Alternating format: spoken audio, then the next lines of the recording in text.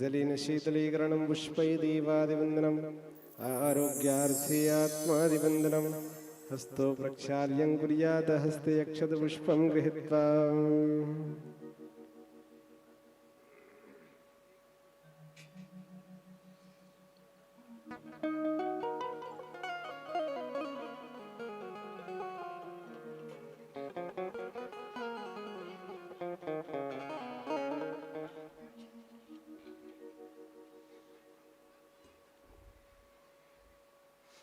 हरिः ओं यज्ञेन यज्ञमयजन्त देवस्तानि धर्माणि प्रथमान्य षण्णत्ते हनाकं महिमानस्य चन्त चत्रपुरवेर्षाद्य शान्तिदेवः हरिः ओं एकदन्ताय विद्महि वक्रतुण्डाय धीमहि तन्नो दन्ति प्रचोदयात् हरिः ओं तत्पुरुषाय विद्महि महादेवाय धीमहि तन्नो रुद्र प्रचोदयात् हरिः ओं कात्यायनी च विद्महि कन्याकुमारी च धीमहि तन्नो देवी प्रचोदयात् हरिः ओं महालक्ष्मी च विद्महि विष्णुपत्नी च धीमहि तन्नो लक्ष्मी प्रचोदयात् श्रीमन्तिकामकुलचम्पटपाकलब्जै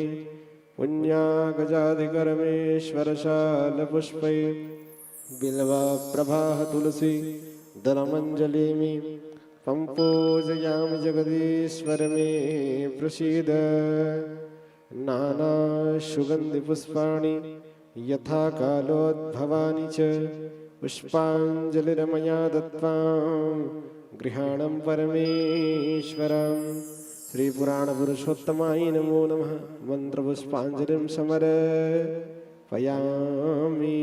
भगवान के चरणों पर समर्पित कर दे सभी पुष्प को। आइए सभी मिलकर जयकारा लगाते हैं। बोल वृंदावन बिहारी लाल की, भागवत भगवान की, श्री शिव महापुराण भगवान की, वेद व्यास जी महाराज की, परीक्षित जी महाराज की, जगन्नाथ स्वामी की, राजबलोचन सरकार की, श्यामल रामचंद्र महाराज की, बोलो हनुमंत लला की, ग्राम के देवी देवताओं की, इष्ट देवी देवताओं की, कुल देवी देवताओं की, स्थान देवी देवताओं की, सर्व देवी देवताओं की, धर्म की अधर्म का प्राणियों में विश्व का गौ हत्या गौ माते की अपने अपने माता पिता की गुरु गोविंद की आज के आनंद की धर्म समण रवात्री जी महाराज की आदि गुरु शंकराचार्य जी महाराज की नीम करवली बाबा की बागेश्वर धाम सरकार की पूज्य गुरुदेव भगवान की व्यास जी महाराज की पूज्य हीरेमठ जी महाराज की नमः पार्वती पतये हर हर हर महादेव शंभो।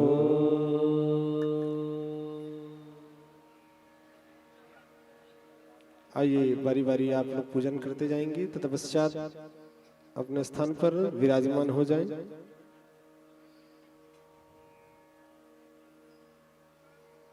सभी भक्तगण अपने स्थान पर विराजमान हो जाएं। निवेदन करूं सभी भक्तों से।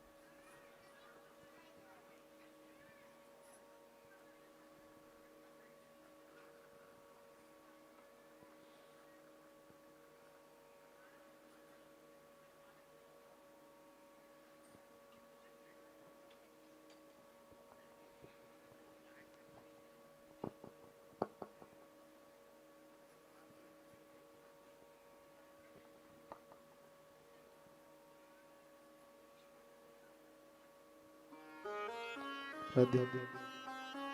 आइए माइक्रोफोन के द्वारा जहां तक भी मेरी आवाज जा रही हो, उन सभी भक्तों से निवेदन करूंगा, आग्रह करूंगा कि दिव्य श्री शिव महापुराण की षष्ठम दिवस प्रारंभ होने जा रही है।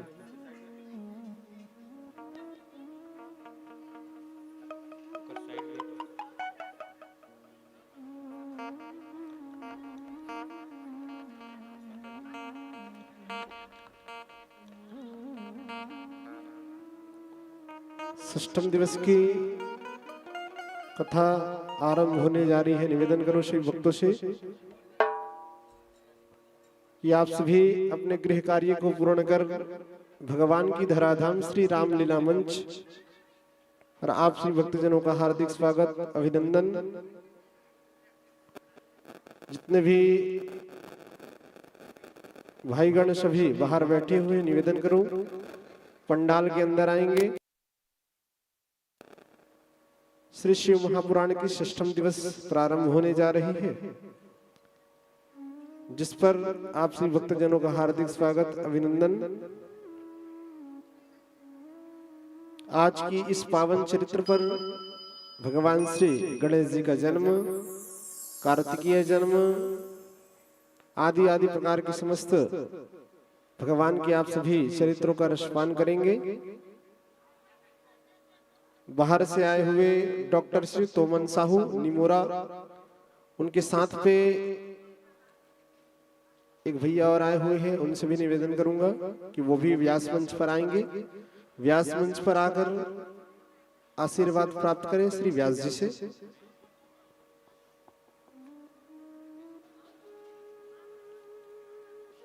भगवान श्री महाकाल की कल बड़ी दिव्य सुंदर विवाह उत्सव मनाई गई। आज कार्तिक जी की विवाह होगी, गणेश जी की विवाह होगी, प्रकट उत्सव होगा, आदि आदि प्रकार के समस्त चरित्रों का आप सभी रसपान करने जा रहे हैं।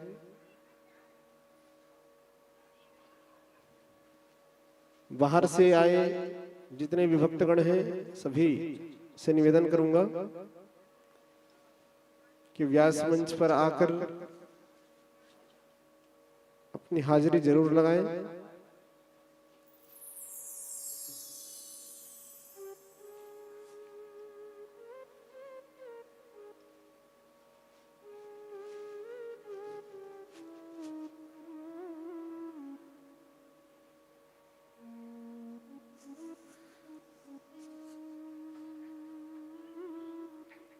आइए सभी भक्तगण विराजमान हो जाए अपने अपने स्थान पर।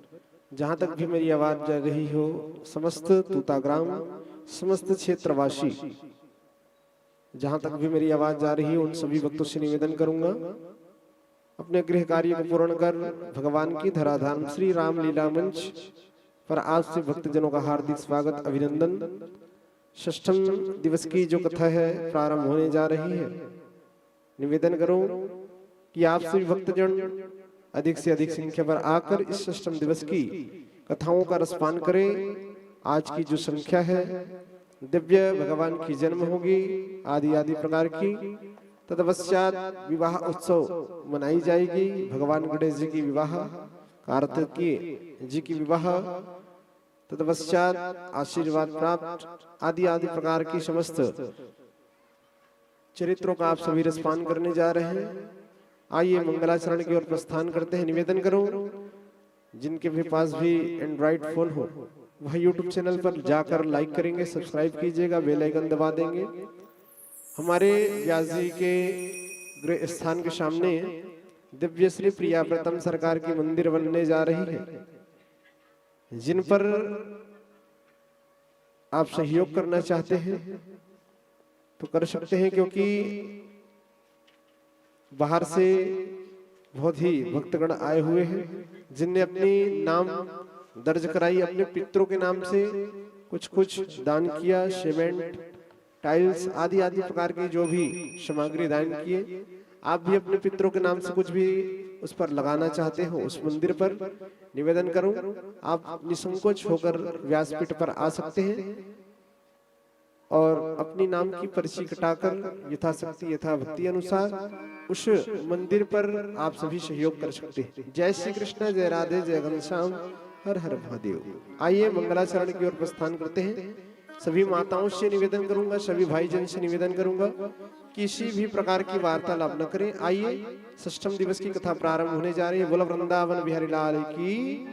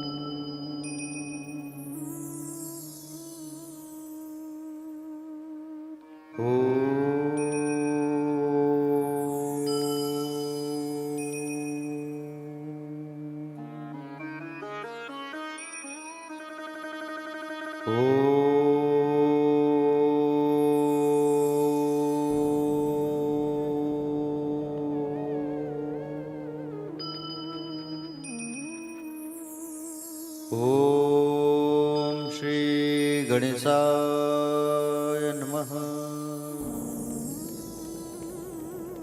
ओम श्री सरस्वत्यो नमः। ओम श्री गुरु चरण कमलेभ्यो नमः। ओम श्रीमात्र पितृ चरण कमलेभ्यो नमः। ओम श्री उमा महेश्वराभ्यो नमः। ओम श्री राजीवलोचनाय नमः। ओम श्री कुलेश्वराय नमः।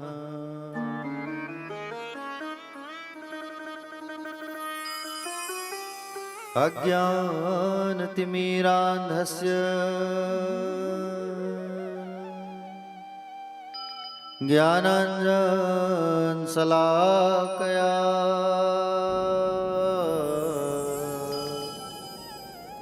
चक्षुरुन्मीलितं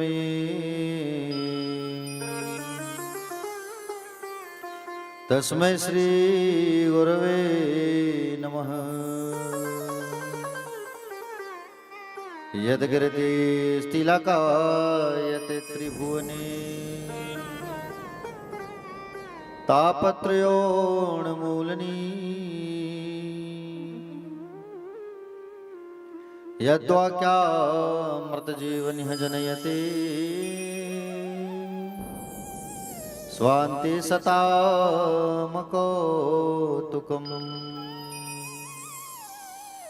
यत्र पादाब्जप्रसादकणतः कैवल्यमापद्यते सोऽयं कोऽपि महेश्वरो विजयते श्रीपाणिपात्रो गुरवे नमः। नारायणं नमस्कृत्यं नरं चैव नरोत्तमं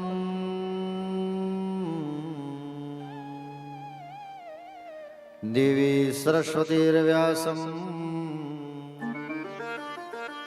ततो जयमुदीरयेत्।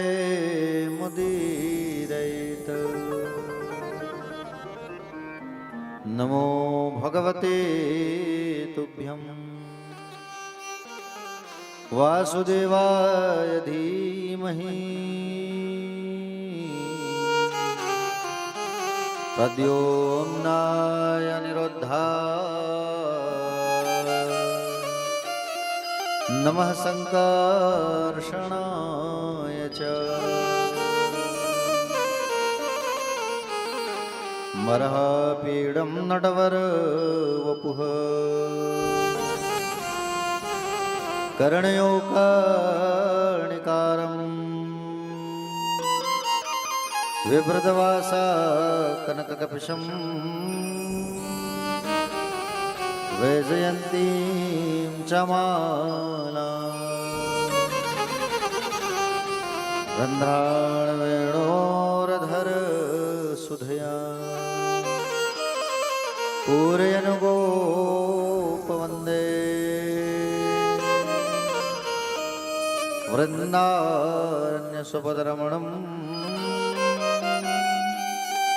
प्राविशद गीतकीर्तिः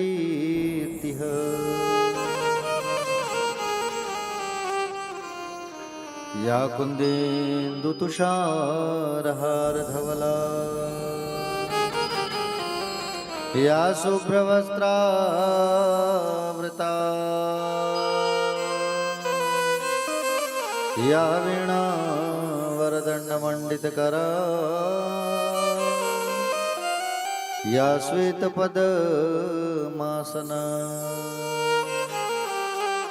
या ब्रह्माच्युतशङ्करप्रभृतिवी देवै सदा वन्दिता क्षमा पातु सरस्वती भगवती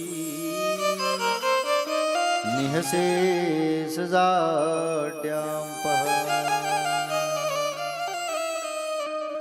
देवी प्रपन्नार्ति हरे प्रसीद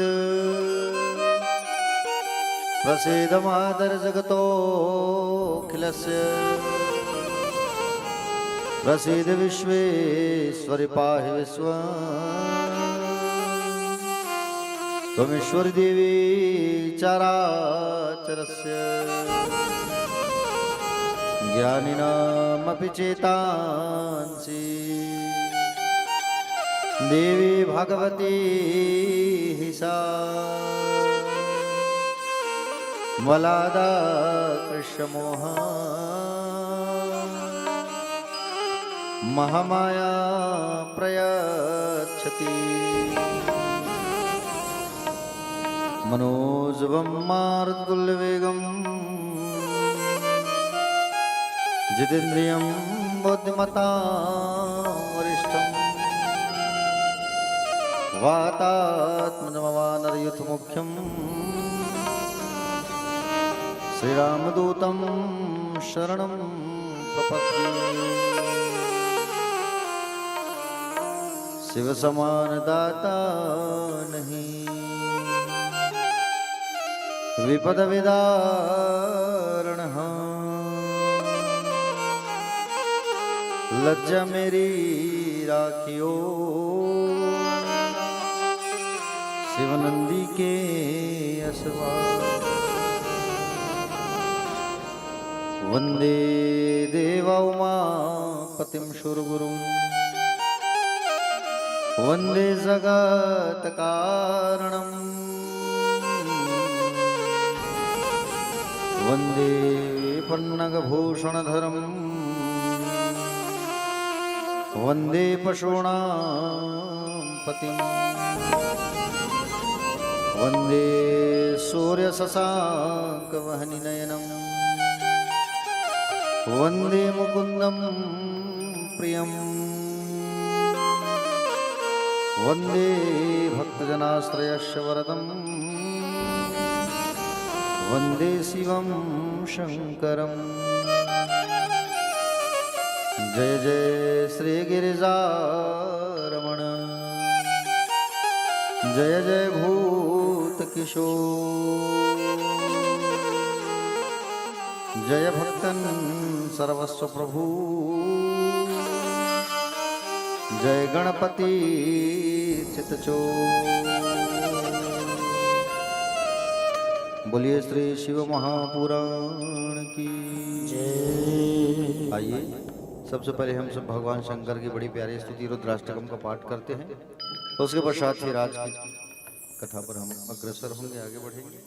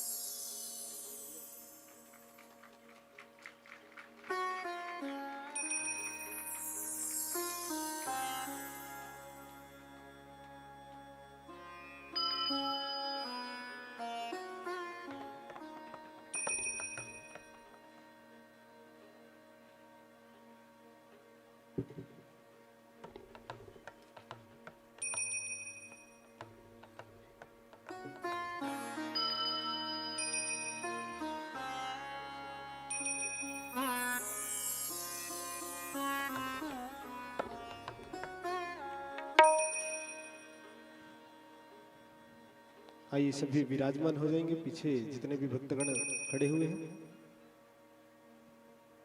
प्रिय प्रीतम सरकार की इस मंदिर पर श्री भीखम पटेल जी की ओर से 150 रुपया भगवान की चरणों पर समर्पित हुई है। बोलो उनकी श्रद्धा भक्ति की जय, उनकी कुटुंब परिवार की जय। ऐसे भी ही किसी भी प्रकार की संकट हो तो आप आके हमसे मिल सकते हैं। दूसरी बात, प्रिय प्रीतम सरकार की मंदिर आपके ग्राम पर ही पूज्य व्यास जी के नूतन यत्र व्यास जी के घर के सामने ही दिव्य प्रिय प्रीतम सरकार की मंदिर बनने जा रही है। उस पर आप अपने पितरों के नाम से जो भी यथाशक्ति यथा भक्ति अनुसार समर्पित करना चाहते हो, उस पर सीमेंट लगाना चाहते हो, उस पर ईंटा देना चाहते हो, या रेती गिट्टी आदि प्रकार की टाइल्स वाल्स जो भी आपको यथाशक्ति यथा भक्ति अनुसार अपने पितरों के नाम से दान करना चाहते हो, वो व्यास मंच पर आकर हमसे मिल सकते हैं। अपने नाम की पर्ची कटाकर अपने नाम की पर्ची अपने साथ ले जा सकते हैं। जय श्री कृष्ण, जय राधे, जय घनश्याम, हर हर महादेव।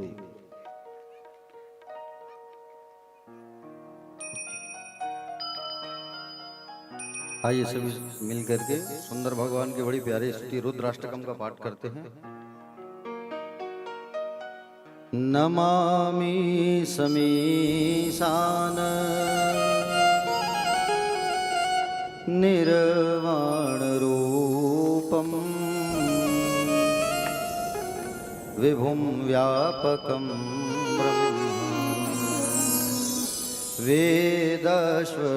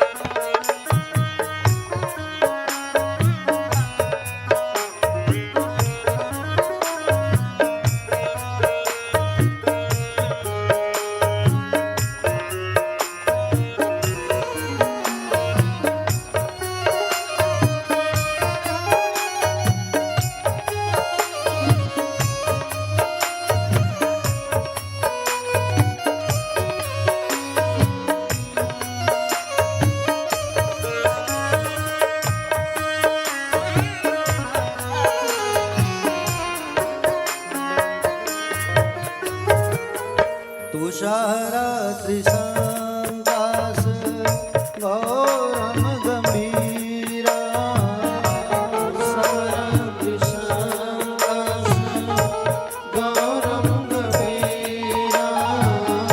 मनोभूत कोटि प्रभासी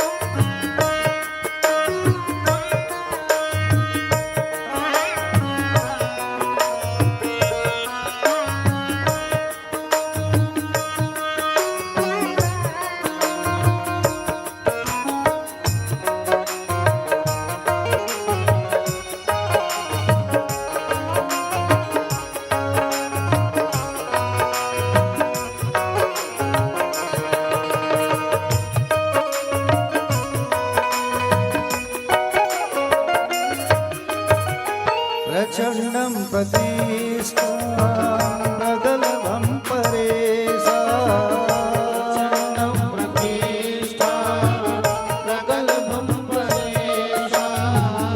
अखण्डं अजं भानो कोटि प्रकाश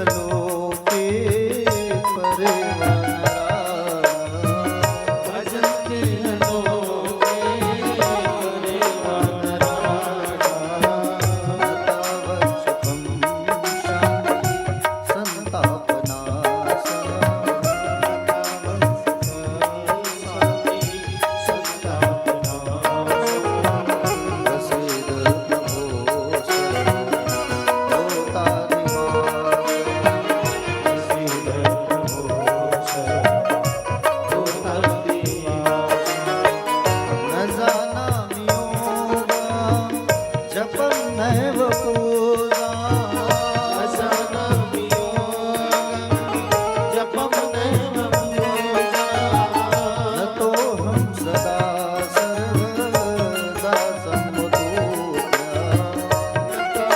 सदा सर्वदा सम्मुखो जरा जन्मतो भवतातप्यमाना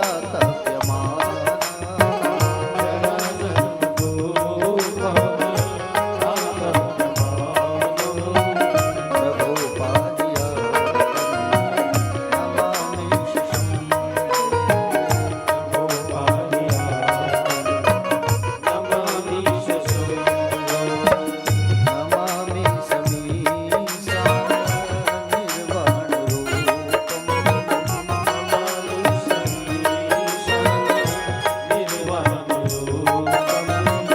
दिवं व्यापकं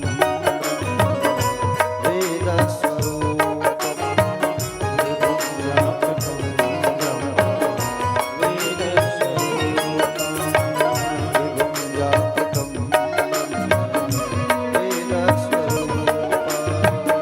दिवं व्यापकं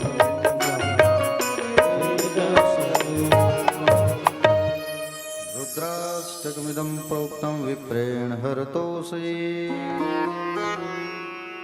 ये पठन्ति नरा भगत्या तेषां शम्भु प्रसीदति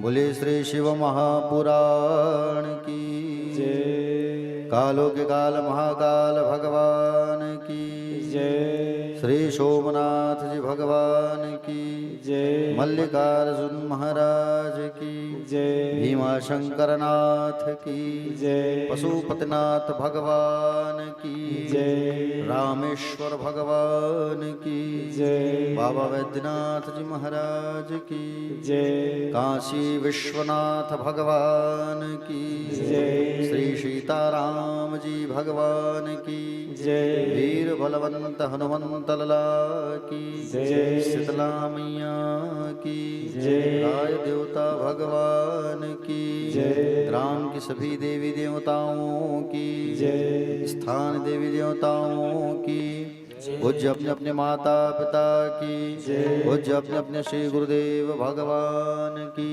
जय बाके बिहारी लाल की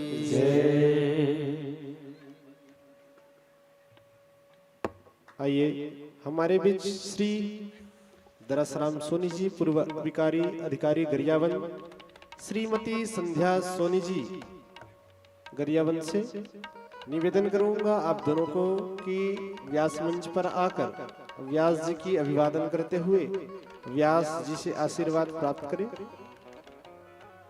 डगनिया से श्री कल्याणी माता जी, उनसे भी निवेदन करूंगा व्यास मंच पर आकर व्यास जी से आशीर्वाद प्राप्त करें।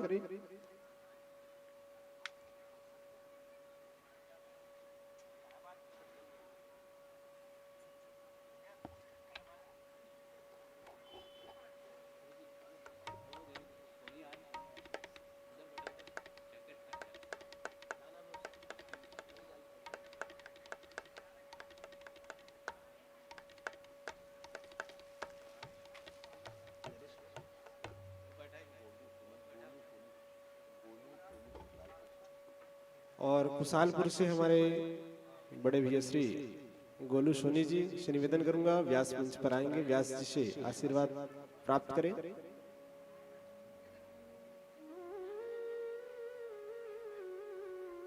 पुनः निवेदन करूं श्री कल्याणी माता जी से।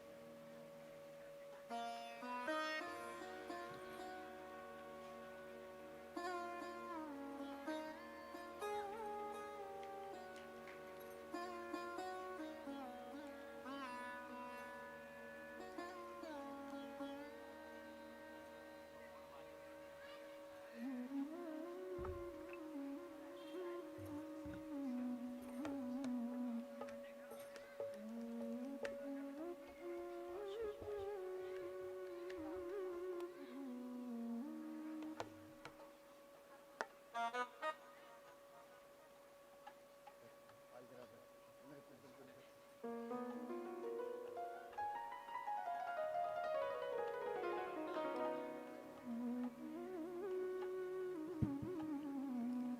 पंडाल में विराजमान श्री शिव महापुराण के दिव्यमयी पावनमयी कथा को रसपान करने के लिए पहुंचे हुए सभी संत समाज श्रोता बंधु, श्रद्धामयी करुणामयी माताएं, वात्सल्यमयी दयामयी भक्ति स्वरूपा शक्ति स्वरूपा प्यारी प्यारी सभी माताएं, शिव स्वरूप पिता तुल्य गणमान्य जन, नागरिक बंधु, युवा भाई बहन, छोटे छोटे भाई बहन, आप सभी का व्यासपीठ से हार्दिक वंदन है, स्वागत है। आप सभी का स्वागत है और आप सबको सादर सीताराम जय श्री कृष्ण, सादर आप सबको प्रणाम। आइए कथा में प्रवेश करने के पहले हम सब जो है भगवान के उस पंचाक्षर मंत्र ओम नमः शिवाय का जाप करते हैं। उसके पश्चात फिर हम सब जो है आगे आज की कथा में हम सब प्रवेश करेंगे। बोलिए महाकाल जी महाराज की।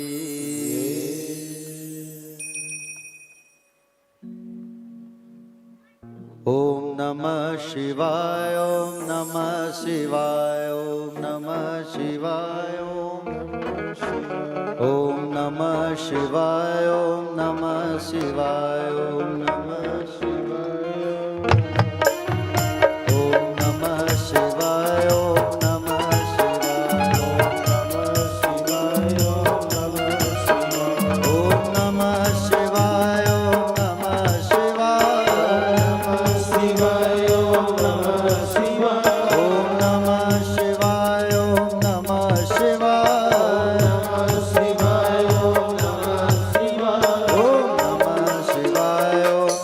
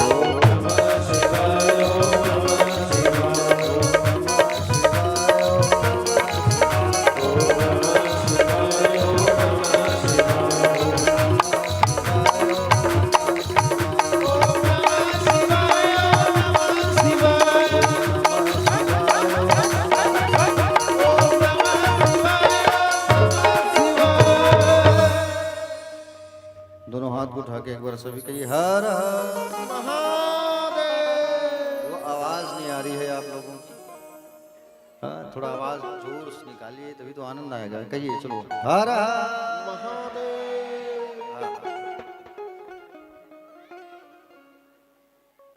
प्यारे भक्तगण, आज बड़े दूर दूर से भक्तगण पधारे हुए हैं, बड़ा अच्छा लग रहा है। गरियावन से हमारे बीच उपस्थित आदरणीय श्री दरस राम सोनी जी, पूर्व आबकारी अधिकारी, आबकारी इंस्पेक्टर, और डगनिया से भक्तगण पधारे हुए हैं। और इसी कड़ी में हमारे पास के ग्राम निमोरा से आदरणीय चाचा श्री डॉक्टर तोमन साहू जी भी आए हुए हैं, और साथ में भिलाई से भक्तगण भी पधारे हुए हैं। जय मां संतोषी महिला समिति की माताएं, तो आप लोग आ जाइए, व्यासपीठ पे आइए, स्वागत है आप सबका। फिर कथा प्रारंभ करेंगे, आ जाइए सब ऊपर। साथ में श्री नरेश भैया आप भी आइए, आपका भी स्वागत है, आ जाइए आ जाइए।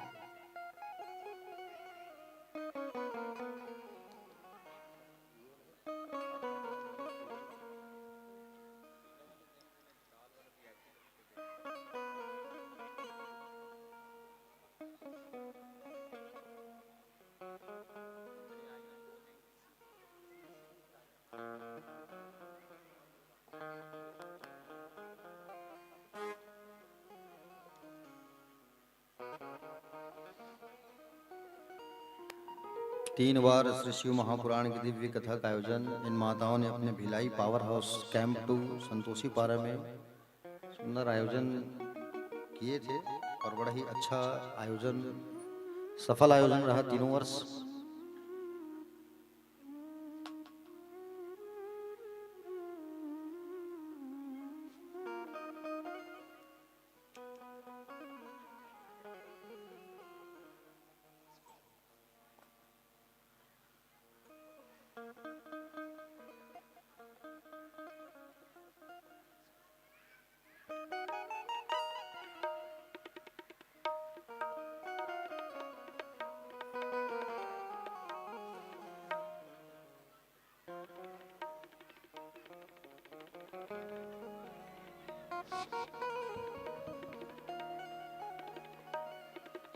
आ जाइए जल्दी आ जाइए।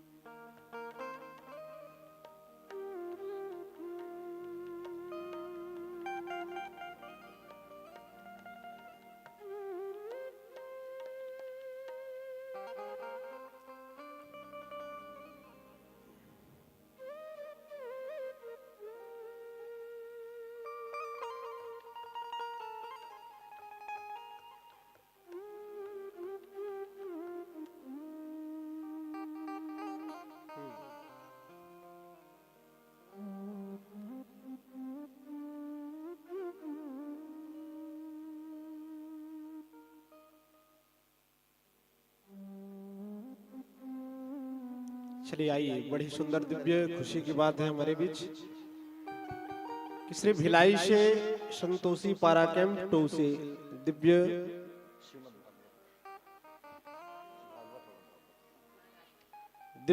श्री शिव महापुराण की 3 दिवसीय तक यत्र रूपेणाम अंतर्गते नाम 3 साल तक हमारे पूज्य व्यास जी की शिव महापुराण कथा हुई। वहां समस्त संतोषी पारा कैंप के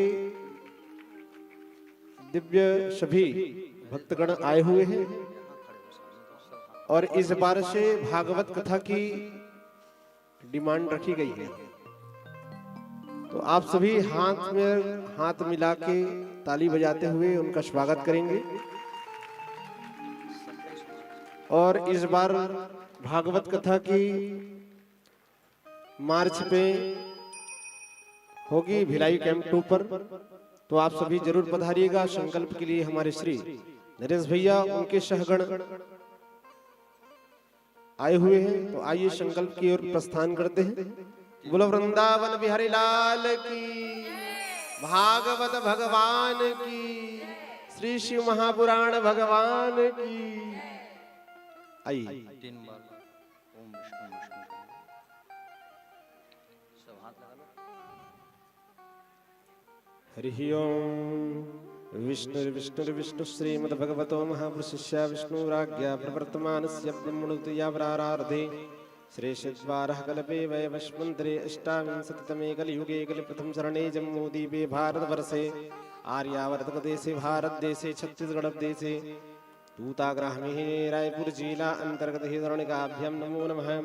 वीरब्रह्मादि 2082 सिद्धार्थनाम संवत्सरे उत्तरायणैर्वौशिष ऋतौ माघ मासे शुभे कृष्णपक्षे एकादशीयामासु पुण्यौ बुद्धवासरे अनुराधा नक्षत्रे गण्डयोगे बालव कर्णे वृश्चिक राशिस्थे श्री चंद्रे मकर राशिस्थे श्री सूर्ये मिथुन राशिस्थे श्री देवगुरुः अन्येषु गृहेषु यथा यथा राशिस्थान स्थितेषु सत्सु एवं ग्रहगण विशिष्टायां सुमहापुण्यौ मम यजमानस्य गोत्र उत्पन्नस्य।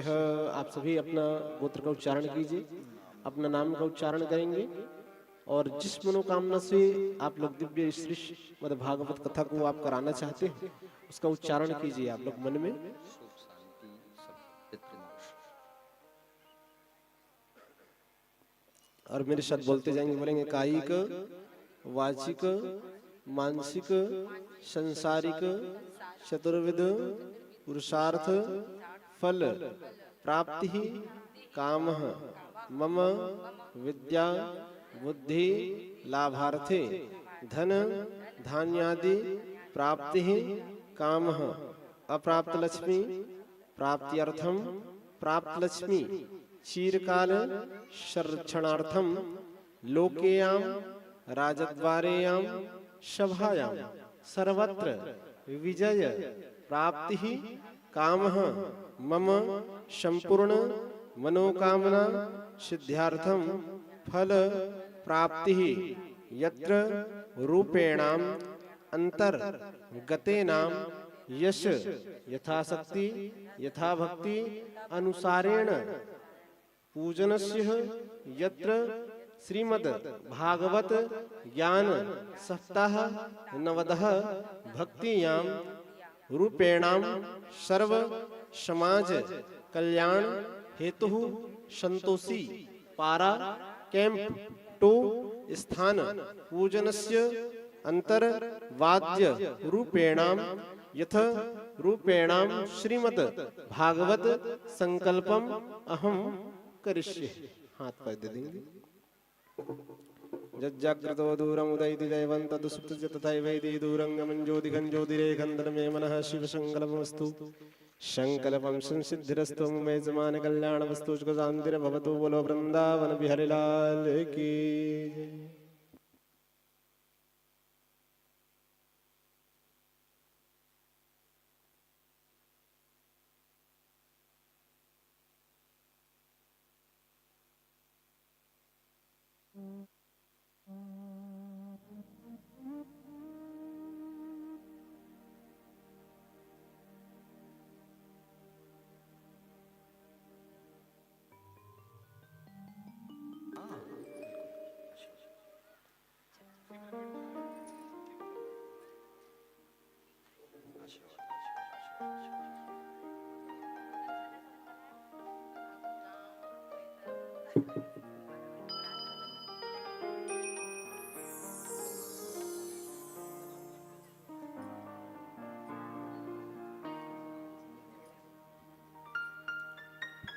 हमारे बीच श्री निमोरा से गजेंद्र सेन जी आए हुए हैं।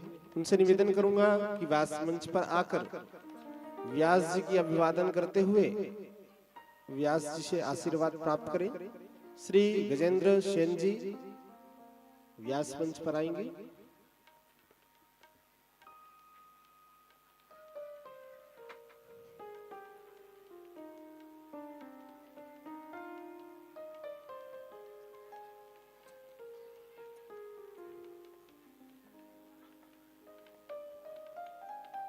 प्यारे भक्तगण, 3 वर्ष बहुत ही अच्छा सफल श्री शिव महापुराण का दिव्य आयोजन इन माताओं के द्वारा किया गया था पावर हाउस कैंप 2 भिलाई।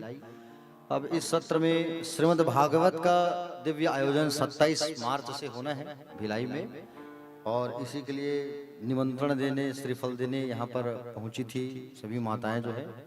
एक बार अच्छे से ताली बजा दीजिए, उतने दूर से आए हैं हमारे गांव पर, और आते ही हमारे गांव की तारीफ की है कि बोले आपका गांव बोले पंडित जी अच्छा है ऐसा। तो सबसे अच्छा बात लगा कि हमारे गांव और हमारे गांव की सभी माताओं का भक्तों का तारीफ इन्होंने किया, ये अच्छी बात है। आइए कथा को आगे बढ़ाते हैं। तो कल हम सब कहाँ पहुंचे थे कथा में? कथा की गाड़ी कहाँ पहुंची थी? कैसे बसदेव काका कहाँ पहुंच रहे हैं?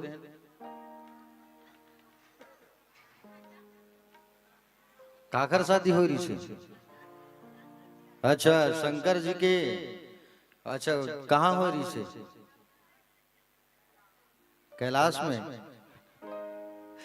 अरे भाई सोचे विचारे की बातें नहीं, तू तो गांव हुई इसका लिए हमारे गांव में है कि नहीं? चलिए एक बार सब हाथ उठा के कहिए हर हर महादेव। तो भगवान ब्रह्मा जी जो है अपने पुत्र नारद को शिव महापुराण की कथा, शिव कथा सुंदर बताने लगे। साथ में संकादिक जी जो है व्यास जी को बताने लगे, और सुध जी महाराज जो है 88,000 ऋषियों को कथा बता रहे हैं शिव महापुराण की। प्यारे भक्तगण देखिए, कल जब बारात पहुंची भगवान शंकर की, तो बारात जब आई भगवान शंकर की, तो प्यारे भक्तगण भगवान शंकर के बारात में बोले सभी लोग पधारे भगवान शंकर की बारात में, है ना? बोले नाग गंधर्व यक्ष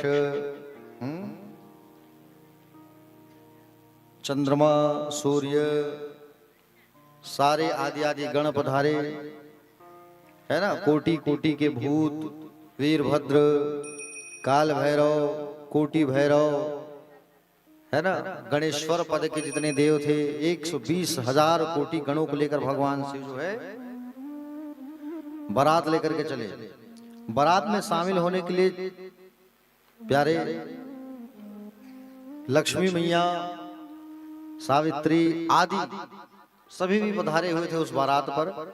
और बारात में जैसे ही भगवान शंकर जब पहुंचे तो राजा हिमाचल ने खूब स्वागत किया, दिव्य स्वागत किया, और दिव्य रूप से सजाया गया है राजा के द्वारा हिमाचल नगरी को। प्यारे भक्तगण देखिए, हिमालय जो नगरी है उसे सुंदर सजाया गया है और बड़ा ही दिव्य। भगवान की जो शादी है उनको संपन्न कराने के लिए कौन आए हुए हैं? स्वामी श्री ज्योतिष के शास्त्र के ज्ञाता आचार्य श्री गर्गाचार्य जी महाराज। गर्गाचार्य जी महाराज जो है सुंदर प्यारे विवाह को संपन्न करने के लिए पधारे हुए हैं। और विवाह को संपन्न करने के लिए जैसे ही गर्गाचार्य जी पधारे तो काली के पिता, काली मतलब पार्वती मैया, पार्वती मैया के पिता को कहा कि बोले आप पानी ग्रहण संस्कार के निमित्त यहाँ पर पधारिए और आपको पानी ग्रहण कार्य को संपन्न करना है। सुंदर पानी ग्रहण का कार्य संपन्न हुआ, और पार्वती मैया के जो भाई हैं मैनाक, इन्होंने सुंदर बोले लाजा अंजलि जो होती है ना, लाई लवर जिसको हम कहते हैं, उस नेंग को पार्वती मैया के भाई ने उसको पूर्ण किया। विवाह जैसी संपन्न हो रहा था उसी समय प्यारे भक्तगण वहां पर जितनी ऋषि मुनि की जितनी पत्नियां थी सब वहां पधारे हैं। सावित्री, सरस्वती, लक्ष्मी, शची, अरुंधति, रोहिणी, वसुंधरा, है ना, सब पधारे हुए हैं वहां पर शादी पर। और ये कन्या पक्ष में पधारी हुई है, पार्वती मैया के पक्ष में जितनी ऋषि मुनि की पत्नियां हैं, देवियां हैं, सब जो है पार्वती मैया के पक्ष में सुंदर उपस्थित हैं। और सबने सुंदर आशीर्वाद प्रदान किया है पार्वती मैया को। जब विवाह हो रही थी, मंगल गीत गाया जा रहा था, तो कामदेव की पत्नी रति आकर के भगवान शंकर से प्रार्थना करती है कि बोले प्रभु, बोले सभी के पति यहाँ विराजमान है, लेकिन मेरे पति को तो आपने भस्म कर दिया है, तो आप मेरे पति को भी शरीर प्रदान कर दीजिए। तो भगवान शंकर ने अपनी इच्छा से वहां पर कामदेव को जीवित किया था। तो कामदेव और रति दोनों शादी में सुंदर नृत्य उत्साह करने लगे, आनंद उत्सव मनाने लगे। प्यारे भक्तगण, विवाह की रस्म जो है जब पूरा हो रही थी, तो वहां पर भगवान शंकर को खूब सारा दहेज मिला था, है ना।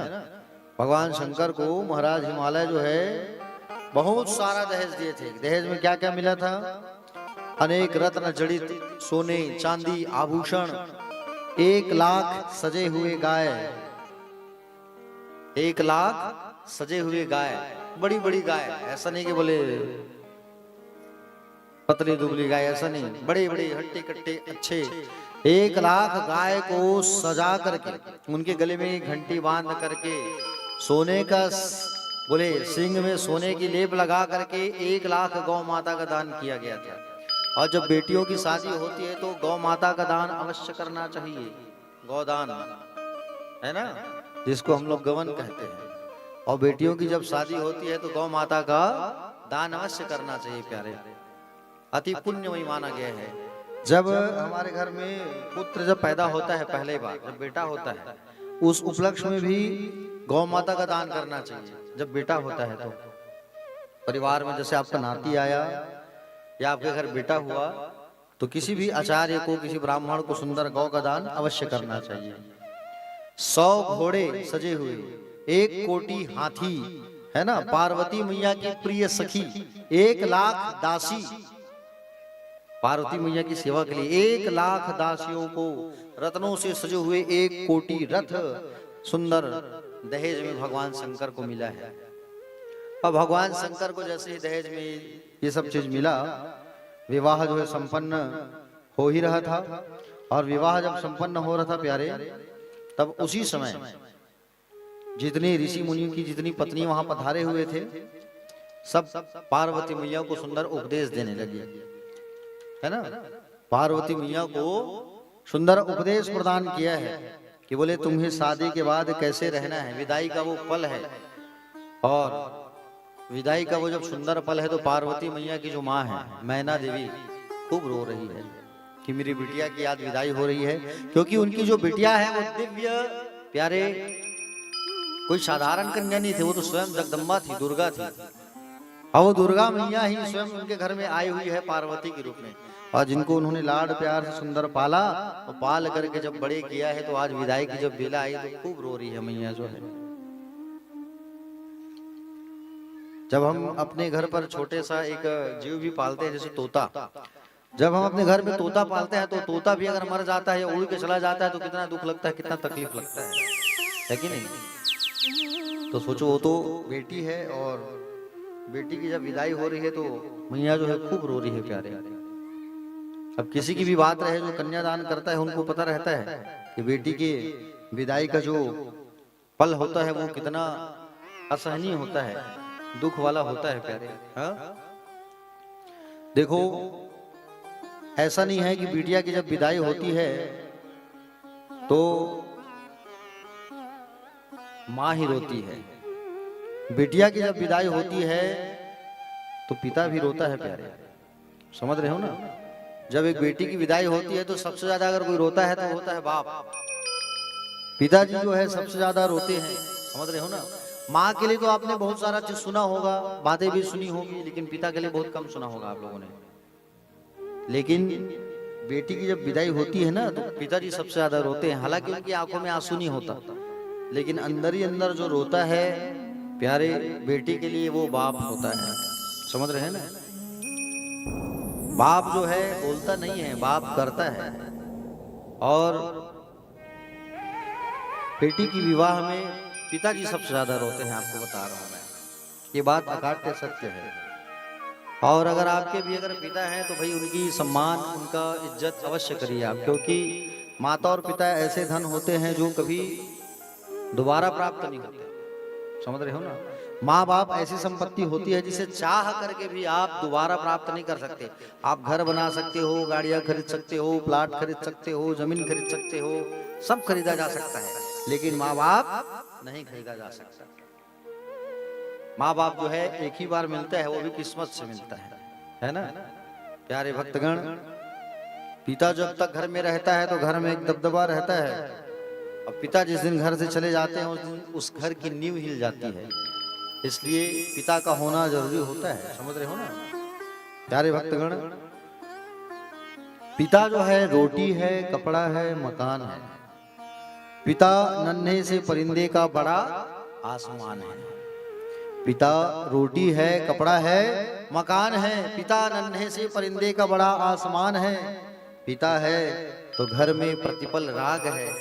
पिता से ही माँ की चूड़ी बिंदी और सुहाग है। पिता है तो बच्चे के सारे सपने हैं। पिता है तो बाजार के सब खिलौने अपने हैं। समझ रहे हो ना। जो बिना आंसू बिना आवाज के जो रोता है वो बाप होता है, जिनकी आंखों में आंसू नहीं होता। जो बिना आवाज और बिना आंसू के जो रोता है वो होता है बाप, वो बाप होता है। बच्चे की किस्मत की छेद को, बच्चे की किस्मत की छेद को जो अपनी बनियाइन में पहनता है वो बाप होता है। घर में सबके लिए जूते, चप्पल, सैंडल, फ्रॉक सब आता है, इसके लिए बाप के तलवे घिस जाते हैं। समझ रहे हो ना। जो अपनी आंखों में दूसरों के लिए जो सपने संजोता है वो बाप होता है। सच है, माँ हमें 9 महीना कोख में रखती है। सच है बात की, माँ जो है हमें 9 महीना कोख में रखती है, लेकिन 9 महीने जो दिमाग में ढोता है वो बाप होता है। समझ रहे हो ना। जो 9 महीने दिमाग में ढोता है वो बाप होता है। प्यारे, बाप रखवाला होता है, बाप निवाला होता है, बाप अपनी औलाद से हार कर मुस्कुराने वाला होता है। बाप करता है कहता नहीं, और बाप करता है कहता नहीं। जब बाप समझ में आता है तब तक वो हमारे पास रहता नहीं है। जिस दिन पिताजी समझ में आते हैं ना उस दिन वो हमारे पास रहते नहीं है। इसलिए प्यारे भक्तगण, पिता अगर है तो उनका सम्मान बिल्कुल करिए। माता और पिता जो है दोबारा कभी नहीं प्राप्त होते। माता और पिता जो है ऐसी संपत्ति होती है, ऐसा धन होते हैं। आज सुंदर पार्वती मैया की जब विदाई होने लगी तो उनके माता पिता खूब रो रहे हैं, क्योंकि सुंदर नाजों से पाला है और पाल पोस करके सुंदर उनको बड़े किया है। खूब आंसू बह रही है और अपनी बेटी को भेजते भेजते सुंदर क्या कह रही है उनकी माता जो है, बस इतना ही संग था तुम्हारा हमारा, तुम्हारा हमारा। उनके माता पिता पार्वती मैया से कह रहे हैं, प्यारे बड़े भावुक वो पल है और सबकी आंखों में आंसू है, सब रो रहे हैं बेटी को विदा करते करते। बस इतना ही संग था हमारा तुम्हारा, हमारा तुम्हारा। बस इतना ही संग था हमारा तुम्हारा, हमारा तुम्हारा। जाओ बेटी खुश रहना, जाओ बेटी खुश रहना, ले लो आशीष हमारा।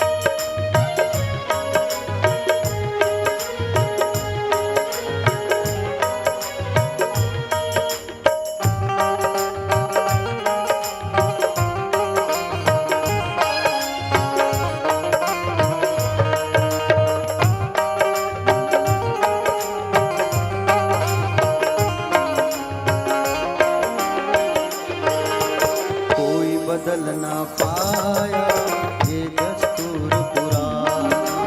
कोई बदल ना पाया यह दस्तूर पुराना। छोड़ के माँ का आंचल संग पिया के जा। छोड़ कमा कर आंचल संग पिया के जाना। कोई पराई रहा न तुम पर, कोई पराई रहा न तुम पर, वो अधिकार हमारा बस इतना ही समझता हमारा तुम्हारा, तुम्हारा हमारा बस इतना ही समझता हमारा तुम्हारा, तुम्हारा।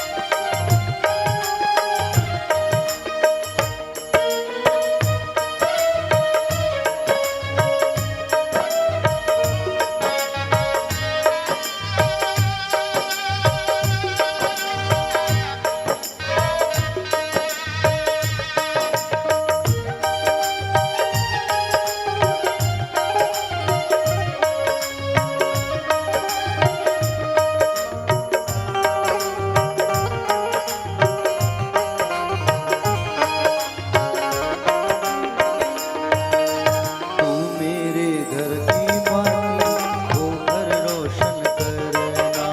तू मेरे घर की बाती वह घर रोशन करना। मेरे नयन की ज्योति चांद वहाँ तुम बनना। मेरे नयन की ज्योति चांद वहाँ पर बनना। वो आंगन आबाद हुआ घर, वो आंगन आबाद हुआ घर सुना है हमारा बस इतना ही संग था हमारा तुम्हारा, तुम्हारा हमारा बस इतना ही संग था तुम्हारा हमारा, तुम्हारा हमारा।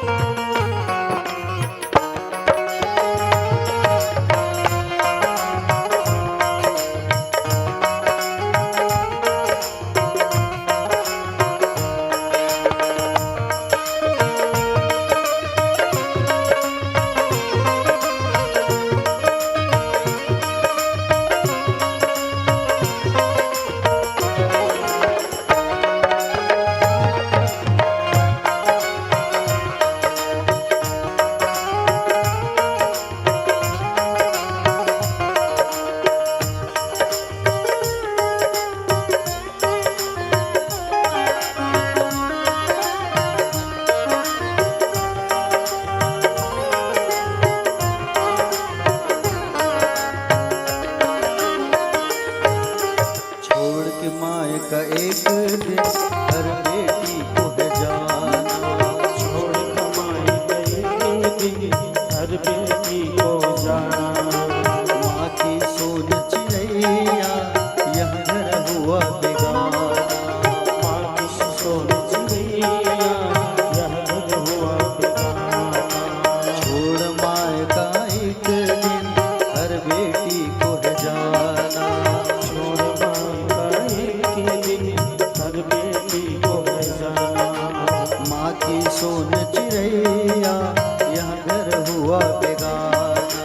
माँ की सोन चिड़ैया यह घर हुआ बेगाना। तेरी बहनें तेरे बिन, तेरी बहनें तेरे बिन हो गई हैं बेसहारा बस इतना ही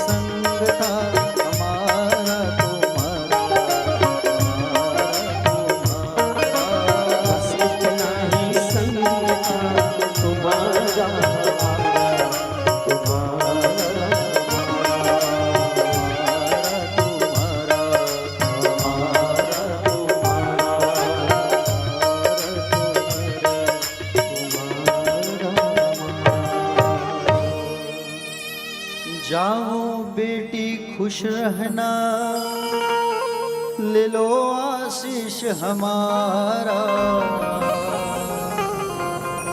बस इतना ही संग था तुम्हारा हमारा, तुम्हारा हमारा। तो प्यारे, बेटी को विदा करते करते माँ जो है खूब रोती है, खूब आंसू, क्योंकि बेटियां जो होती है, एक बेटी जो है कहा गया है कि 9 बेटों के बराबर होती है। मैंने उस दिन भी कहा था कि बोले 3 तरह का जो दान होता है बड़े सोच समझ करके करना चाहिए। 3 तरह का दान। पहला जो है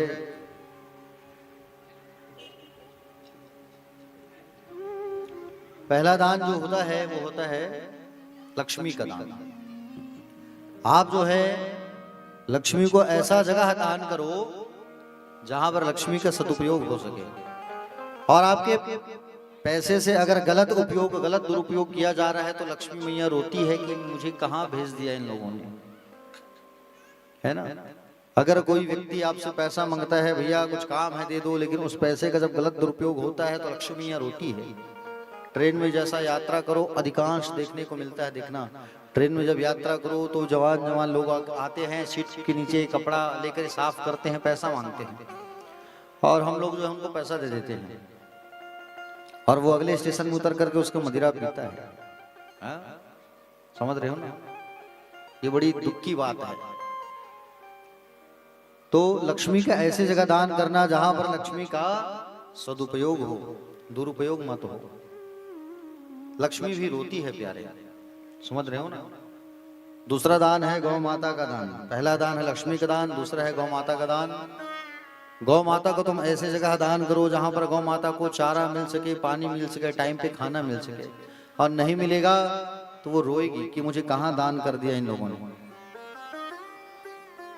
तीसरी बात कन्यादान। 3 तरीके का जो दान होता है उसे सोच समझ करके करना चाहिए। पहला लक्ष्मी का दान, दूसरा गौ माता का दान, और तीसरा कन्यादान। कन्यादान बड़े सोच समझ करके करना चाहिए प्यारे। कन्या को अगर हम कहीं भी भेज दिए और कन्या वहां जाके अगर रोती है प्यारे, तो बेटी की आंख में अगर आंसू आता है ना, एक बूंद भी अगर बेटी की आंख में अगर आंसू आ गया तो उसका पूरा का पूरा परिणाम माँ बाप को भोगना पड़ता है। इतना याद रखना आप लोग, ये काट्य सत्य है। अगर बेटी ससुराल में जाकर के अगर प्रसन्न है, खुश है, तब तो अच्छा है, लेकिन कहीं बेटी की आंख में आंसू आ गया तो उसका फल पूरा माँ बाप को भोगना पड़ता है। एक आंसू बेटी की आंख में कभी ना आना चाहिए। समझ रहे हो ना। अरे सरस्वती, लक्ष्मी, दुर्गा देवी कहने को अवतार है बेटी। जीवन का हर बाग बगीचा करती है तो गुलजार बेटी। हर गली सड़क मोहल्ले और हर घर सजाती द्वार बेटी। जीवन की डूबती नैया को बचाने वाली खेवनहार होती है बेटी। पापियों के नाश हेतु चंडी का अवतार है बेटी।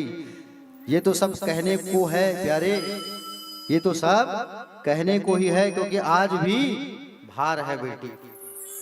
और आज भी कई लोग जो है भार समझते हैं बेटी को। आज भी कई लोग जो अगर भार समझते हैं बेटी को तो वो गलत कर रहे हैं। बेटी को कभी भार मत समझना।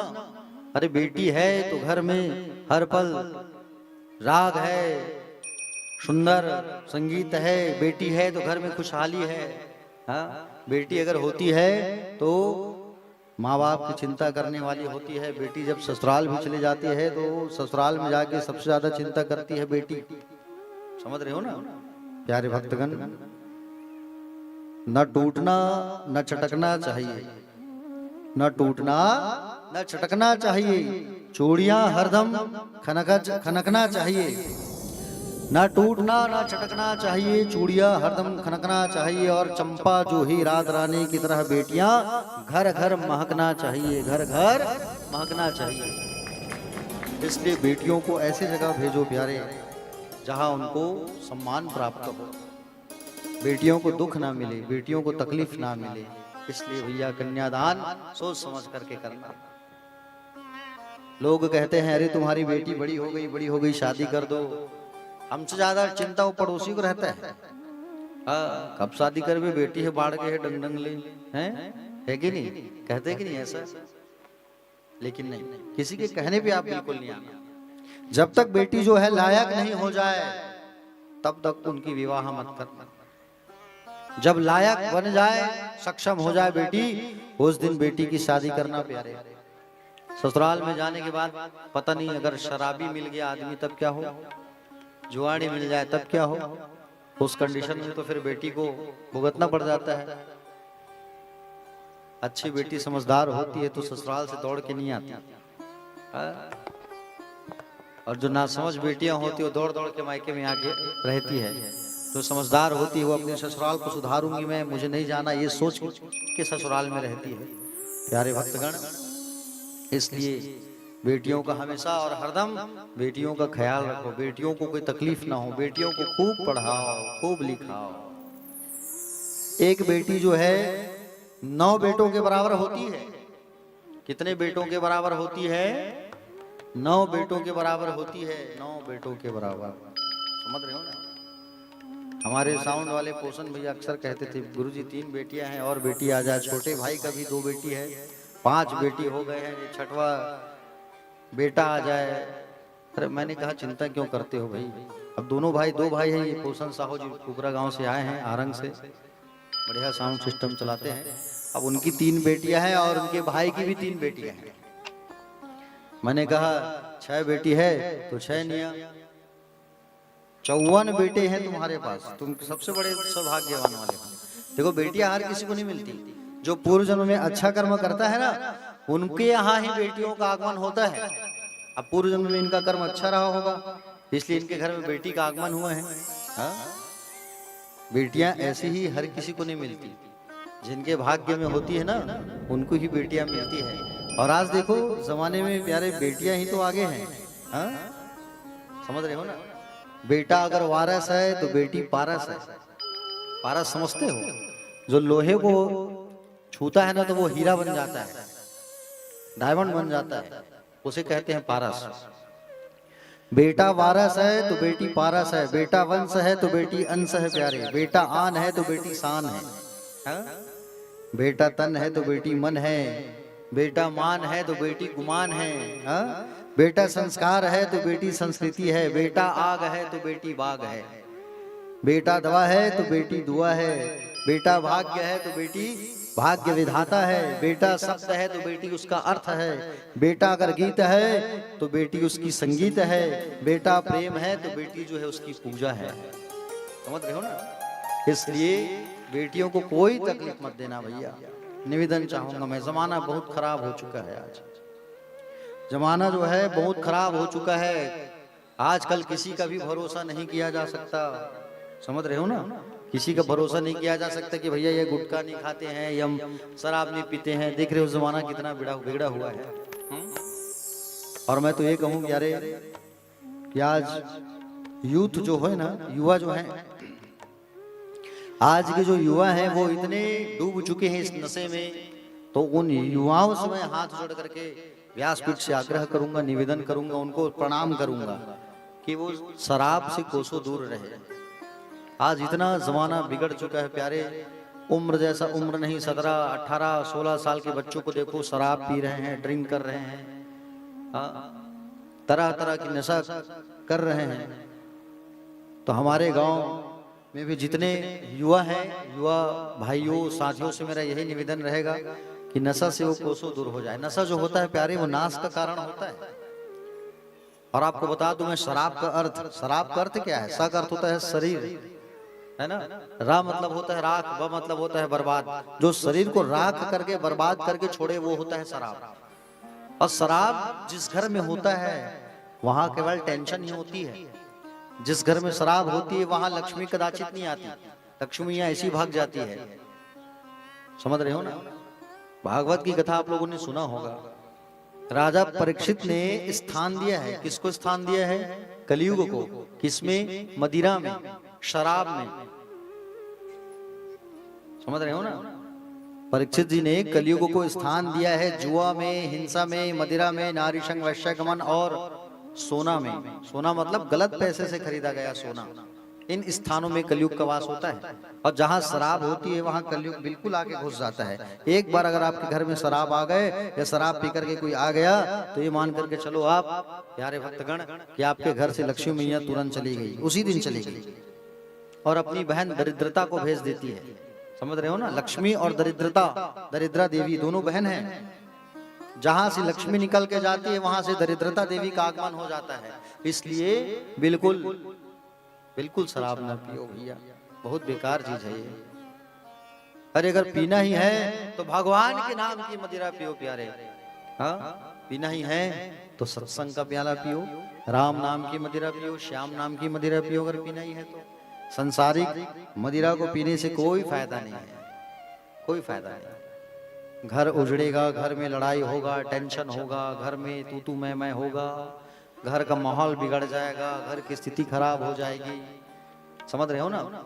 इसलिए हाथ जोड़ करके मेरा यही आह्वान है युवाओं को खासकर, और जितने पीने वाले हैं सबको, प्यारे भक्तगण, कि बोले आप जो है मदिरा शराब से बिल्कुल आप दूर रहे, बिल्कुल ना पिए, है ना। कितने लोग पीते हैं वैसे हाथ उठाइए। कभी कभी हाँ, बढ़िया इशारा करत होते बड़ी माँ, हाँ सियान पीते ऐसे कही के। बिल्कुल नहीं पीना प्यारे। अब तो मैं तो कहूं संकल्प ले लो।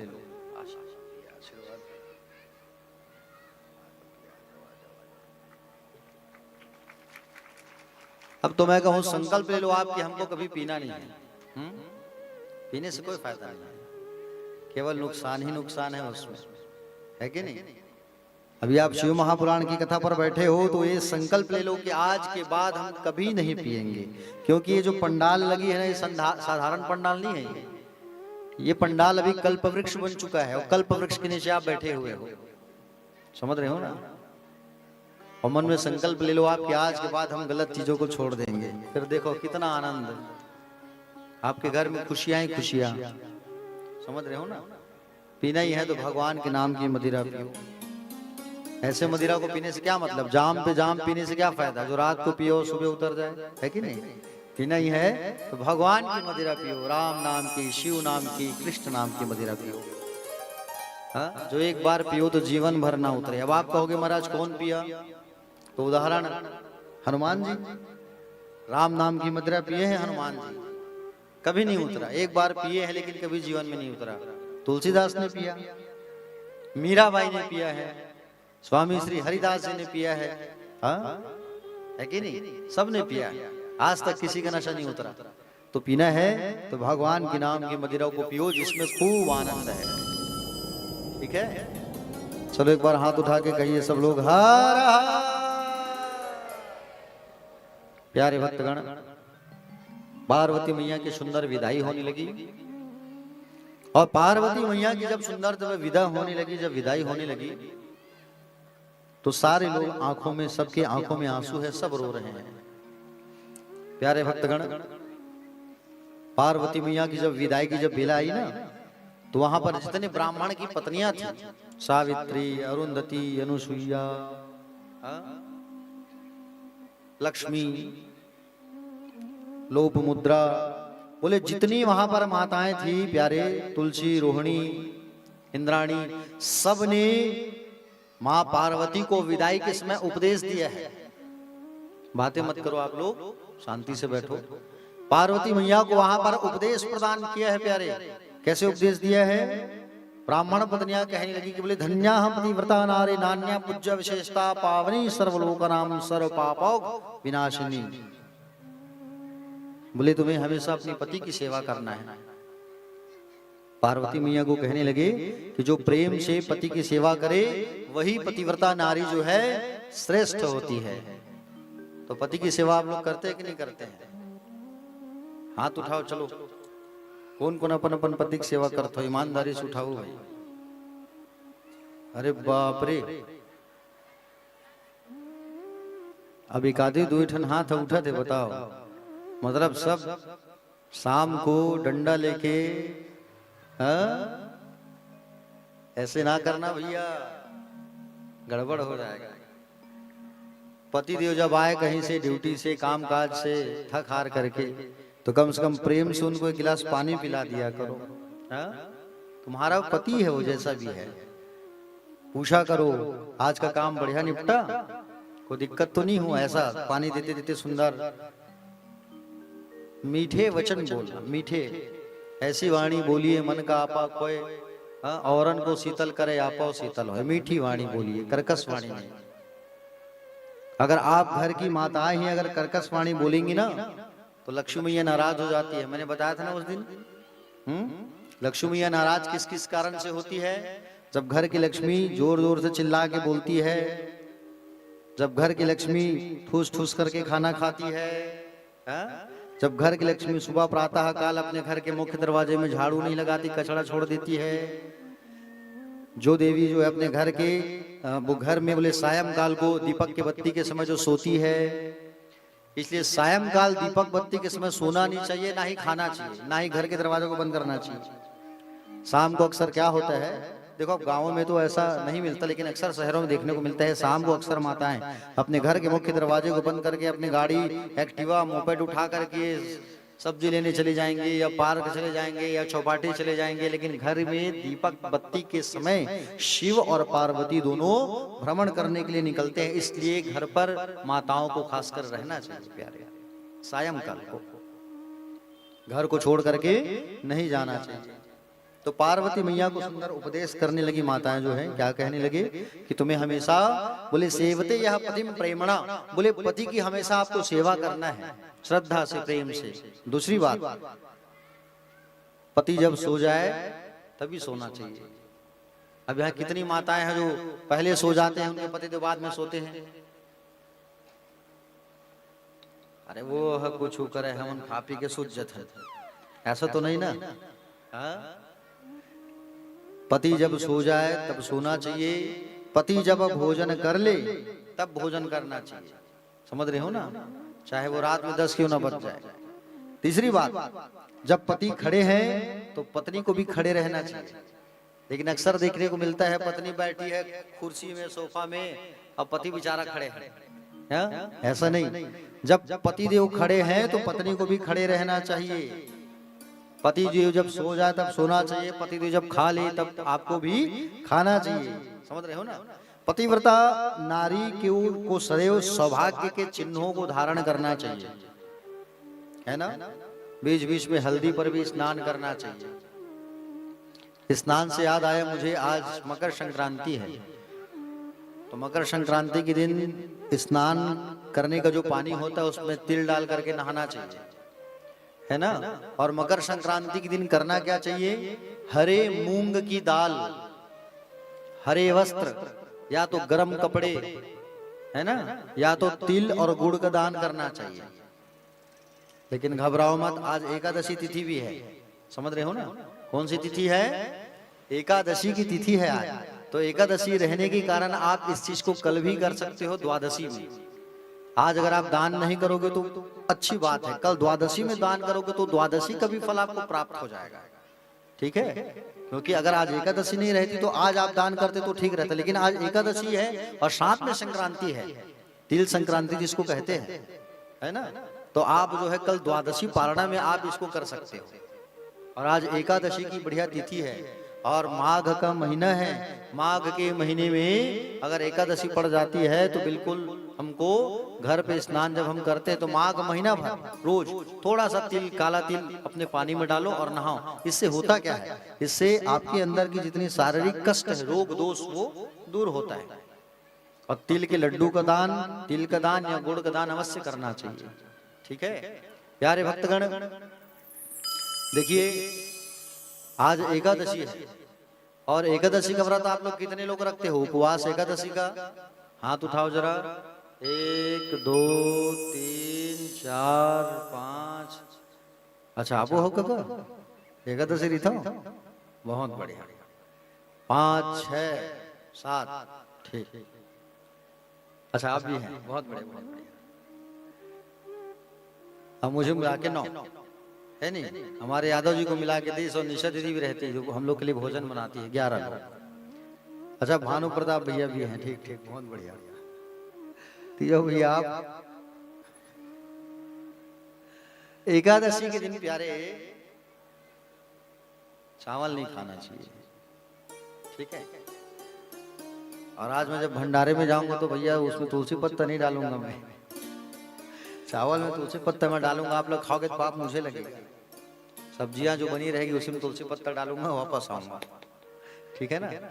देखो एकादशी के दिन आप रोटी खा लो, फल खा लो, ठीक है, लेकिन चावल नहीं खाना चाहिए, ठीक है। क्योंकि एकादशी के दिन सारा पाप जो है जाके चावल में बसा हुआ होता है। व्रतों में श्रेष्ठ एकादशी का व्रत, कौन सा व्रत? एकादशी का, जिसको देवता लोग भी रहते हैं। एकादशी का व्रत रहना कैसे चाहिए बता रहा हूं, सुनो आप। दशमी के दिन आप जो है रात्रिकालीन चावल ना खाओ। अगर किसी को उठाना है तो अभी नहीं उठा सकते, लेकिन आप कब उठाओगे? देव उठनी, और देवउठनी में नहीं उठा पाए तो देवउठनी के बाद आती है उत्पन्ना एकादशी, उस पे आप एकादशी का व्रत उठा सकते हो। 12 साल नियम से रहना पड़ता है एकादशी का व्रत, 12 साल से। और 12 साल अगर नियम से आप एकादशी रखोगे तो 13वें साल में जरूर भगवान का दर्शन आपको जरूर होगा, भगवान कन्हैया का दर्शन आपको जरूर होगा, ठीक है ना प्यारे भक्तगण। तो उत्पन्ना एकादशी या तो देव उठनी एकादशी से आपको एकादशी उठाना है। दशमी के दिन आप क्या करो? रात्रिकालीन से व्रत आरंभ करो, रात्रि में रोटी खा लो, चावल नहीं। एकादशी के दिन आप दिन भर जो है निराहार रहो, सूर्यास्त के पहले अगर आपको लगता है तो आप दूध पी लो, सिंघाड़ा खा लो, तिकुर खा लो, फल खा लो, व्रत है ना तोड़ लो। दूसरे दिन द्वादशी में पारणा जो है त्रयोदशी के ना लगे, याद रखना, उसका पारण जो है त्रयोदशी तिथि में सुंदर स्नान करने के बाद जो है भगवान को स्नान करा करके चरणामृत लेकर के आपको व्रत को तोड़ना चाहिए। अन्न का दान करके अन्न खाना चाहिए, ये व्रत तोड़ने का नियम होता है, ठीक है ना। हाँ, किनके किनके घर में लड्डू गोपाल जी हैं, बाके बिहारी हैं, बहुत सुंदर, रोज नहलाते हो आप लोग, बहुत बढ़िया, रोज नहलाया करो, ठीक है। हाँ प्यारे भक्तगण, एक बार की बात है, चंगोरा भाटा में ऐसी मेरी कथा चल रही थी, 2018 की बात है, 18-19 की। तो वहां पर जब कथा चल रही थी, श्रीमद् भागवत की कथा हो रही थी, अचानक अब खाली वाली प्लाट में कथा हो रही थी, तो अचानक से धड़ धड़ धड़ धड़ बारिश हो गई। कथा के तीसरे दिन अब पानी गिर गया। अब पानी गिरा तब क्या किया जाए? अब पानी गिरा है तब कथा तो करना ही पड़ेगा, कथा को रोका नहीं जा सकता। तब क्या किए हम लोग जो है बाजू वाले घर में कथा की, हॉल में, और सब क्या है कथा जब होता है तो सब अपने अपने लड्डू गोपाल जी को ला करके रखते हैं। अब बारिश में सब भीग गए। दूसरे दिन बारी आई हमारी सेवा करने की, बोले चलो भाई हम ही नहला देते हैं। और नहला के जैसे ही हम श्रृंगार करके बोले लड्डू गोपाल जी लोगों को जब ले करके हम गए, तब हमने उस दिन कथा में पूछा कि बोले आप लोग सब लोग स्नान करवाते हो लड्डू गोपाल को? तो बोले सबने हाथ खड़े किया, बोले हाँ हम लोग नहलाते हैं महाराज जी अपने अपने लड्डू गोपाल को। बोले अच्छी बात है भाई। अब उतने में मैंने पूछा, एक लड्डू गोपाल जी मैंने सामने से उठाया और मैंने पूछा ये लड्डू गोपाल जी किनके हैं जरा बताओ। तो एक माता जी हाथ उठाए, बोले मेरी है पंडित जी। बोले आप रोज नहलाते हो माता जी भगवान को? बोले हाँ हम रोज नहलाते हैं भगवान को पंडित जी। बोले अच्छा ऐसा, हाँ ठीक। तो मैंने लड्डू गोपाल जी के कपड़े को खोल करके पीछे दिखाया तो उसमें स्टिकर चिपका था। बर्तन दुकान है गोल बाजार में, केसरी मेटल एंड सन्स गोल बाजार। अब हरे रंग का स्टिकर चिपका है। अब एक बात बता बसदेव को, अगर रोज भगवान ला हम नहावो तो स्टिकर निकल ही नहीं। वही कपड़ा भी जैसे पहनते हैं हम स्टिकर चिपका रहता है, तो स्टिकर एक बार धो तो निकल जाता है स्टिकर। अब ऐसे ऐसे भी भक्त हैं कि सरासर झूठ बोल दिए कि बोले हम नहलाते हैं। और मैंने खोल के दिखाया कपड़े को, लड्डू गोपाल के पीछे स्टिकर चिपका, बर्तन दुकान का पता। तो ऐसे ऐसे भी भक्त होते हैं प्यारे। अब वो रिश्ते में हमारी ही चाची लगती थी, अब हम और क्या बताएं आपको, है संगोरा भाटा की सत्य घटना है ये। हमरे कहा कि हमरे से लबारी बोला था, लबारी मारा था, ऐसा होता है। तो प्यारे जो करते हो, जो नहीं करते हो नहीं करते, सीधी सी बात है कि नहीं। तो लड्डू गोपाल जी को रोज नहलाना चाहिए और रोज सुंदर चरणामृत जो है लेना चाहिए। चरणामृत घर में भी छिड़कना चाहिए और चरणामृत घर वालों को भी पिलाना चाहिए। अगर घर वाले अगर लेट से आते हैं स्नान करते हैं तो कोई बात नहीं, घर में जो आप पानी पीते हो ना, गुंडी में पानी भरते हो, उसमें उस पानी को डाल दिया करो ताकि चरणामृत का फल जो है सबको प्राप्त हो सके। लेकिन लड्डू गोपाल जी को रोज नहलाया करो, रोज सेवा किया करो। शालिग्राम जी होती है उसको आप लोग मत नहलाना, कल मैंने बताया था आप लोगों को। शालिग्राम जी को सुहागन माताओं को नहीं छूना चाहिए। शालिग्राम जी डरते हैं कि कहीं किसी पतिव्रता नारी का पतिव्रत भंग ना हो जाए मुझसे। कल तुलसी चरित्र आएगी तो मैं बताऊंगा आप लोगों को कथा में, है ना प्यारे भक्तगण। तो आगे पार्वती मैया को सुंदर उपदेश प्रदान कर रहे हैं कि बोले सुंदर ब्राह्मण की पत्नियां जो है उपदेश देने लगी कि बोले आपको पति की हमेशा सेवा करना है और हमेशा सौभाग्य चिन्हों से आपको अलंकृत रहना है। बिंदी चूड़ी ये आपको हमेशा धारण करके रखना है। सुहाग की जो सामग्रियां हैं वो एक सुहागन माताओं के ऊपर हमेशा रहना चाहिए। लेकिन मैंने आजकल कई माताओं को मैंने ये भी देखा है, क्या देखा है, बोले जब कहीं शादी में जाना है, पार्टी में जाना है, कहीं जाना है तो चूड़ियां जो होती है मैचिंग पहनती है माताएं आजकल। तो जिस रंग की साड़ी होती है उसी रंग का उनका कंगन भी होता है, पहनते हैं आज के, हाँ पहनते हैं आज के लोग। तो मैंने ये भी देखा है कि बोले साड़ी जिस रंग का है तो चूड़ी भी उसी रंग का पहनते हैं और चूड़ियों को उतार उतार के रखते हैं, फिर दूसरा पहनते हैं, फिर उतारते हैं, फिर शाम को शादी से आए फिर उतारे फिर पहने। तो ऐसा नहीं करना चाहिए, इससे आपके पति की आयु कम होती है ना। हाँ, अब किनको किनको अपने पति का आयु कम करना है भैया आप लोग जानो, मैं ज्यादा नहीं बोलूंगा, फिर पता चला जो नासम लड़े पर आज महाराज आज थे हमला बहुत बोले से गड़बड़ हो जाए। तो प्यारे भक्तगण आगे बताया गया, बोले जब पति घर पर नहीं है तो स्त्रियों को सुहागन माताओं को अन्य पुरुषों से वार्तालाप नहीं करना चाहिए, है ना। सुहागन माताओं को चाहिए जब वो स्नान करे तो स्नान करने के बाद ही रसोई घर में जाए, किचन में। बिना नहाए रसोई में नहीं जाना चाहिए, दोष लगता है, पाप लगता है। और तो और मैंने कई लोगों को ये भी देखा है कि रसोई कक्ष में ठंड का दिन आता है तो आजकल चप्पल नया नया आ गया है, उसको ही पहन के खाना बनाते हैं। अक्सर मैंने रायपुर में देखा है, ठंड है महाराज, टाइल्स ठंडा है, ग्रेनाइट ठंडा है, तो चप्पल पहन के खाना बनाते हुए देखा मैंने। प्यारे भक्तगण, जिसके घर में जो माताएं चप्पल पहन करके खाना बनाएंगी उसके घर के सभी व्यक्तियों को पेट से संबंधित समस्या जरूर होगा, याद रखना। इसलिए चप्पल जूते पहन करके माताओं को खाना नहीं बनाना चाहिए। अब भोजन बनाने का जो दिशा है, तो भोजन बनाने का जो दिशा है प्यारे, वो पूर्व की तरफ आप मुख करें या तो पश्चिम की ओर मुख करें आप, ठीक है, या तो उत्तर की ओर, लेकिन दक्षिण की ओर मुख करके आप कभी खाना मत बनाना। ये दक्षिण दिशा है हमारे गांव का, रक्सेल जिसको कहते हैं। अगर आपका गैस और चूल्हा अगर इस दिशा में है तो आप उसे तत्काल परिवर्तन कर दो आप। क्यों? क्योंकि शुगर, बीपी, डायबिटीज, पेट संबंधित समस्या चालू हो जाएगा, है ना। प्यारे भक्तगण, अगर आपका घर नया निर्माण है तो घर भी आप वास्तु के अनुसार बनाया करो। घर जो है प्यारे, अगर आपका है किचन, अगर आपका इधर उधर है तो आप उस किचन को रसोई कक्ष को पूर्व और दक्षिण के दिशा के बीच में रखा करो, आग्नेय दिशा में। कौन सी दिशा में? आग्नेय दिशा में ही रखना चाहिए, समझ रहे हो ना। हाँ, आग्नेय दिशा में ही आपको सुंदर रसोई कक्ष को रखना चाहिए, इसको याद रखना, भूलना मत, ठीक है। हाँ, पूजन कक्ष हमेशा ईशान्य में होना चाहिए, रसोई जो है आग्नेय में होना चाहिए, शौचालय आपका दक्षिण में होना चाहिए, ठीक है। घर में अगर आप बोर की खुदाई कराते हो तो वो भी पूर्व या उत्तर या तो ईशान्य में होना चाहिए। ये दिशाओं का ज्ञान थोड़ा थोड़ा रखना बहुत जरूरी है। घर की सीढ़ियां अक्सर पश्चिम दिशा में रखना चाहिए। घर की सीढ़ियों पर जब चढ़ो तो दाहिना पैर आगे करना चाहिए, घर से जब बाहर निकलो तो दाहिने पैर को ही आगे करना चाहिए।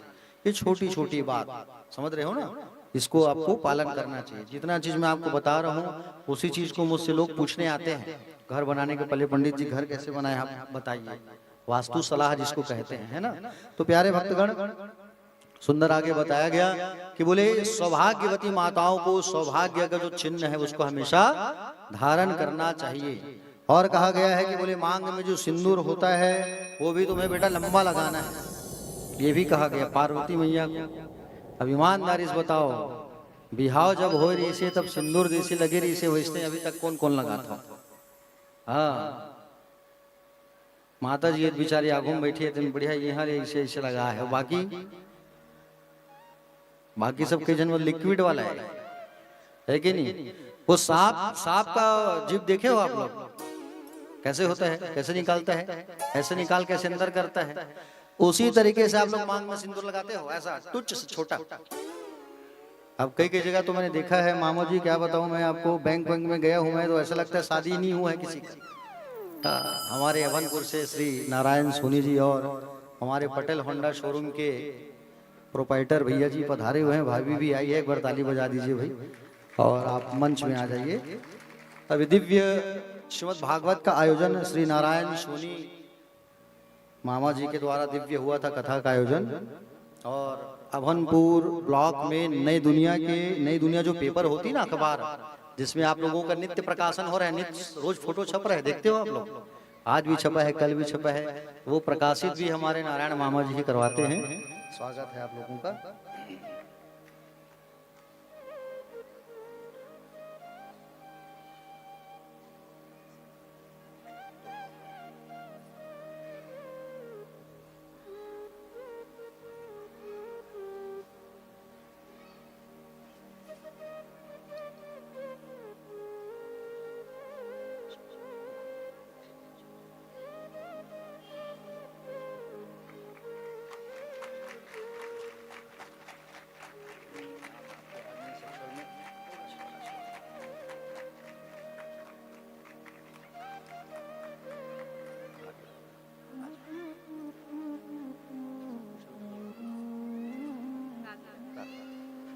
भैया का नाम मुझे याद नहीं आ रहा था, भैया का नाम ईश्वर पटेल है ना। भैया के यहाँ के अधिकांश गाड़ियां जो है आसपास में सब खरीदते हैं। भैया का सुंदर शोरूम है और पटेल समाज के अभनपुर राज्य के अध्यक्ष भी हैं भैया, जो है आपके समाज के अध्यक्ष हैं। तो एक बार और ताली बजा दो भाई।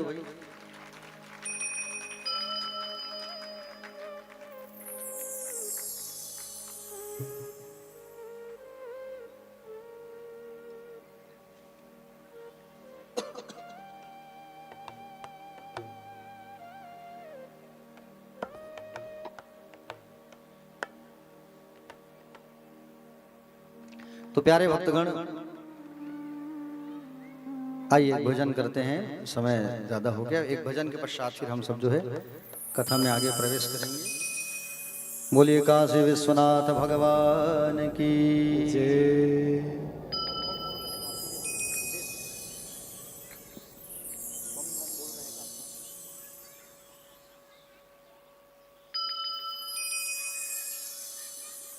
आइए, बड़ा प्यारा भजन है, बम बम बोल रहा है काशी। उसके पश्चात फिर कथा में हम सब आगे बढ़ेंगे। देखो तालियों की सेवा करते हुए सबको बढ़िया भजन गाना है, ठीक है ना। बड़ा प्यारा भजन है और बहुत ही अच्छा भजन गाते हैं हमारे गितेश भैया जो हैं। तो आइए एक बड़ा प्यारा भजन स्पान करते हैं, उसके पश्चात कथा में हम सब जो है आगे बढ़ेंगे। एक बार सब हाथ उठा के कहिए हर हर महादेव।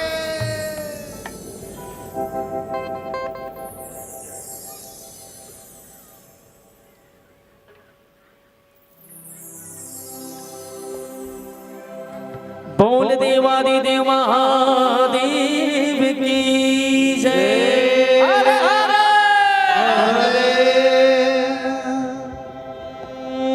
मायनपुर ना भैरव बाबा,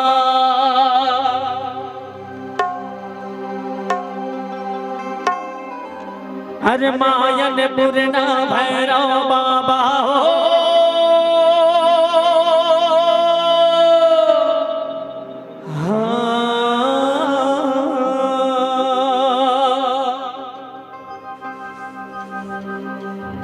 अरे मायनपुर ना भैरव बाबा, कोई रहा नहीं बाकी।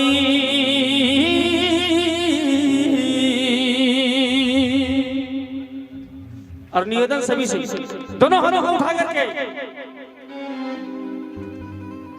कंजूसी नहीं करना है, देखो बने उठाना है ना, सब लोग उठाना है, निवेदन है। और दोनों हाथों को उठा करके डमरू बना लीजिए और कहेंगे क्या,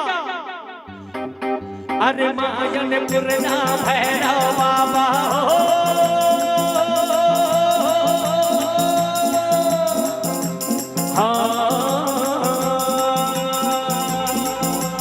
उठाइए रहिए हाथों को और बोलिए डम डम डम डम डम डम डम डम डम डम डम डम डम डम डम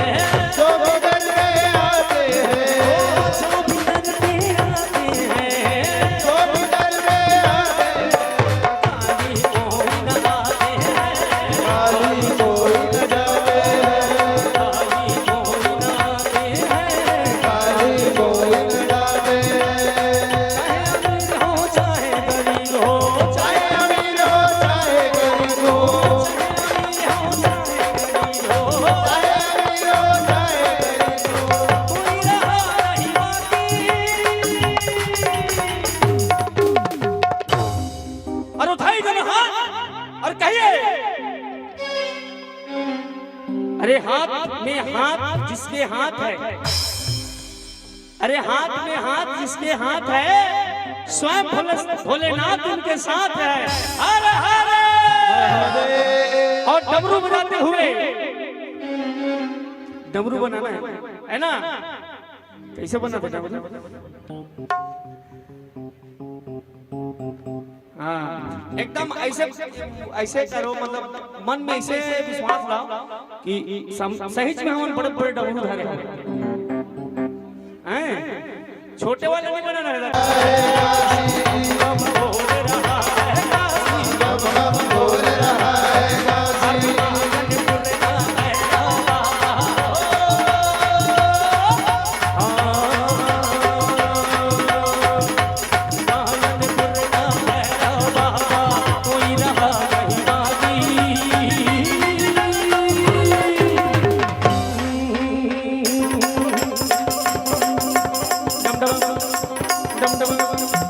डम डम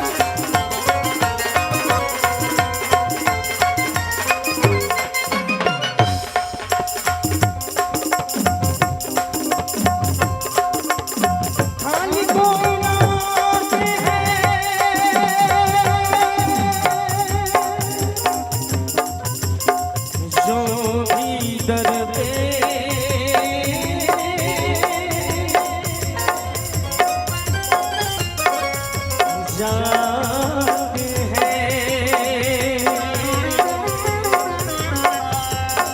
चाहे अमीर हो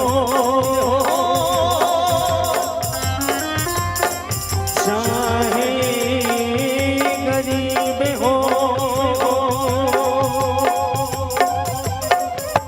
चाहे अमीर हो चाहे गरीब हो, अमीर हो चाहे गरीब हो, करते आते हैं तेरे, जो करते आते हैं तेरे, हरे कोई न आते हैं सब, कोई न जाते हैं सब। चाहे अमीर हो चाहे गरीब हो, चाहे अमीर हो चाहे गरीब हो, कोई रहा नहीं बाकी।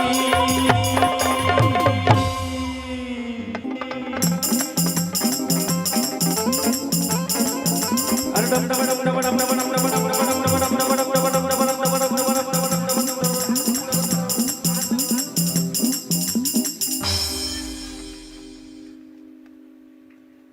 अब तू लत नहीं कहा, लेकिन मोरे हाथ पिरा के हाथ उठा।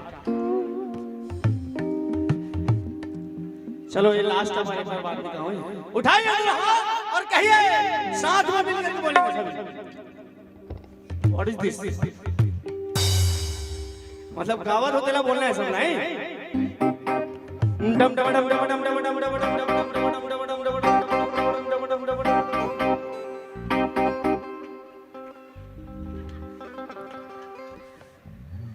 मैं बताऊं मुंह सब पे चला दे, ये हद सब दब जाता है। ओ अल्लाह तोरे सुनात नहीं, मुंह सब खुला थे लेकिन आवाज का मुंह से नहीं। चलो तो एक बार जोर से बोल शंकर भगवान की हर हर हर।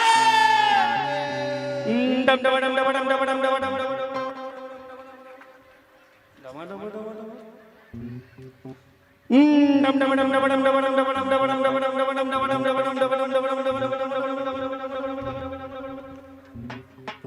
अरे बम बम बम बम बम भोले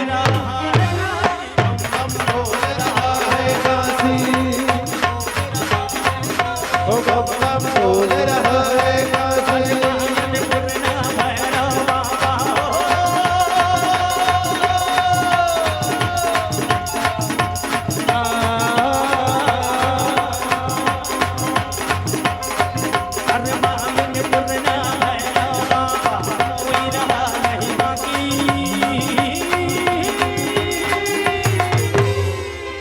डम डम डम डम डम डम डम डम डम डम डम डम डम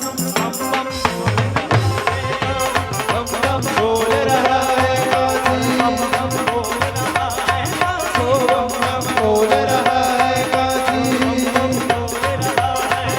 ओ बम बोल रहा है काशी, ओ बम बोल रहा है काशी। बोल देवादि देव महादेव की हर हर।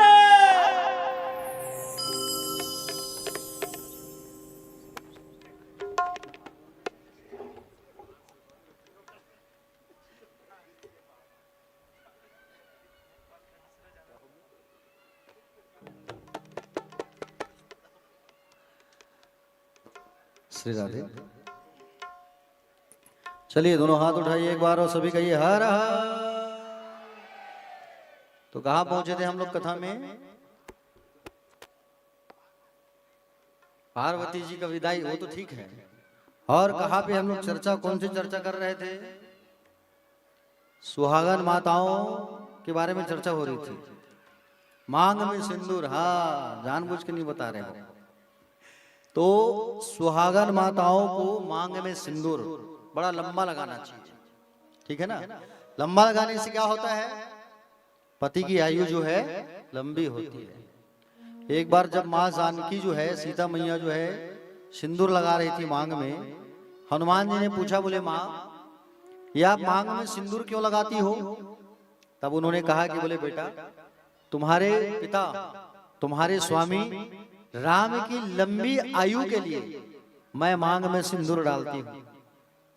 तो उस दिन से हनुमान जी महाराज अपने पूरे शरीर में ही सिंदूर लगा लिए कि मेरे स्वामी का जो उम्र है वो खूब लंबा हो जाए।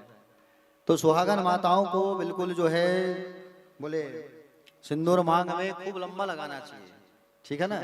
हाँ, और जिस बंधन को आपके शादी में उपयोग किया जाता है उसी बंधन को यथासंभव कोशिश करना चाहिए, जीवन भर उसे लंबा चलाना चाहिए। अगर वो खत्म हो गया तो उसी में फिर से बंधन ला के आप डाल लो और उसी को मांग पे लगाओ, समझ रहे हो ना।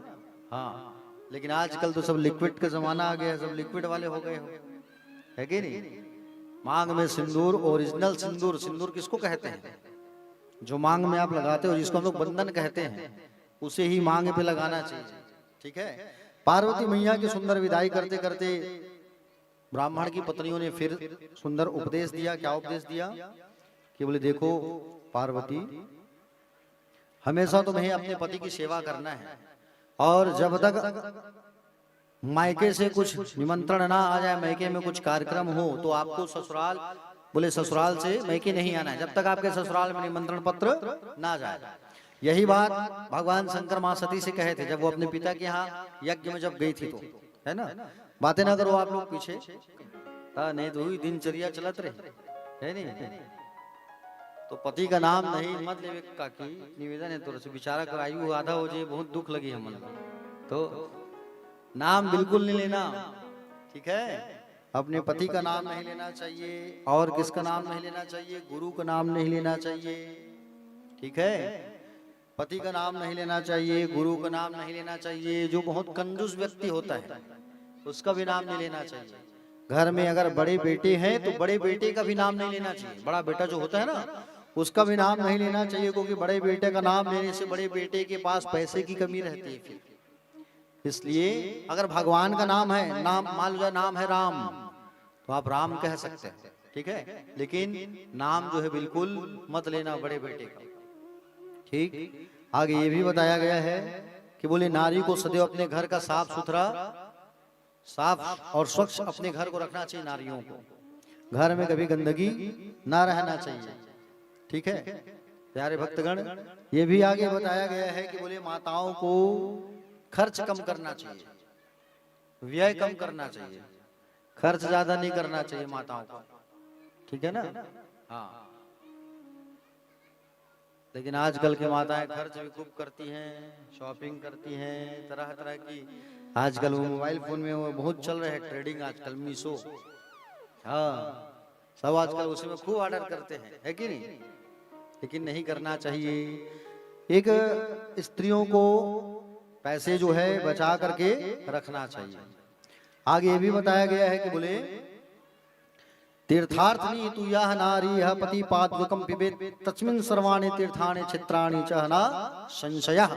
ये भी कहा गया है अगर पतिदेव तीर्थ यात्रा से होकर के आए हैं तो पत्नी को उनके पैरों को धो करके पीना चाहिए, ताकि तीर्थ का फल पत्नी को भी मिल जाए।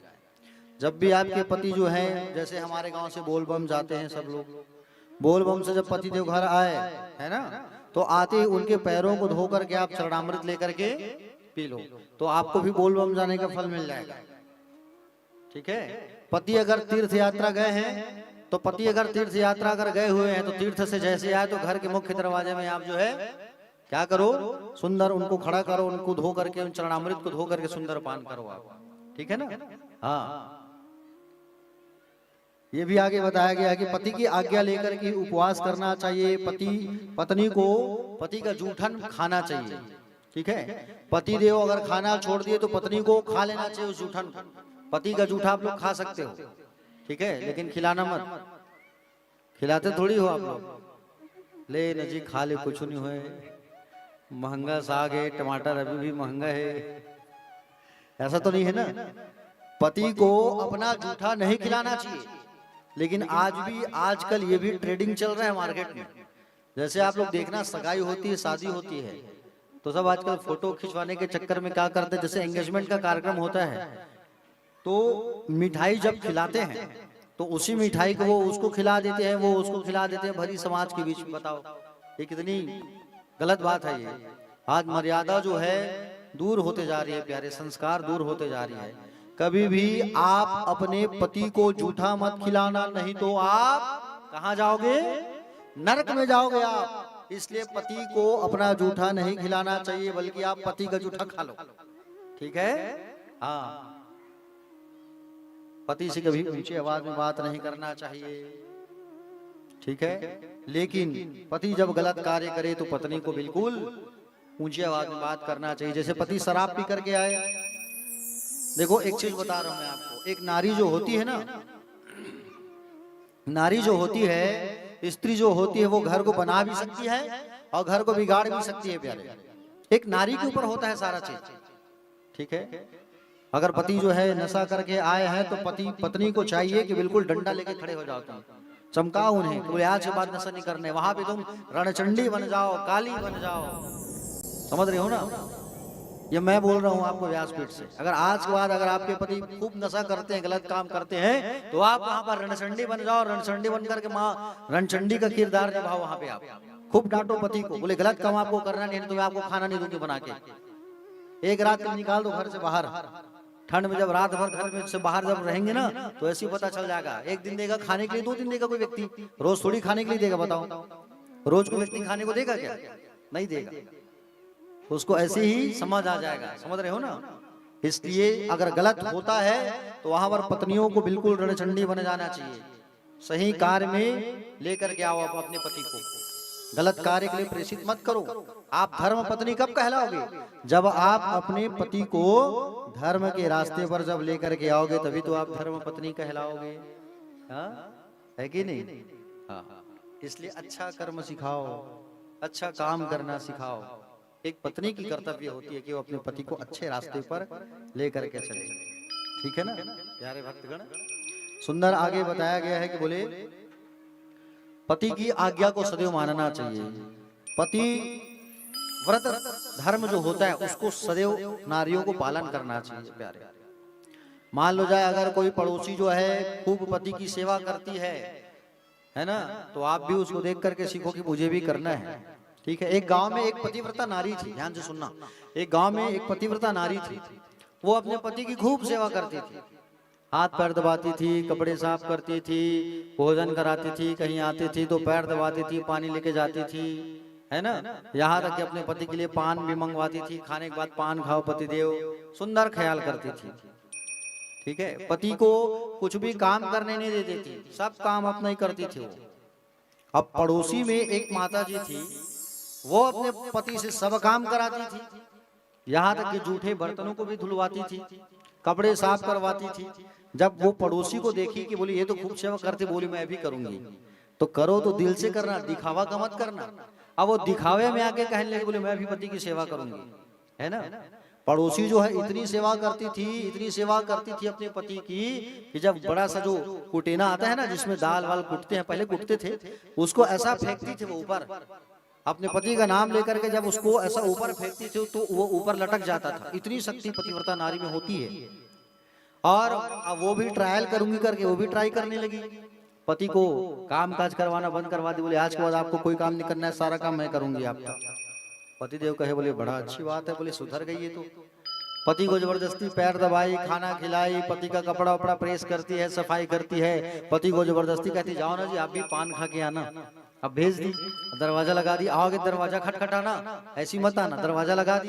अब उसके बाद जैसे ही वो भी पड़ोसी का एक्टिंग करने लगी, लंबा मोटा सा डंडा कुटेना कूट रही है, मैं भी ट्राई करती हूँ, मैं भी तो सुधर गई हूँ, पति की सेवा कर रही हूँ, ऐसा कह करके जैसे पतिदेव आए और दरवाजा को खोलती है और खोल करके कुटेना को कहती जय पतिदेव, ऐसा कह करके फेंकती है ऊपर।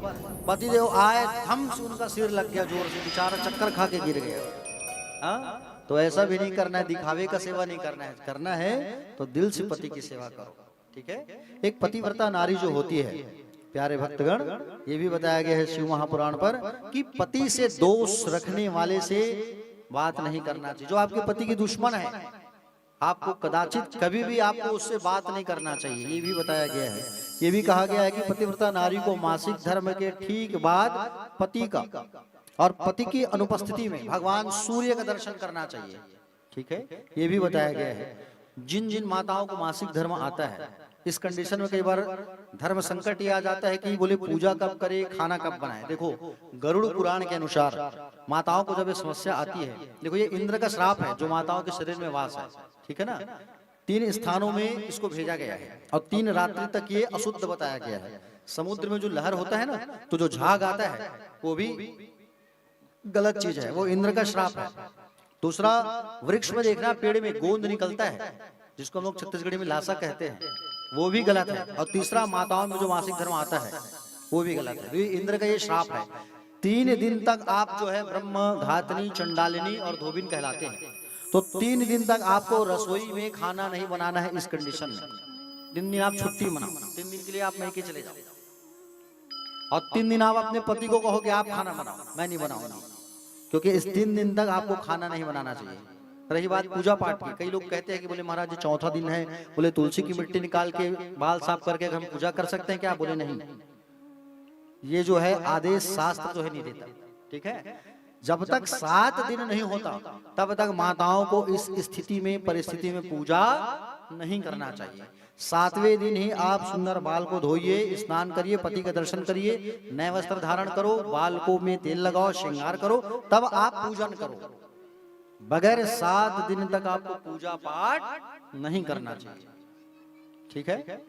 हाँ, ये चीज जो है यहाँ पर वर्णन है, मैं उसी को कह रहा हूँ आपको। प्यारे भक्तगण, आगे बताया गया है कि बोले भरता देवो गुरोर भरता धर्म तीर्थ व्रतानीचा तत्सार्वम प्रतिव्यक्तम पतिमेकम समर्चयेत्। बताया गया है कि पतिव्रता स्त्री जो होती है उसके पुण्य से पिता का वंश, माता का वंश और पति का वंश, 3 वंशों के पितरों का कल्याण हो जाता है। 3 वंश तर जाता है एक पतिव्रता नारी, सुहागन नारी के चलते। पिता का, माता का और पति का जो 3 पीढ़ी के जो पूर्वज हैं वो पूर्वज सुख भोगते हैं, एक अगर पतिव्रता नारी अच्छी होती है तो, ठीक है ना।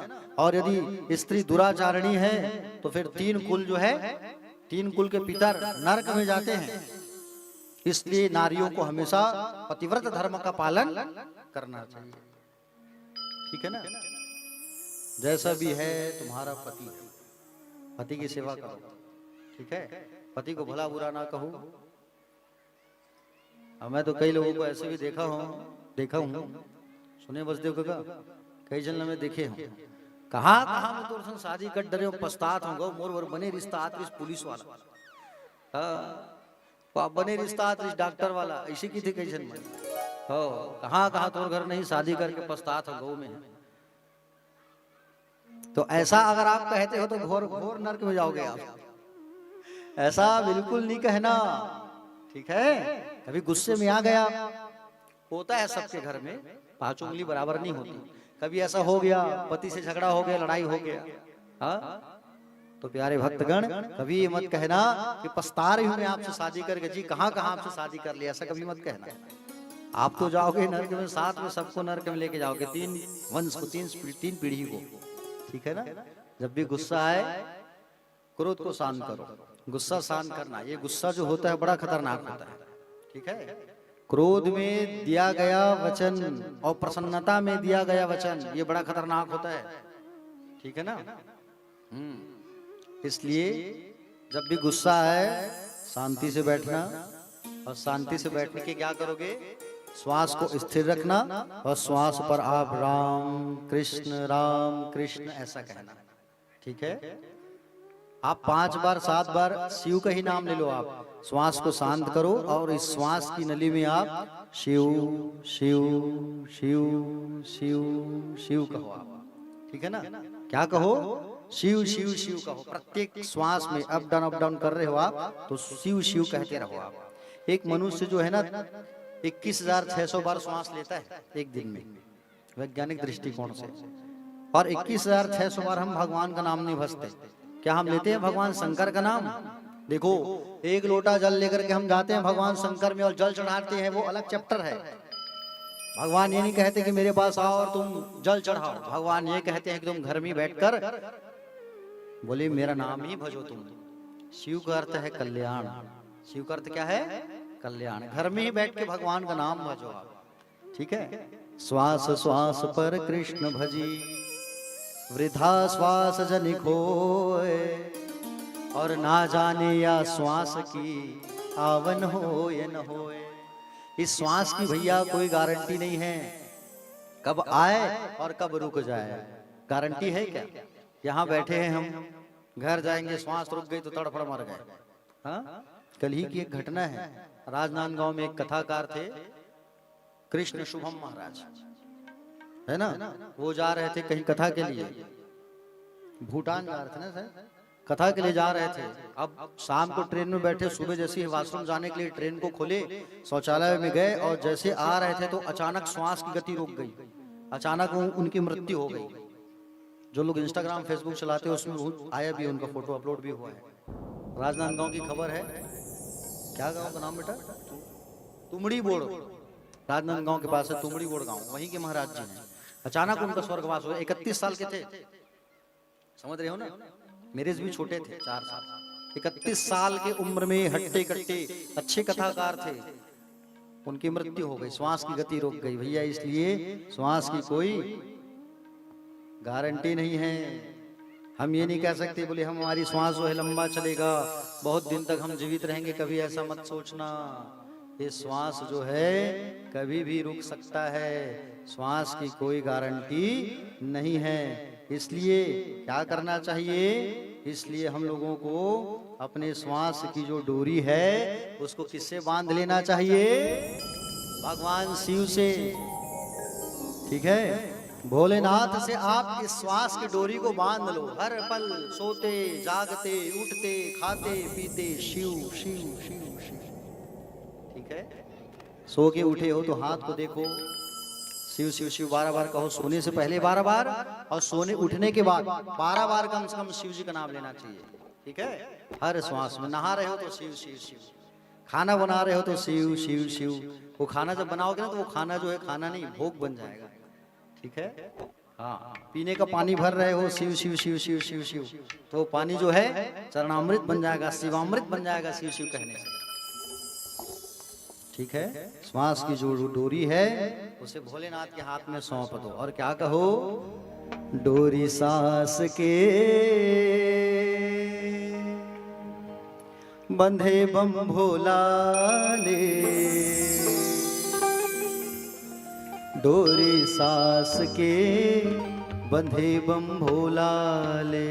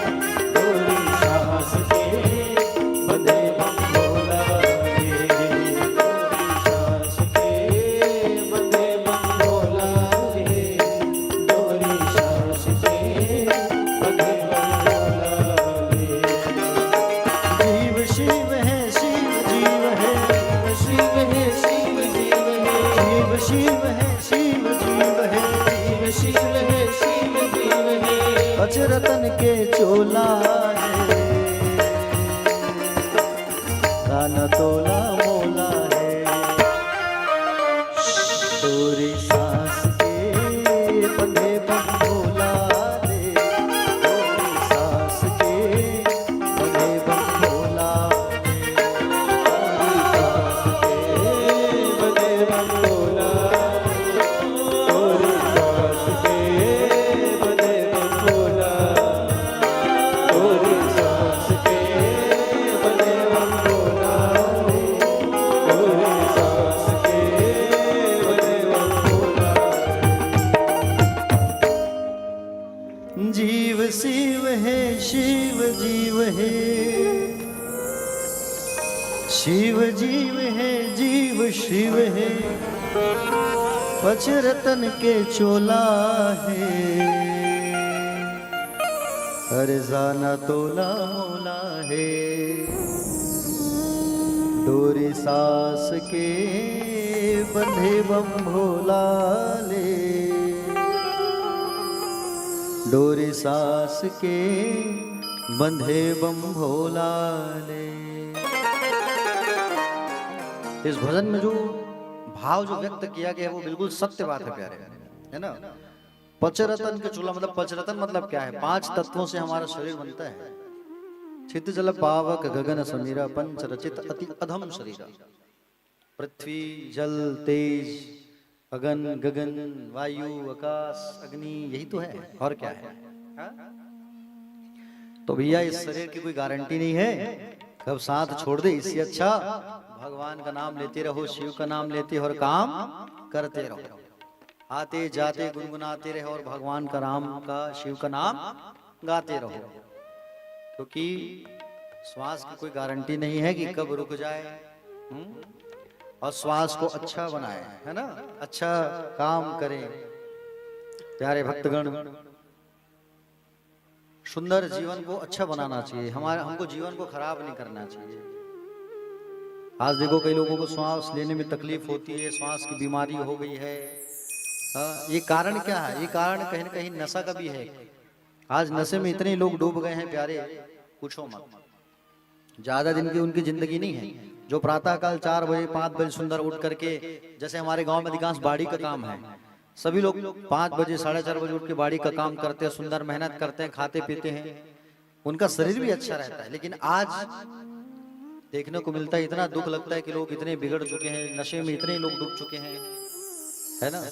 तो नशे में डूबे हुए व्यक्ति को आपको जगाना है। एक पतिव्रता नारी का सबसे बड़ा धर्म, पति को धर्म के रास्ते पर लाए और नशे से कोसों दूर करे।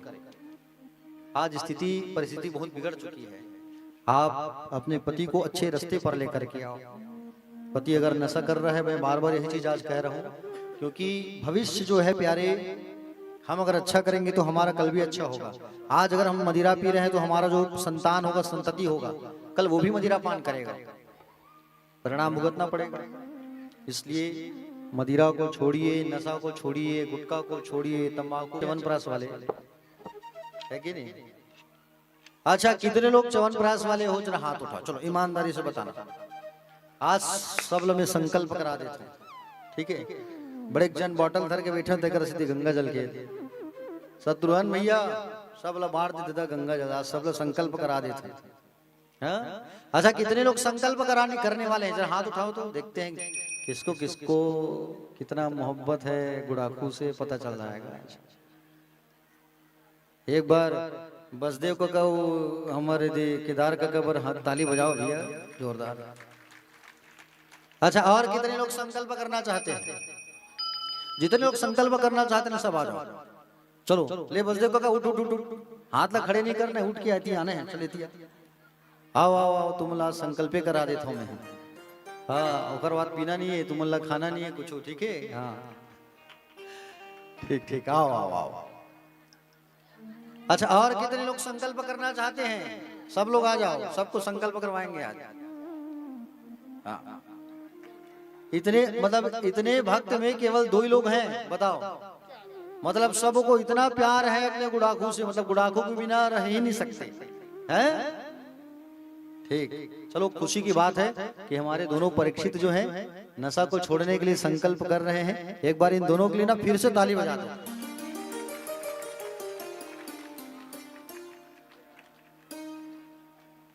चाची खुशी लगत नहीं एकदम, अच्छा लगत नहीं आज, कैसे माता राम बने लगत नहीं। हाँ ठीक, चलो कहो वाह। गंगा जल छोड़त का हो तुम, अभी तुम्हारा बोलना है, मैं जैसे बोलूं तैसे बोलना है तुम्हारा। नहीं पीना नहीं है, छोड़।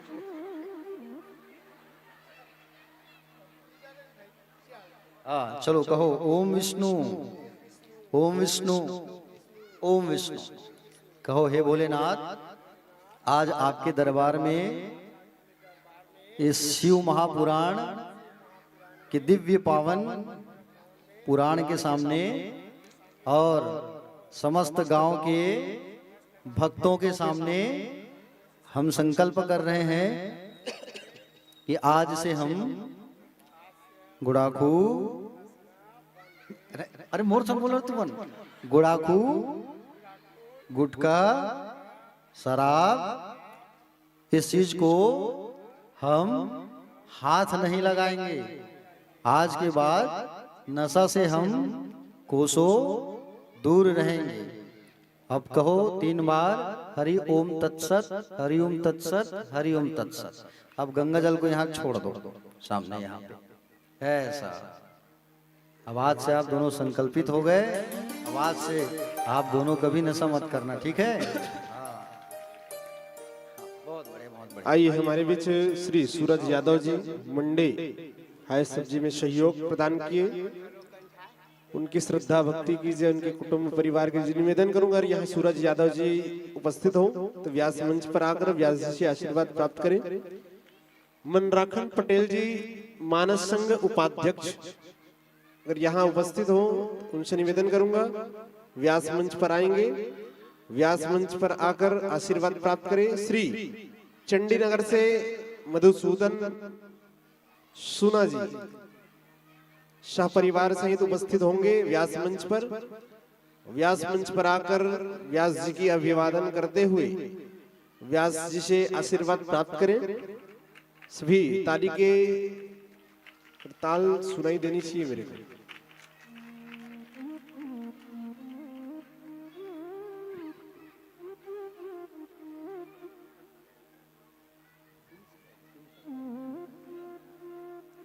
शत्रुघ्न पटेल,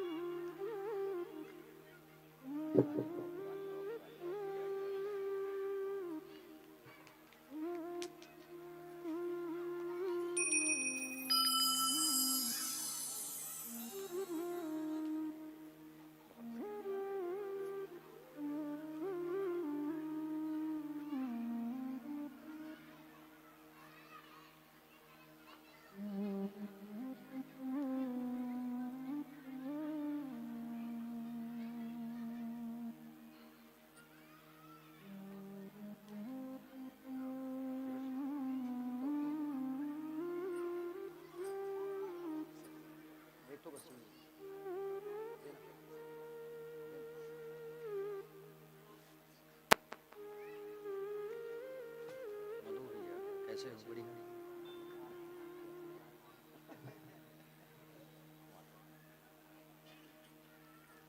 मार्च में बोले कि डेट होगा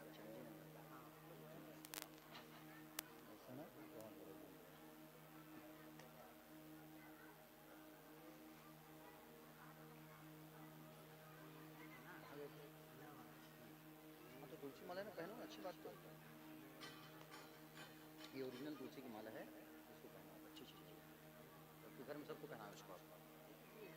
चलो मैं चंडीनगर आऊँगा ले आऊँगा, फिर फोन करके आप पहनो, बहुत जरूरी चीज है। आइए किसी भी प्रकार की वार्तालाप न करें, निवेदन करूं सभी भक्तों से। आइए कथा की ओर प्रस्थान करते हैं। बोलो वृंदावन बिहारी लाल की।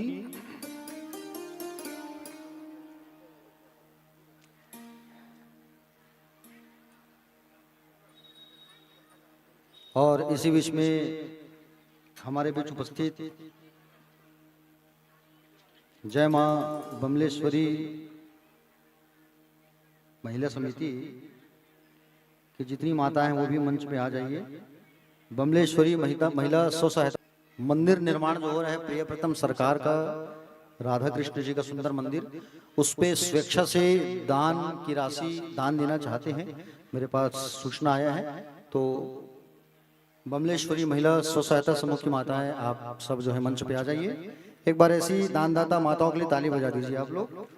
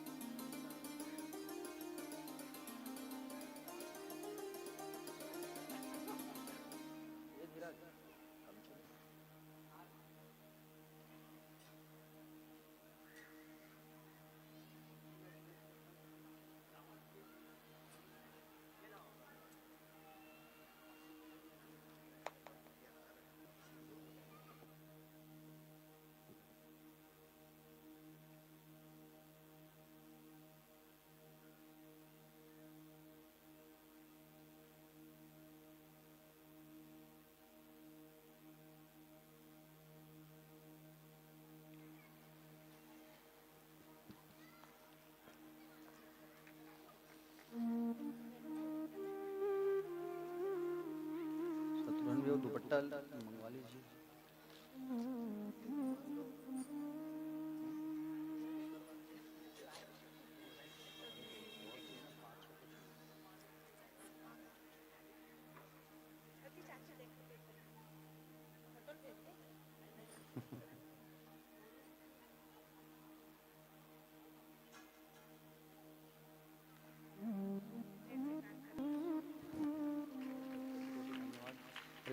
दुपट्टा ले आओ जल्दी, दुपट्टा ले आओ, दुपट्टा ले आओ जल्दी।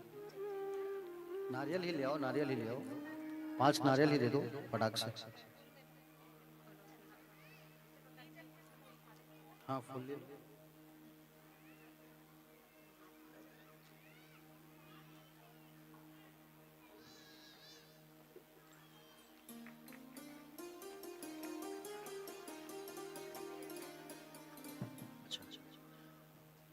अच्छा, समिति के भैया आप लोग भी आ जाइए। आप लोगों को भी शिव महापुराण के लिए सहयोग राशि जो देंगे वो आप लोग को भेंट करना चाहती हैं माताएं जो हैं, तो आप लोग भी ऊपर आ जाइए।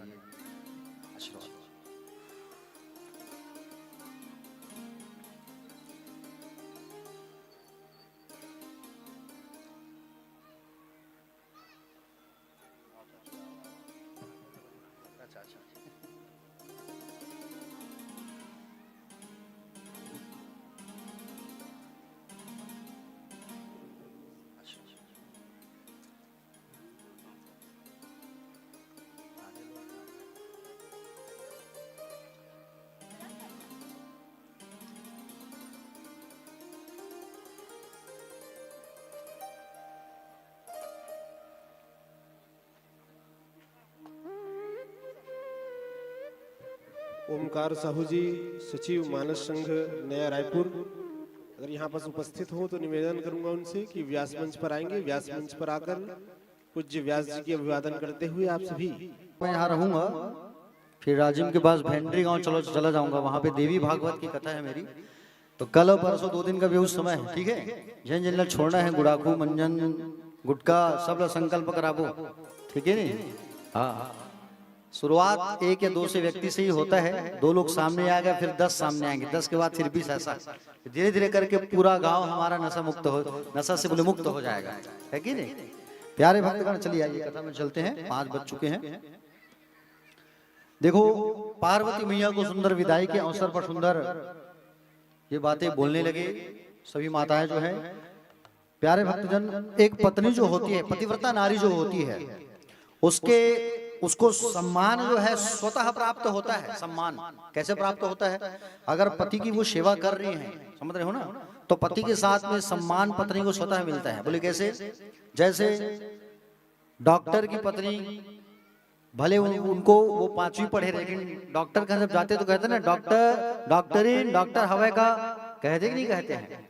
तो पति के साथ में पत्नी को सम्मान ऐसे मिल जाता है, हाँ? जैसे कि राजा की रानी से स्त्रीलिंग है रामेश्वरम, ठीक है। हाँ प्यारे भक्तगण, देखो जब भगवान राम समुद्र को पार करने के लिए जब तैयार हुए ना, उससे पहले उन्होंने सोचा कि बोले मैं शिवलिंग की स्थापना करूं, ठीक है।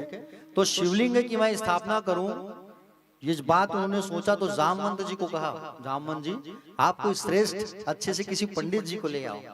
जामवंत जी को मालूम था कि आसपास में कोई पंडित है ही नहीं रावण के अलावा। रावण बड़ा ज्ञानी, समझ रहे हो ना, रावण जो है बड़ा ज्ञानी पंडित है और रावण ही है आसपास में, वही बोले ज्ञानी पंडित है। तो जामवंत जी गए रावण के पास। जामवंत जी उनके पिता तुल्य थे, उनको सुंदर सम्मान दिए, आदर दिए, और आदर सम्मान देने के बाद प्यारे भक्तगण, आदर सम्मान करने के बाद जामवंत जी ने कहा कि बोले रावण, बोले मैं आपके पास एक निमंत्रण लेके आया हूं। बोले कौन सा निमंत्रण? बोले हमारे राम बोले रामेश्वरम की स्थापना करना चाहते हैं और आचार्य के रूप में, पंडित के रूप में आपको निमंत्रण भेजा गया है। रावण ने कहा बोले अच्छी बात है, तो चलो मैं बिल्कुल चलूंगा, ये तो अच्छा काम है। रावण जो आया रामेश्वरम की स्थापना करने के लिए, रावण जैसे ही जब आए तो राम जी उठ करके स्वागत किए हैं। ये तुलसीकृत रामायण में नहीं है ये, ठीक है ना, ये आनंद रामायण की कथा है। तो प्यारे भक्तगण, भगवान राम स्वयं जा करके उठ करके उनको सम्मान सहित लेके आए हैं रावण को। जब रावण जी आए बैठे, तब रावण ने कहा बोले राम, बोले आपने मुझे याद किया है, प्राण प्रतिष्ठा करना है आपको, मंदिर का निर्माण करना है, शिवलिंग का स्थापना करना है, तो एक बात बताओ आप मुझे दक्षिणा में क्या दोगे? दक्षिणा आप क्या दोगे मुझे? तो राम जी ने कहा मैं सूर्यवंशी हूं, रघुवंशी हूं, दशरथ का पुत्र हूं मैं, और मैं आप जो कहोगे मैं आपको बिल्कुल दूंगा दक्षिणा में। तो रावण ने कहा बोले पक्का दोगे? बोले हाँ दूंगा। तो रावण ने क्या मांगा दक्षिणा में पता है आपको? रावण ने कहा बोले प्रभु मैं आपके हाथों मरना चाहता हूं और मैं आपकी गोद में सोना चाहता हूं, दोगे आप दक्षिणा? राम जी ने स्वीकार कर लिया और कहा कि मैं ये दक्षिणा आपको जरूर दूंगा, ठीक है ना। हाँ। रावण ने कहा बोले एक बात बताओ प्रभु, प्राण प्रतिष्ठा पूजा करना है, एक तरीके का एक यज्ञ है और यज्ञ में आपको बैठना है, लेकिन आपकी पत्नी तो मेरे पास है, कैसे करोगे अकेले पूजा आप? भाई सीता तो मेरे पास है ना, आप कैसे करोगे पूजा? तब कहा राम जी ने कि बोले हाँ ये तो सही कह रहे हो आप, बिना जोड़े का तो बोले यज्ञ होता नहीं है, पूजा होता नहीं है, क्या किया जाए? रावण ने कहा प्रभु हनुमान और लक्ष्मण को भेजो सबको, माँ सीता को मैं साथ लेकर के आया हूं, पुष्पक विमान में वो बैठी है, सम्मान से तो उनको लेके आइए। हनुमान लक्ष्मण सब गए, माँ सीता को सम्मान सहित लेकर के आए, पूजा में बैठी मैया जो है, और रामेश्वरम की स्थापना हुई। वापस माँ सीता को लेकर के रावण जो है लंका गया है, समझ रहे हो ना। तो किसी न किसी कार्य में पत्नी का होना बहुत जरूरी होता है प्यारे, बहुत आवश्यकता होता है। और रावण जो है कोई साधारण व्यक्ति नहीं था। अरे रावण ने जो भी किया वो अपने कल्याण के लिए किया है, समझ रहे हो ना। हाँ मजाल हो कि उसने माँ सीता को ऐसे हाथ लगाया होगा, वो तो हम लोग टीवी सीरियल में देखते हैं। हाँ? रावण ऐसे हाथ नहीं लगाया माँ सीता को, क्योंकि रावण जैसा ज्ञानी व्यक्ति ऐसा कर सकता है? सही मायने में अगर देखा जाए तो सही की जो सीता मैया है उसको तो सीता गुफा में भगवान सुरक्षित रख दिए थे, नासिक में, महाराष्ट्र में, समझ रहे हो ना। वो सीता हरण तो एक रावण के लिए बहाना था, ठीक है ना। किसी कवि ने बहुत अच्छा शब्द लिखा है रावण के लिए, 2 मिनट पढ़ रहा हूं, सुनना, बहुत अच्छा शब्द है। रावण कहता है तुम मुझे यूं जला न पाओगे, तुम मुझे यूं जला न पाओगे, जली लंका मेरी जला मैं भी, जली लंका मेरी जला मैं भी, तुम भी एक दिन जलाए जाओगे, तुम मुझे यूं। रावण कहता है कि तुम सब ने मेरे ऊपर इल्जाम लगाया है कि मैंने माँ सीता का हरण किया। अरे मैंने सीता का हरण किया, मैं इसलिए बुरा हूं, लेकिन सीता हरण का भी तो एक कारण है। सीता हरण का भी एक कारण है। क्या कारण है? रावण कहता है मैंने सीता हरि के लिए, मैंने सीता हरि के लिए राक्षस कुल की बेहतरी के लिए। अगर मैं सीता का अपहरण नहीं करता तो राम का अवतार नहीं होता। अगर सीता हरण नहीं करता तो राम जी हम राक्षसों तक पहुंच नहीं पाते। अरे मैं तो राम जी के आने के लिए मैंने तो रास्ता बनाया है कि वो आए हम सब के पास और हम सबको अपने हाथ से वो मारे। हा? मैंने प्रभु को रुलाया वन वन में, राम जी रोए हैं वन वन में, पग पग में, दंडकारण्य में। हा? मैंने प्रभु को रुलाया वन वन में, तुम प्रभु को रुला न पाओगे। अरे मैंने तो भगवान को रुलाया है, भगवान मेरे कारण रोए हैं। तुम कहते हो मैं राम का भक्त हूं, अरे तुम भगवान को रोने की बात तो दूर, हंसा के बताओ। हा? रुलाने की बात तो तुम दूर, भगवान राम को तुम हंसा के बता दो, मान जाएंगे कि तुम राम के भक्त हो। हा? राम का भक्त हो तुम कह रहे हो, लेकिन तुम्हारे मुंह में तो भैया गुटखा भरा हुआ है, तुम्हारे मन में कपट भरा हुआ है, तुम्हारे मुंह में तुम राम का नाम नारा लगाते हैं जय श्री राम, लेकिन मुंह तो साफ नहीं है ना। भगवान का नाम और पूजन करने के समय हमारे आचार्यगण जो है आचमन करवाते हैं, पवित्री करवाते हैं, 3 बार पानी डलवाते हैं, हाथ धुलवाते हैं। मुख जब साफ रहता है तभी भगवान का नाम लेना चाहिए। हा? रावण कहता है तुमने तो मुझे बोले मैं रुलाया हूं भगवान को, चलो तुम हंसा के बताओ भगवान को। हा? रावण के ऊपर हम इल्जाम लगाते कि रावण बुरा है। रावण बुरा नहीं है प्यारे, अध्यात्म के पीछे जाओ आप, ठीक है, गहराई में जाओ। रावण कहता है आज रावण से राम डरते हैं, आज रावण से राम डरते हैं, आज लक्ष्मण ही सीता हरते हैं। आज सगा भाई देखो ना हरण किया, लेकिन कलयुग के लोग आज क्या कर रहे हैं देखो, सगा भाई के ऊपर भरोसा नहीं कर सकता। आज सगा भाई जो है भाभी को गलत नजर से देख रहा है। हाँ? ये जमाना में चल रहा है, उठा के देखो पेपर न्यूज आपको पता चलेगा। हाँ? आग कितनों को लगाओगे, आज तो घर घर में रावण छुपे हुए हैं। हाँ? कितनों को आग लगाओगे तुम? पहले खुद के अंदर जो रावण छुपा है उसको तो आग लगाओ। आज मैं बदनाम हो गया तीनों लोकों में, रावण कहता है आज मैं तीनों लोक में मैं बदनाम हो गया। रावण कहता है कि सीता हरण तो एक बहाना था, कि सीता हरण तो एक बहाना था, मुझको तो राम दरस को जाना था, मुझको तो राम दरस को पाना था। और सबसे अच्छी पंक्ति, रावण कहता है मैं तो सीता का हरण किया वो एक बहाना था, क्योंकि मुझे राम जी के दरस को जाना था, राम जी के दर्शन करना था मुझे, इसलिए मैंने मां सीता का हरण किया। और अंतिम पंक्ति में रावण कहता है, क्या कहता है रावण, मैंने मर कर भी राम पाया है, मैंने मर कर भी राम पाया है, तुम न जी कर भी राम पाओगे। रावण कहता है मैं तो मर गया फिर भी मैं राम की गोद में था। हाँ? तुम जी कर भी राम को नहीं पा सकते, ये रावण कहता है। हाँ? तुम मुझे यूं जला न पाओगे,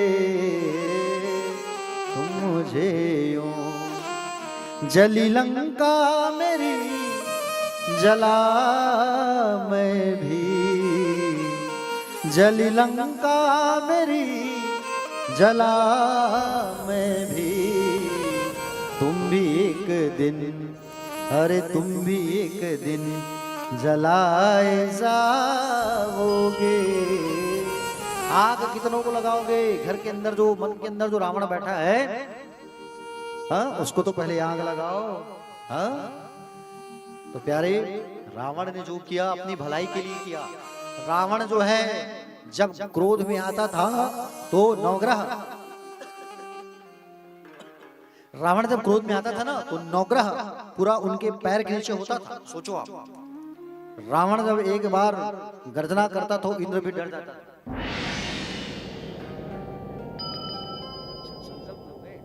बहुत बढ़िया, अच्छा ठीक, 2 मिनट रुक जाओ ना। तो प्यारे, हमारे अंदर जो रावण छुपा हुआ है उसको हमको पहले मारना है। रावण प्रकांड ज्ञानी था, समझ रहे हो ना? 2 मिनट फिर बताता हूं मैं। ये माता जी आई है संकल्प करने के लिए, महाराज जी गुड़ाकू छोड़ना है करके। एक बार ताली बजाओ इनके लिए। क्या नाम माता जी आपका?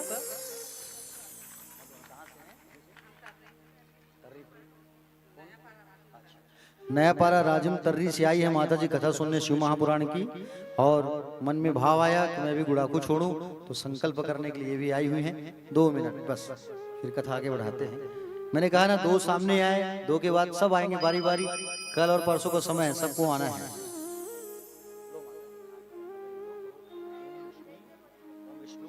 ओम विष्णु, हरि ओम विष्णु, विष्णु नमः नाम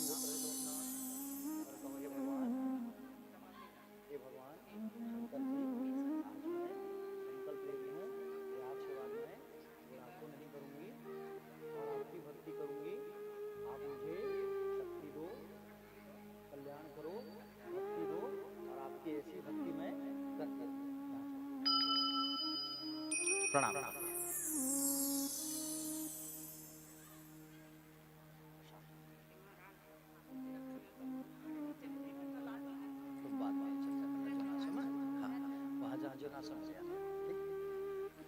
तो प्यारे भक्तगण, रावण की चर्चा कर रहे थे हम। तो रावण जो है प्यारे प्रकांड ज्ञानी था रावण। हम भगवान, जिस भगवान हम शंकर की पूजा करते हैं, वो शंकर जी के घर का पुजारी, पुरोहित, परमानेंट रावण था। आराम से उधर बेटा, आराम से। रावण जो है भगवान शंकर के घर का पुरोहित था, समझ रहे हो ना? रावण जाता था पूजा कराने के लिए, और भगवान शंकर जो है प्यारे भक्तगण रावण से पूजा करवाने के लिए तरसते थे। आपको बता दूं मैं, समझ रहे हो ना? पूजा कराने के लिए तरसते थे कि रावण तुम आओ और अपने मंत्रों से मेरा अभिषेक करो। सोचो, तो क्या वो रावण ऐसा काम कर सकता है? वो अपने कल्याण के लिए किया है कि मैं भगवान राम के हाथों में मरूं, समझ रहे हो ना? मैं भगवान राम के हाथों में मरूं, ये उसका दृढ़ संकल्प था, निश्चय था रावण का।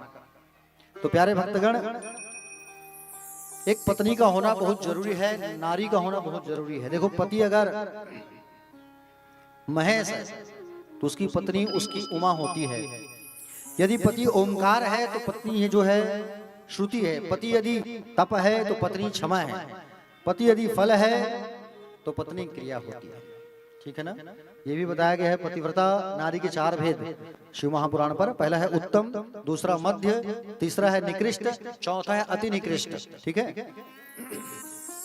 उत्तम पतिव्रता उसे ही कहते हैं जो स्वप्न में भी पराये पुरुष का दर्शन नहीं करती, वो उत्तम नारी होती है।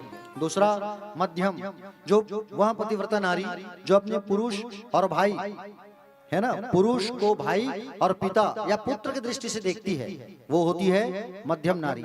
तीसरा है निकृष्ट, जो स्त्री मन में धर्म मानकर व्यभिचार नहीं करती। मन में विचार आता है लेकिन वो कार्य करती नहीं, उसे निकृष्ट ऐसा कहा गया है, या तो अधम। और ये भी कहा गया है जो स्त्री मन में इच्छा रखते हुए बिना अवसर के या पति के भय के कारण व्याभिचार नहीं करती, उसे पुरातन लोगों ने अति निकृष्ट नारी कहा गया है। तो 4 भेद यहाँ पर बताया गया है। इस तरीके से सुंदर माँ पार्वती का विदाई हुआ और कैलाश पर्वत जब माँ भगवती आई तो उनका खूब स्वागत हुआ, खूब स्वागत हुआ। समझ रहे हो ना प्यारे भक्तजन। आगे नारद जी पूछते हैं कि बोले कुमार कार्तिकेय का और गणेश का आगमन कैसे हुआ। बड़ी अच्छी चरित्र है, आइए सुनते हैं। एक बार सब हाथ उठा करके कह दिए हर हर।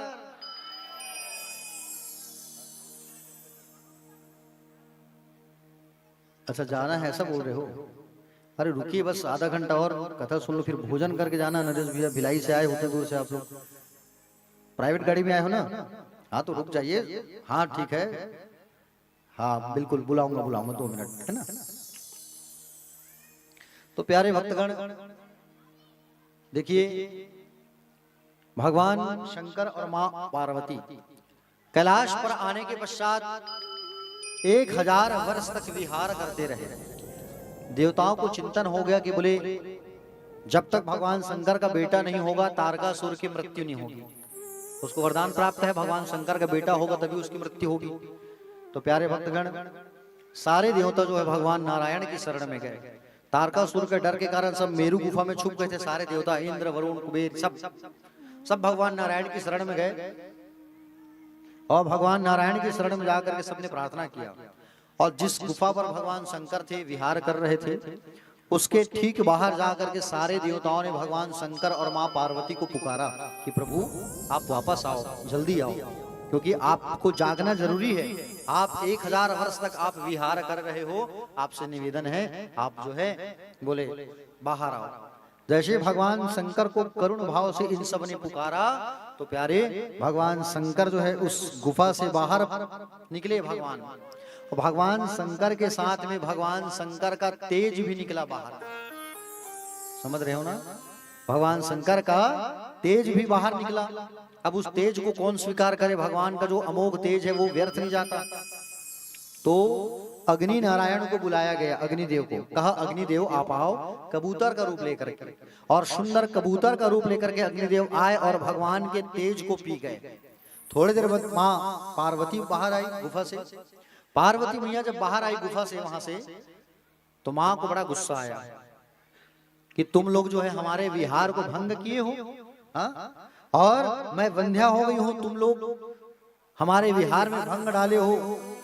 बोले असमय तुम लोग ने हमको आकर तुमने जगाया है, मैं तुम सबको श्राप देती हूं, जाओ, तुम लोगों को कभी सुख प्राप्त नहीं होगा, आज से तुम्हारी स्त्रियां भी वंध्या हो जाएगी। पार्वती ने श्राप दे दिया। अग्नि से कहा अग्नि तुम जो है भगवान शंकर के तेज को ग्रहण किए हो, जाओ, इसलिए तुम आज से सर्वभक्षी हो जाओगे, तुम सबका भोजन खाओगे, जाओ, ये मेरा श्राप है। कबूतर का रूप लेकर के वो तेज को ग्रहण किया ना, हाँ? इसलिए घर में कबूतर कभी मत पालना, ठीक है? घर में कबूतर नहीं पाला जाता। प्यारे भक्तगण अग्नि को श्राप दे दिया पार्वती मैया ने। सभी भक्तों से मैं निवेदन चाहूंगा कि आप लोग बातें मत करो, लड्डू सबके पास आएगा, चिंता मत करो। आप लोग कथा में आ जाइए, बातें मत करो। इधर सामने बच्चे जो बैठे उनको शांत करो, खेमू शांत करो बच्चे लोग को भैया, थोड़ा सब शांति से कथा सुनो। आप लोग बात करोगे तो फिर मैं डिस्टर्ब हो जाऊंगा और ध्यान भटक जाएगा, है कि नहीं? तो कथा में आ जाइए।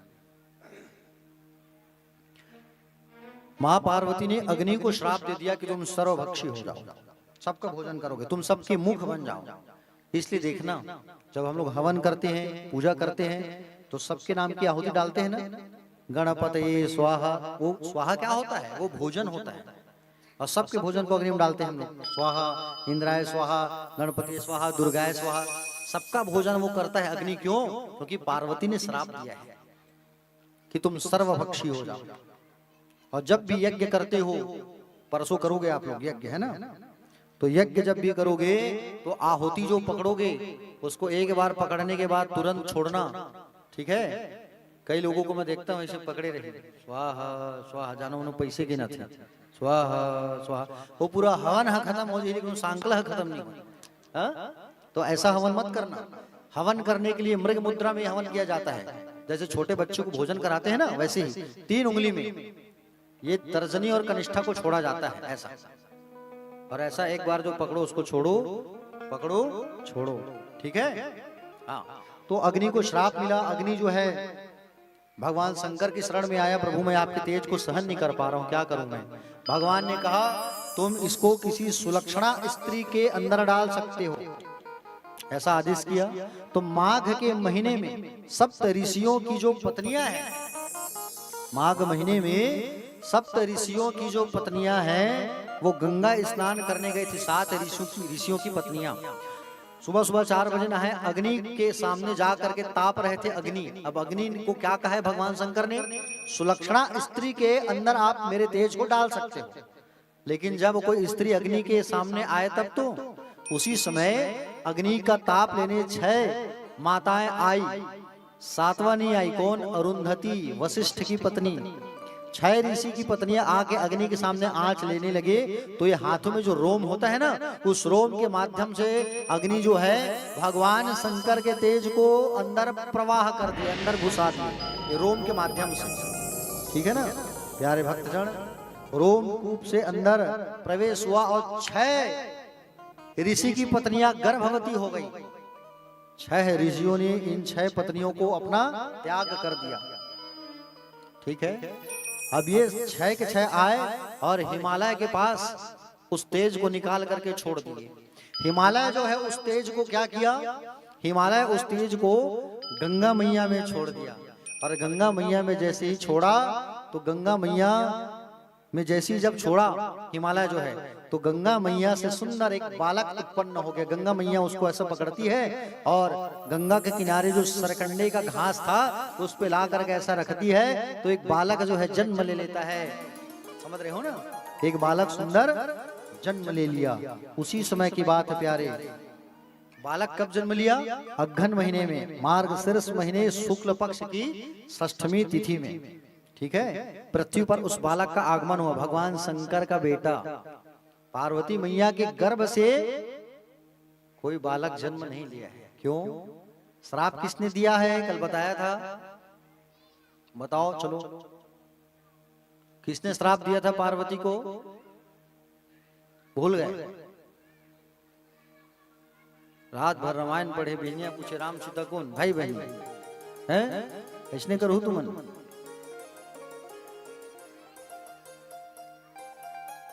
हाँ ठीक, दुर्वासा जी श्राप दिए, ठीक।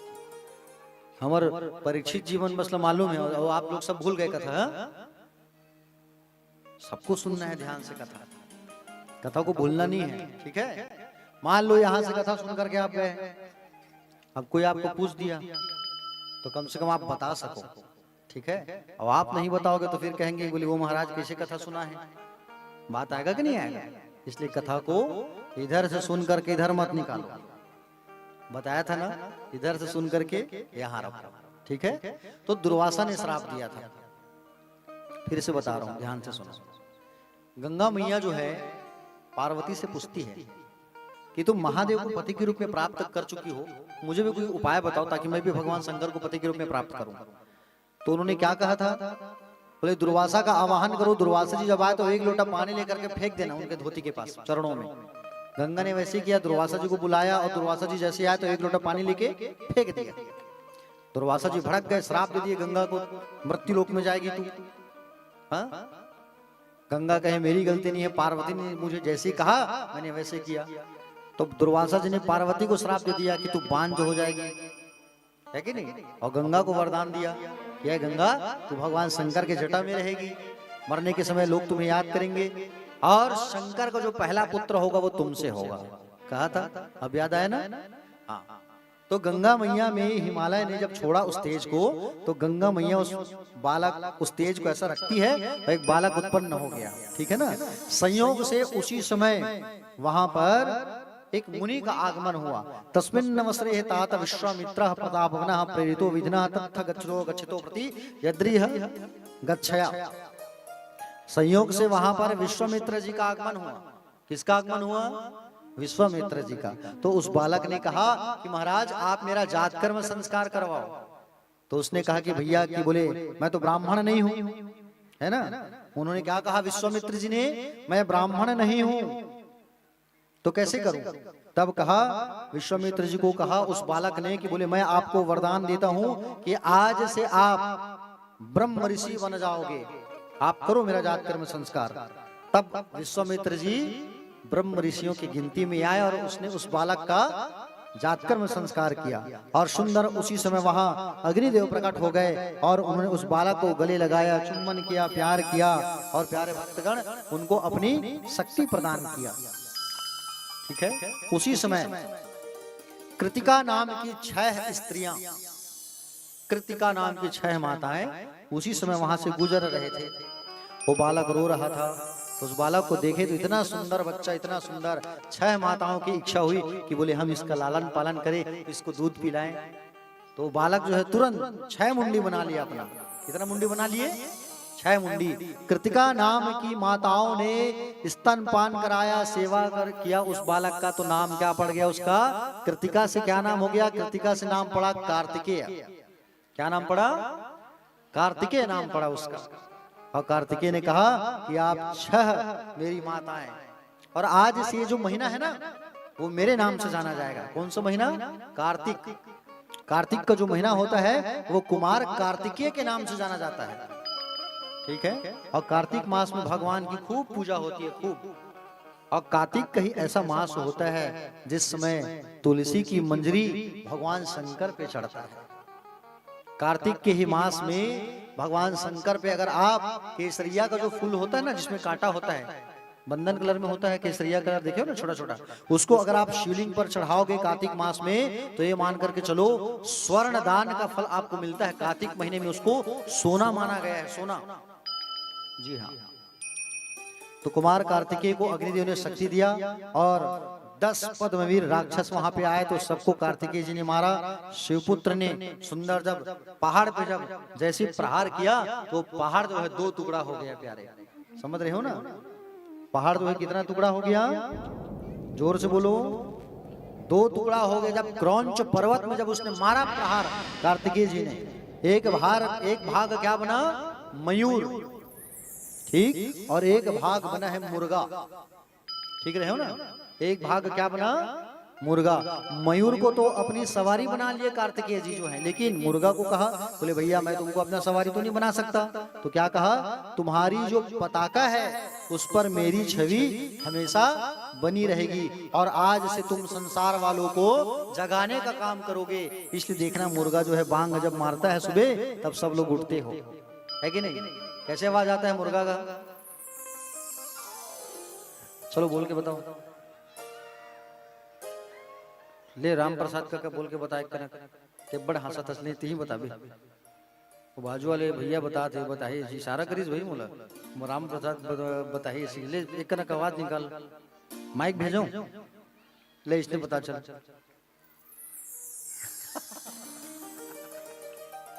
बहुत बढ़िया। तो ऐसी आवाज आता है। ये कार्तिकेय जी ने उनको आशीर्वाद दिया है। प्यारे भक्तगण, एक दिन माँ जगदम्बा भवानी जो है भगवान शंकर से पूछती है कि प्रभु आपका जो तेज है वो कहाँ गया है, आप बताइए। तब जा करके अग्नि से पूछा गया। अग्नि ने सब हाल बताया कि उस बालक को मैंने यहाँ पे रखा था। वो बालक की कृतिका नाम की माताओं ने लालन पालन किया। आसमान से पूछा गया, गंगा को पूछा गया, तब गंगा ने बताया। तब उस बालक को लेने के लिए नंदी भृंगी श्रृंगी सब आए और उस बालक कुमार कार्तिकेय को लेकर के जब कैलाश पर्वत जब आए और कैलाश पर्वत जब आए तब सुंदर कैलाश पर सुंदर उनका स्वागत होने लगा कुमार कार्तिकेय जी का। और कुमार कार्तिकेय जी का सुंदर स्वागत हुआ और सब लोग जो है प्यारे उस कुमार कार्तिकेय को प्रेम करने लगे। फूलों की वर्षा हुई। सारे देवता जो है वहां पर आकर के अपनी अपनी शक्ति प्रदान की। ब्रह्मा जो है यज्ञोपवीत वेद, गायत्री मैया कमंडल, इंद्र जो है एरावत हाथी, वज्र सब, वरुण पास और सुदर्शन चक्र भगवान नारायण ने दिया। वैजंती की माला पहनाई। और आज से कहा कि तुम देवताओं के सेनापति कहलाओगे। क्या कहलाओगे? देवताओं के सेनापति कहलाओगे तुम आज से कहे। प्यारे भक्तगण, और सुंदर कार्तिकेय जी वहां पर रहने लगे। तत्पश्चात सारे देवताओं ने आकर के प्रार्थना किया कार्तिकेय से कि बोले आप जो है, आपसे निवेदन है कि बोले आप कुमार कार्तिकेय को तारकासुर का वध करने का आदेश दीजिए। तब जाकर के सुंदर सारे देवताओं को साथ में लेकर के देवताओं के सेनापति कुमार कार्तिकेय जी गए और तारकासुर से उनकी युद्ध हुई और सुंदर तारकासुर का कुमार कार्तिकेय ने वध किया और देवताओं में फिर से खुशहाली छा गई और सब जो है जय जयकार करने लगे। बोलो भक्तवत्सल भगवान की। आइए अब गणेश जी का प्रसंग सुनते हैं हम लोग, ठीक है। बड़ी अच्छी प्रसंग है गणेश जी का प्रसंग, ध्यान से सुनना। देखो भगवान गणेश की उत्पत्ति कैसे हुई, ये बात ब्रह्मा जी नारद जी को बता रहे हैं। गणेश, देखो गणेश जी जो है इनकी पूजा सबको करना चाहिए और भगवान गणेश की पूजा के बिना कुछ भी नहीं होता, याद रखना, ठीक है। गणेश जी के जन्म की 2 आख्यान प्राप्त होती है, ठीक है। इनका जन्म ब्रह्मा से पहले भी हुआ था और भगवान शंकर की जब शादी हुई थी तो भी सबसे पहले महागणेश की पूजा कराई गई थी। किसकी पूजा कराई गई थी? महागणेश की।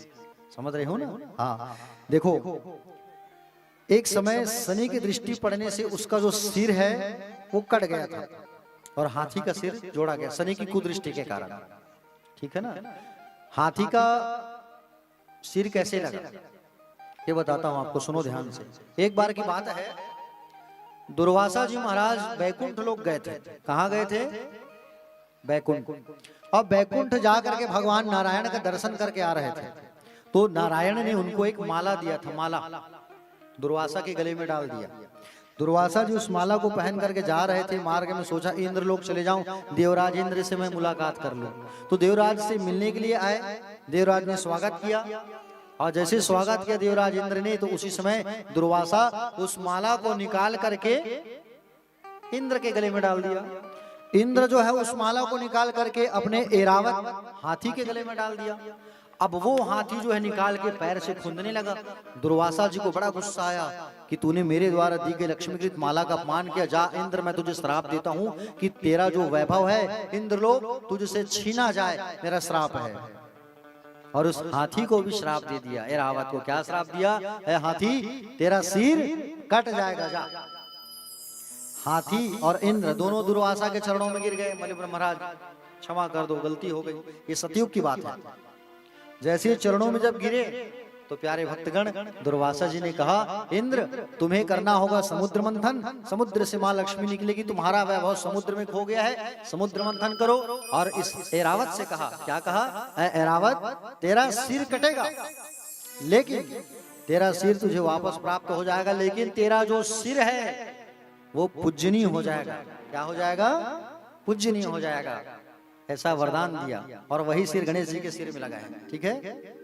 क्यों कटा है? क्योंकि संत के द्वारा दी गई माला का अपमान किया। दुर्वासा ने माला पहनाया था ना, उसी का अपमान कर दिया। इसी के चलते सब कारण हुआ है। याद रखना, जब भी कोई संत या किसी भगवान के गले का माला मिलता है उसको अपमान मत करना। किसी ब्राह्मण के द्वारा तुमको माला दी जाती है, पहनी हुई माला आशीर्वाद में, कोई संत जब माला देते हैं उसका अपमान मत करना। उसको क्या करना? घर लेके आना। कहाँ लेके आओगे?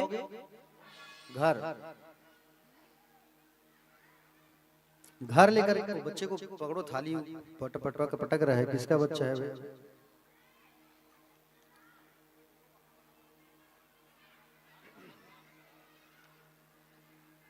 चलिए कथा में आ जाओ। जब भी कोई संत माला देते हैं तो उसको क्या करना? आप घर लेके आना और उसे अच्छा से सुखा देना आप, ठीक है। जब वो सूख गया तब क्या करोगे? महीना में 2 पाक होता है, एक कृष्ण पक्ष, एक शुक्ल पक्ष। शुक्ल पक्ष के पहले रविवार को पूरे परिवार वालों से कहो चलो हाथ लगाओ, और हाथ लगा करके सब लोग उस फूल को क्या करना? चूरा चूरा करना, ठीक। 2 भाग में बांटना उसको। 2 कपड़े लेना लाल कलर का, एक कपड़े में उस आधा भाग को रखना चूरा को, और एक भाग को लाल कपड़े में रखना और छत में चढ़ करके छत के चारों ओर उस फूल के चूरा को छिड़क देना, ठीक। जो एक भाग जो आपका बचा है उसको अपने घर के पूजा के कमरे में आप लाल कपड़े से बांध देना, ठीक है। जब आप शाम को या सुबह झाड़ू लगाओगे तो जो फूल का जो चूर्ण है जब वो गिरेगा तो फूल का जो चूर्ण है उसको जब तुम झाड़ू लगाओगे तो झाड़ू लगा के जब तुम बाहर निकालोगे ना तो घर की बाहरी शक्ति और वास्तु दोष जो है दूर होता है। बच गया जो धागा, उस धागा को आप क्या करेंगे, वो धागा को आप हल्दी में सुंदर रंगा लेना और हल्दी में रंगा करके उसमें 8 गांठ लगाना, एक तरफ और एक तरफ 8 गांठ, 16 गांठ हो गया। धागा को ऐसे बराबर करना, एक तरफ 8 गांठी मारना, एक तरफ 8 गांठी, 16 गांठी हो गई। ये 16 क्या है, ये षोडश मातृका देवी का प्रतीक होता है। 16 गठान वाले धागा को लेना, अपने घर के मुख्य दरवाजे में खिला ठोकना और उस पे लपेटना, क्या कहना, हरि ओम हरि ओम हरि ओम, ऐसा कहना और 3 गांठ मार देना घर के मुख्य दरवाजे में। आपके घर में कभी भी दरिद्रता देवी का आगमन नहीं होगा, घर में हमेशा लक्ष्मी का ही आगमन होगा, याद रखना, ये उपाय करना, ठीक है। शिव महापुराण में जो चढ़ी हुई माला है, भगवान में जो चढ़ी हुई माला है, हम लोग ठंडा करने के लिए ले जाने वाले हैं, सब रखा है, सब ले जाना है एक माला, ठीक है। हाँ, तो प्यारे भक्तगण, एक बार की बात है, माता पार्वती अपनी सखियों के साथ, किनके साथ, सखियों के साथ, और सखियों के साथ एक बार पार्वती माता जो है स्नान करने गई हुई थी। ध्यान से सुनो, बड़ी अच्छी कथा है। अब जैसे ही स्नान करने गई हुई थी मैया जो है, नंदी को आदेश किया कि नंदी तुम पहरेदार बन करके खड़े रहो, कोई भी अंदर ना आए, हम स्नान कर रहे हैं तो स्नान में कोई बाधा ना बने। ऐसा पार्वती मैया ने नंदी को आदेश दिया। थोड़ी देर बाद वहां पर शंकर जी का आगमन हो गया। नंदी जो है लाठी लेकर के खड़ा है, शंकर जी जिद करने लगे मुझे जाने दो। बोले पार्वती मैया का आदेश है, तो मैं तुम्हारा स्वामी हूं कि तुम मेरे स्वामी हो, ये बताओ। बोले आप मेरे स्वामी हो तो तुम मेरी बात मानोगे कि नहीं मानोगे। बोले हाँ, तो हटो, मुझे जाने दो। भगवान शंकर अंदर चले गए और सारी सखियां, माँ पार्वती की सखियां और सब लोग लज्जित हो गए और नंदी को बड़ा दंड मिला। प्यारे भक्तगण, ऐसी ही एक समय की बात है, सारी सखियों ने पुनः विचार किया कि बोले स्नान करने चलेंगे बहन, लेकिन इस बार कोई अच्छा सा चौकीदार आप जो है दरवाजे पे खड़े करना ताकि कोई अंदर ना आ सके। तो पार्वती मैया हल्दी का उबटन लगाती है अपने शरीर में, हल्दी, उस हल्दी को रगड़ती है और रगड़ करके हल्दी का मैल निकालती है और मैल निकालने के बाद सुंदर पुतला बनाती है, पुतला। अब पुतला को रखती है और ध्यान करती है और ध्यान करके उस पुतले में प्राण फूंक देती है। प्राण जब फूकी माँ पार्वती तो उस पुतले से एक छोटा सा बालक जन्म ले लिया। ठीक, उस बालक को माँ ने कहा कि तुम्हारा नाम होगा विनायक। क्या नाम होगा? विनायक। पुत्र, तुम मेरे आदर्शवान पुत्र हो और तुम जो है डंडा लेकर के मुख्य दरवाजे पर चौकसी करो। और डंडा लेकर के खड़े हो गए। माँ उनको क्या दी है? एक थाल में मोदक खा रहे हैं और डंडा लेके बैठे हैं। थोड़ी देर बाद वहां पर शंकर जी का आगमन हुआ। शंकर जी वहां पर आए तो जैसे घुस रहे थे तो भगवान गणेश जी डंडा दिखा दिए। ओए होए, कहां जा रहे हो? चलो बाहर।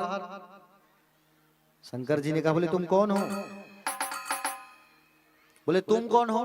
बोले मैं पार्वती का पति हूँ। तो मैं पार्वती का बेटा हूँ, पुत्र हूँ, तुम अंदर नहीं जा सकते। बोले अच्छा, तुम मुझे नहीं जानते? गणेश जी ने कहा, तुम मुझे नहीं जानते। शंकर जी जबरदस्ती जाने लगे तो भगवान गणेश ने क्या किया? डंडा उठाया और अपनी माँ का नाम लेकर के डंडा उनके सिर में मार दिया, शंकर जी के सिर में। अब वो शंकर जी सोचे छोटा बच्चा, इससे क्या लगू मैं। चले गए, नंदी भृंगी श्रृंगी को भेजे और अपने गणों को जब भेजे, गणों को कहे जाओ और जा करके उस बालक को देखो, वो कौन सा बालक है, बड़ा उद्दंड बालक है वो, जरा जा करके देखो।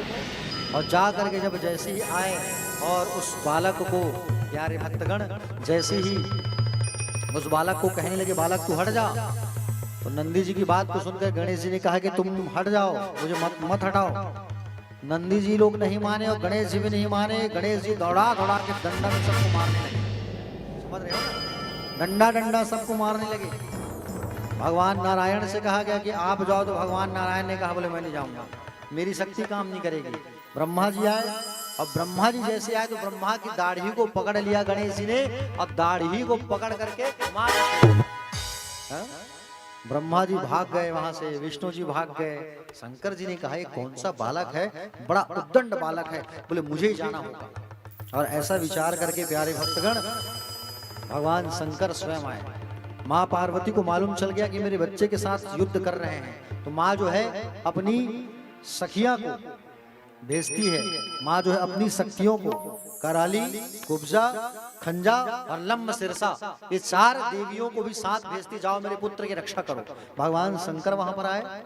अब भगवान शंकर जब वहां पर आए तो प्यारे भक्तगण उसी समय उस बालक को फिर से कहा कि तुम हट जाओ। अब वो बालक जब नहीं माना तो भगवान शंकर ने अपने अमोघ त्रिशूल को प्रहार कर दिया और उस बालक का सिर जो है धड़ से अलग हो गया। अब बालक का सिर अलग हो गया प्यारे। अब बालक का सिर जब अलग हुआ तो प्यारे भक्तगण बालक का सिर जो है जैसे अलग हुआ, और बालक का सिर जो है जैसे अलग होता है, माँ जगदम्बा को ये बात मालूम चल गया। और माँ जगदम्बा को जब ये बात मालूम चला तो माँ पार्वती खूब गुस्से में, खूब क्रोध में आ गई। बोले मेरे बच्चे को किसने मारा है, गणेश को। सिर अलग हो गया भगवान गणेश का। माँ जगदम्बा जो है बहुत क्रोध में, खूब गुस्से में आ गई और संकल्प कर लेती है कि इस संसार में मैं किसी को भी जीवित नहीं छोड़ूंगी, सबको मार दूंगी, क्योंकि सबने मिलकर मेरे बच्चे को मारा है। पूरे संसार से वायु को मैया जो है खींच लेती है। संसार में ऑक्सीजन नहीं, हवा नहीं, सब तड़पने लगे, त्राही माम त्राही माम त्राही माम। सब लोग जो है घबरा गए, क्या होगा। सब लोग शंकर की शरण में गए। शंकर जी, ब्रह्मा जी, नारायण सब लोग आए और आ करके सब लोग जो है माँ जगदम्बा की स्तुति करने लगे। हाँ? माँ जगदम्बा की आराधना करने लगे कि बोले जगदम्ब नमस्तुभ्यम, शिवाय च नमस्तुते, चंडिकाय नमस्तुभ्यम, कल्याणाय च नमस्तुते। बोले हे माँ, आप तो संसार की माँ हो और हम सब आपके बच्चे हैं। माँ भगवती अपने 9 रूपों को बना के रखी है। 9 रूप को बताइए अब आप। सब डरे हुए हैं, सब चरणों में गिरे हैं, क्षमा मांगने लगे। माँ हमारी अपराध को क्षमा कर दो, माँ क्षमा कर दो, क्षमा कर दो। माँ भगवती ने कहा देखो, एक ही शर्त में मैं प्राणवायु वापस करूंगी। क्या? पहला, मेरे पुत्र को जीवित किया जाए। दूसरा, मेरे पुत्र को प्रथम पूज्य घोषित किया जाए। सबने इस शर्त को स्वीकार किया। भगवान शंकर ने कहा जाओ इस अमोघ त्रिशूल को लेकर के जाओ और इस समय जो बालक जन्म लेगा उसके सिर को काट के लाओ। ठीक है। तो उसी श्रापित जो एरावत था ना, सुंदर प्यारे भक्तजन, हाथी का छोटा सा बच्चा जन्म लिया रहता है और उसके सिर को काट करके प्यारे ला करके जोड़ा गया। उसी एरावत के शरीर को ला के जोड़ा गया और जैसे ही जोड़ा गया तो उतने में सुंदर भगवान विनायक खड़े हो गए। सारे लोगों ने आशीर्वाद दिया कि आज से बालक संसार में किस नाम से जाना जाएगा? ये बालक जो है गणेश के नाम से जाना जाएगा। एक दंत विनायक अनेकों नाम से जाना जाएगा और आज से ये प्रथम पूज्य जो है घोषित इसको किया जाता है। तो सबसे पहले पूजा आज भी भगवान गणेश की होती है। किसकी होती है? गणेश की पूजा होती है आज भी सबसे पहले। समझ रहे हो ना? और प्यारे भक्तगण, कोई भी काम आप करना चाहते हो तो सबसे पहले भगवान गणेश का नाम जरूर लेना। ठीक है। चाहे घर की निर्माण करो, चाहे शादी करो बेटा बेटी की, चाहे आप जो है बोर की खुदाई करो, चाहे नई गाड़ी खरीदो, चाहे आप जो है नए घर का निर्माण करो, चाहे कुछ भी काम करो, सबसे पहले भगवान गणेश का नाम लेना चाहिए, गणेश का पूजा करना चाहिए। समझ रहे हो ना? प्यारे भक्तगण, देखो भगवान गणेश के 12 नाम हैं। जो भगवान गणेश के 12 नाम को रोज जपता है उसके पास कभी संकट नहीं आता, क्योंकि भगवान को विघ्नहर्ता भी कहा जाता है। क्या कहा जाता है? विघ्नहर्ता। आप लोग भी ध्यान से सुन लो, भगवान गणेश के 12 नाम मैं बता रहा हूं। पहला है सुमुख, दूसरा है एकदंत, तीसरा है कपिल, चौथा गजकर्ण, पांचवा लंबोदर छठवां है विकट, सातवां विघ्न नाशन, आठवां विनायक, नौवां धूम्रकेतु, 10वां है गणाध्यक्ष, 11वां भालचंद्र और 12वां है गजानन। ये 12 नाम अगर आप रोज जपते हो तो आपके घर में कभी कष्ट क्लेश नहीं आएगा। अगर पढ़ने वाले विद्यार्थी हैं, अगर वो इस 12 नाम को रोज जपते हैं, पढ़ते हैं, तो उनकी बुद्धि, उनकी मेमोरी तेज हो जाती है, बुद्धि बढ़ जाती है। और गणेश जी भगवान की विशेष पूजा सबको करना चाहिए। जिनकी विवाह में बाधा है, अगर वो हर बुधवार को दूबी का माला बना के भगवान गणेश को चढ़ाती है, मोदक का भोग लगाती है या लगाता है, तो उसकी शादी शीघ्र हो जाती है। ठीक है, भगवान गणेश की विशेष पूजा होती है और सबको गणेश जी की पूजा करना चाहिए। ठीक है, आइए छोटा सा भगवान गणेश जी का पूजा करते हैं। उसके पश्चात हम लोग जो है भगवान गणेश की शादी का वो प्रसंग आपको सुनाएंगे और मंगल झांकी के दर्शन सबको होगा आज। ठीक है, और भिलाई से जो आई है चंद्रकला माता जी, उनको भी अवसर देंगे भजन गाने का। नरेश भैया चिंता मत करो, आप इशारा कर रहे हो, मैं समझ रहा हूँ। नहीं, आप लोग को भोजन कराए बिना तो हम भेजेंगे नहीं। बोले सब भक्त देखे बैठे, सब भोजन पाते हैं तब जाते हैं। हमारे गांव का नियम है, पूछ लो भाई, हमारे गांव में जो आता है बिना खाना खाए नहीं जाता, पूछ लो आप। क्यों मामा जी, सही बोल रहा हूँ नहीं? तो सबको भोजन करके जाना है। नरेश भैया, आप लोग को भी भोजन करके जाना है। इसे पोषण भैया, कमल खाना खा के जाना है। आओ, गणेश जी का बड़ा प्यारा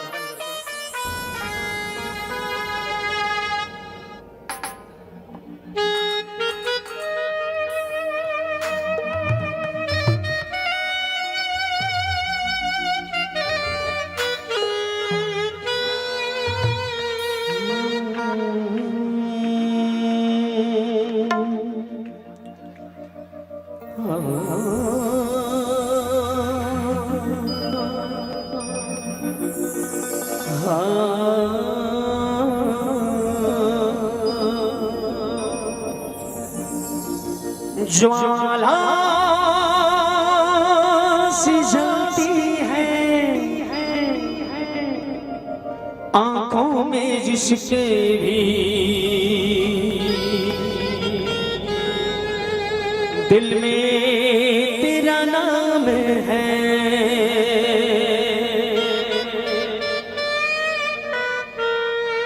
परवाह क्या उसका आरंभ कैसा है और कैसा परिणाम है। धरती अंबर सितारे उसकी नजरें उतारे, डर भी उससे डरा रे।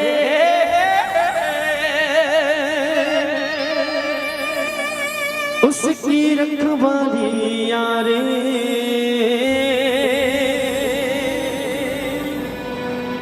करता साया तेरा। बोल गणेश भगवान की।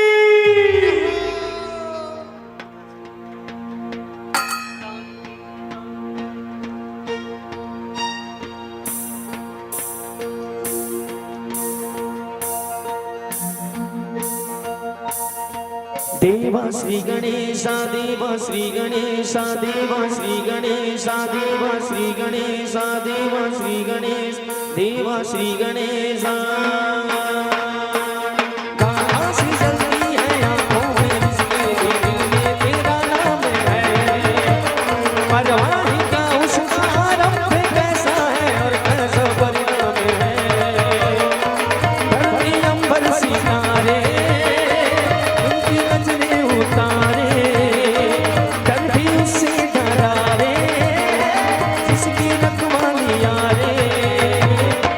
साया तेरा हो देवा श्री गणेशा, देवा श्री गणेशा, देवा श्री गणेशा, देवा श्री गणेशा, देवा श्री गणेशा, देवा श्री गणेशा, देवा श्री गणेशा, देवा श्री गणेशा।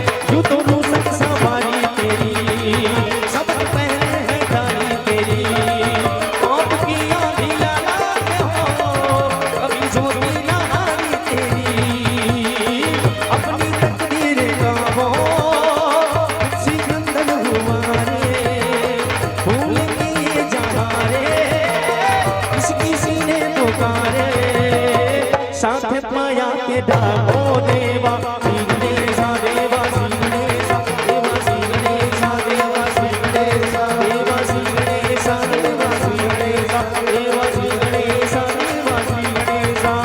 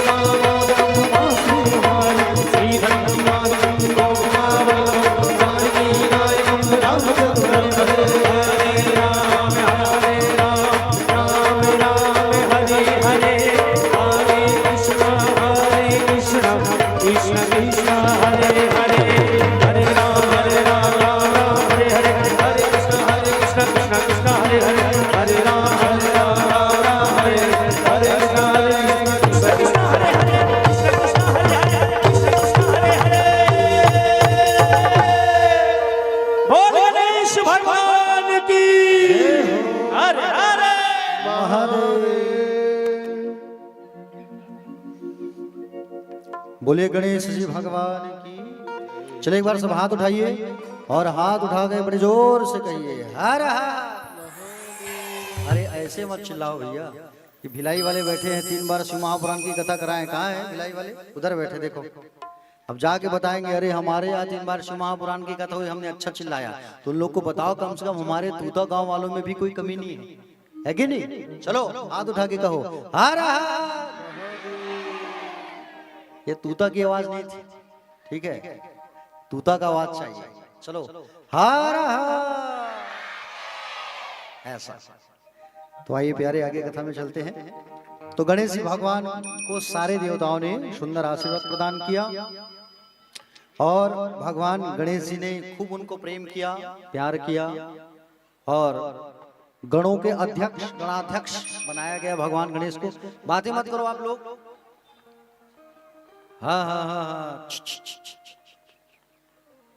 हमारे बीच पधारे श्री प्रशांत रगटाटे जी, श्री निवेदन करूंगा अगर यहाँ उपस्थित हो तो श्री प्रशांत रगटाटे जी जहाँ समय मिलता है आप लोग व्यास अपना मंच पर आकर व्यास जी के अभिवादन करते हुए व्यास जी से आशीर्वाद प्राप्त करें। श्री प्रशांत रगटाटे जी, जहाँ आप लोगों को समय मिलता है आप लोग अपना घुसुर फुसुर चालू कर देते हो। हाँ? बस थोड़ी सी कथा है, फिर मंगल सुंदर भगवान गणेश जी आएंगे और उनकी शादी होगी, है ना? छोटे से रूप में दिल थाम के बैठो आप लोग। भगवान गणेश जी और सब रेडी हैं, बस कथा पूरा होगा तो जैसे ही आएंगे, है ना?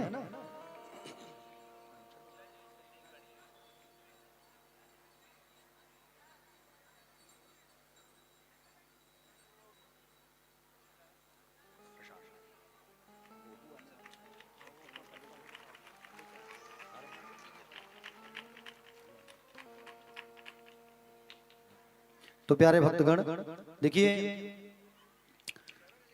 भगवान गणेश को गणाध्यक्ष कहा गया और सारे देवताओं में प्रथम पूज्य। दोनों बच्चे बड़े होते गए, कार्तिकेय और गणेश जी। दोनों बच्चों में विवाह को लेकर के अक्सर लड़ते थे, दोनों झगड़ते थे और दोनों भगवान शंकर से कहते थे, कार्तिकेय भी और गणेश भी, कि मैं पहली शादी करूंगा, मैं पहली शादी करूंगा। शादी के लिए कार्तिकेय जी और गणेश जी दोनों में झगड़ा होता था। एक दिन भगवान शंकर ने कहा कि जो इस पृथ्वी की 7 परिक्रमा करके आएगा, पृथ्वी की परिक्रमा करके जो पहले आएगा, है ना, उसकी शादी मैं पहले करूंगा। भगवान शंकर ने कह दिया, क्या कहा, कि जो पृथ्वी की परिक्रमा लगा करके जल्दी जो आएगा, 7 परिक्रमा लगा के मैं उसकी शादी पहली करूंगा। कुमार कार्तिकेय जी मोर में बैठे, मयूर में, और निकल पड़े। अब गणेश भगवान वहां बैठे ही रह गए नहीं। भगवान शिव ने पूछा, बोले तुम परिक्रमा करने क्यों नहीं जा रहे हो गणेश? तब गणेश जी ने कहा, क्या कहा, पितृश पूजनम कृत्वा प्रक्रांति च करोति यः तस्य वै पृथ्वीजन्यम फलम भवति निश्चितम। बोले पिताजी, माता और पिता के चरणों को ही पृथ्वी कहा गया है। माता और पिता के चरणों में पृथ्वी, आकाश, जल, सागर, समुद्र सब भराया है। मुझे और कहीं जाने की जरूरत नहीं है, इसलिए मैं आपकी ही परिक्रमा कर लेता हूँ, आपकी और माँ भगवती की। मेरे माता पिता तो आप दोनों हैं, तो आप दोनों की 7 परिक्रमा कर लेता हूँ। ऐसा कहा करके गणेश जी 7 परिक्रमा कर लिए और कर करके सुंदर वहां बैठ गए। तो भगवान गणेश की शादी पहले की गई विश्व स्वरूप की बेटी रिद्धि, सिद्धि और बुद्धि, जिसे हम सिद्धि और रिद्धि कहते हैं, रिद्धि सिद्धि, उन दोनों के साथ में गणेश जी की सुंदर विवाह हुई। ठीक है, क्षेम तथा लाभ, जिसे हम शुभ लाभ कहते हैं, पुत्र हुए उनके। इधर कुमार कार्तिकेय जी जो है प्यारे, कुमार कार्तिकेय स्वामी को जब पृथ्वी का परिक्रमा जैसे लगा रहे थे और मार्ग में उनको नारद जी आकर के बताया, पृथ्वी की परिक्रमा लगा कर जब वो आए और नारद जी ने सब हाल बता दिया। कार्तिकेय जी जैसे कैलाश पर्वत आए, देखा गणेश जी के आजू बाजू में 2 बैठी हैं पत्नियां। कार्तिकेय जी को बड़ा गुस्सा आया। कार्तिकेय जी जो है गुस्सा में आ गए और माता पिता को छोड़ करके कहां चले गए, क्रौंच पर्वत पर चले गए और क्रौंच पर्वत पर जाकर के कार्तिकेय जी वहीं रहने लगे, कैलाश को छोड़ दिए। तो मां पार्वती को बड़ा तकलीफ हुआ, शंकर जी को भी तकलीफ हुआ। तो शंकर जी क्या करते थे, दोनों जो हैं मुलाकात करने जाते थे। ठीक है, अमावस्या के दिन भगवान शंकर जाते थे कार्तिकेय से मिलने, और पूर्णिमा के दिन मां पार्वती जाती थी मिलने के लिए कार्तिकेय से। और उसी स्थान पर प्यारे भक्तगण एक सुंदर ज्योतिर्लिंग प्रतिष्ठित हो गया। उस स्थान पर उस ज्योतिर्लिंग का नाम पड़ा मल्लिकार्जुन। क्या नाम पड़ा, मल्लिकार्जुन। 12 ज्योतिर्लिंगों में से एक ज्योतिर्लिंग है, दक्षिण भारत में है, आप लोग जरूर जाना, मल्लिकार्जुन है ना। तो वहां पर मल्लिकार्जुन जी जो है स्थापित हो गए। गणेश और कार्तिकेय के वृत्तांत को जो सुनता है, इस कथा को जो सुनता है, उनके जीवन में कभी कष्ट नहीं आता।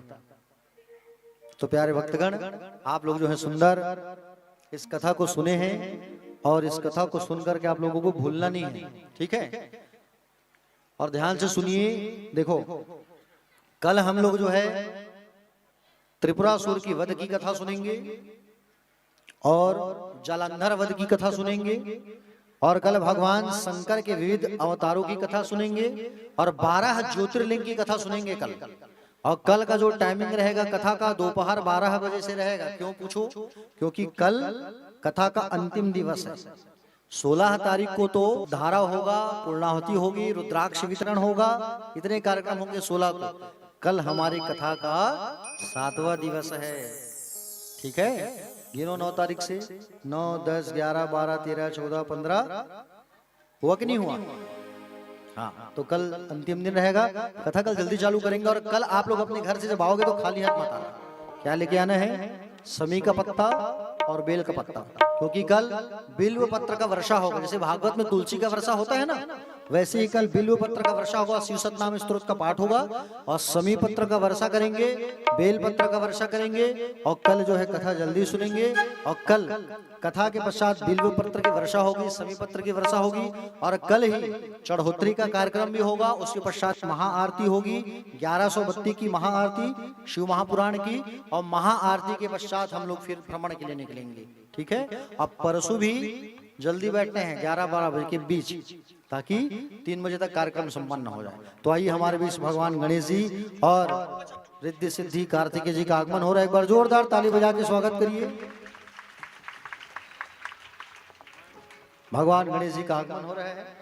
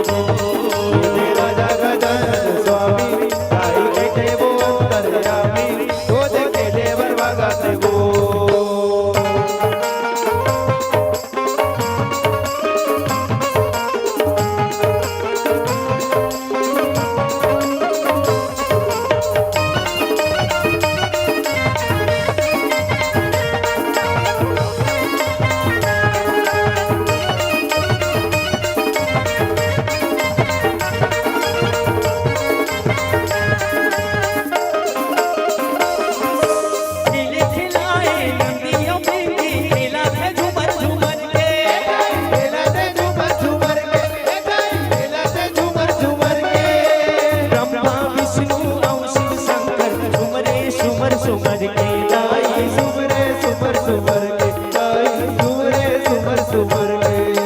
ये गौरी ये गौरी ये गौरी वो गौरी ये गौरी ये गौरी वो जग जहिर जनवा के वो ये गौरी ये गौरी ये गौरी वो तोर ललना भगत वो।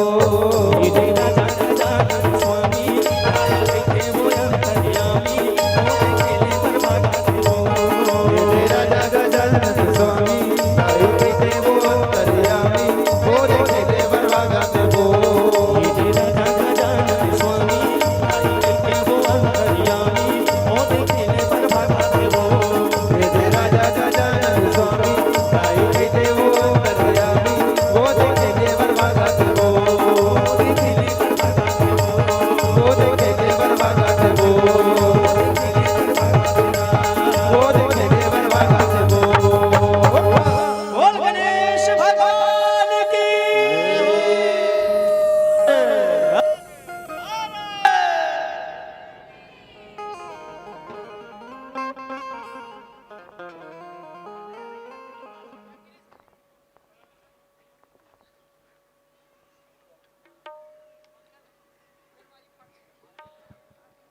तो आइए भगवान गणेश जी की विवाह हो रही है और जैसे वरमाला होगा आप लोग सुंदर ताली बजाना, ठीक है।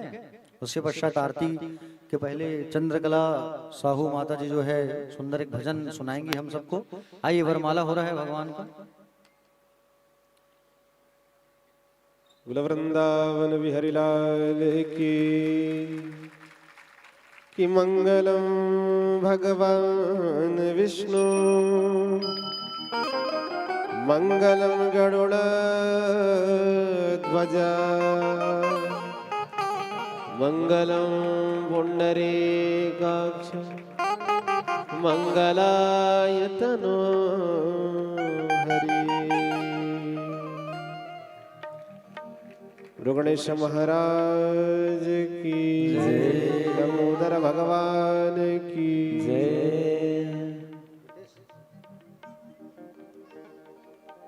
तो आइए भिलाई से आई हुई चंद्रकला माता जी एक भजन सुनाएंगी, उसके पश्चात फिर आरती करेंगे। तुरंत आ जाइए, जल्दी आ जाइए और आरती की तैयारी कर लीजिए इस भजन के चलते तक।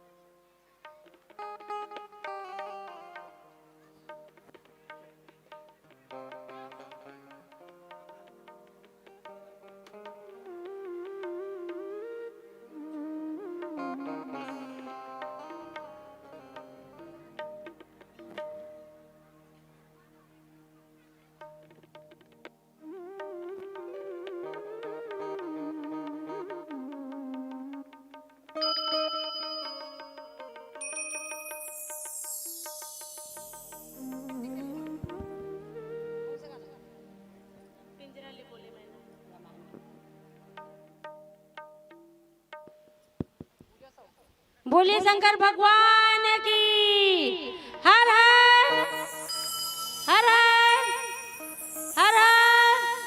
बोलिए शिव महापुराण कथा की शंकर भगवान की जय हो। बोली शंकर भगवान की जय। उमापति महादेव की जय। बोली कृष्ण कन्हैया लाल की जय हो।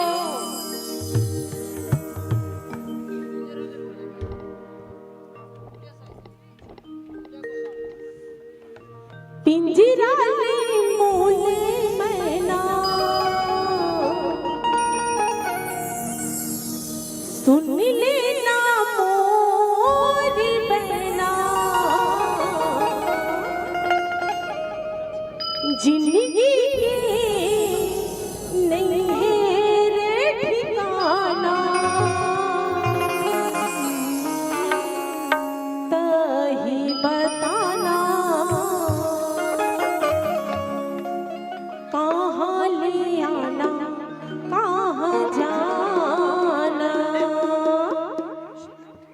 पिंजरा ले बोले मैना सुन लेना मोर मैना पिंजरा ले बोले मैना सुन लेना मोर मैना जिंदगी के नहीं है रखना कहीं बताना कहाँ ले आना कहाँ जाना कहीं बताना कहाँ ले आना कहाँ जाना पिंजरा ले बोले मैना सुन लेना मोर मैना पिंजरा ले बोले मैना सुन लेना मोर मैना जिंदगी के नहीं है ठिकाना कहीं बताना कहाँ ले आना कहाँ जाना कहीं बताना कहाँ ले आना कहाँ जाना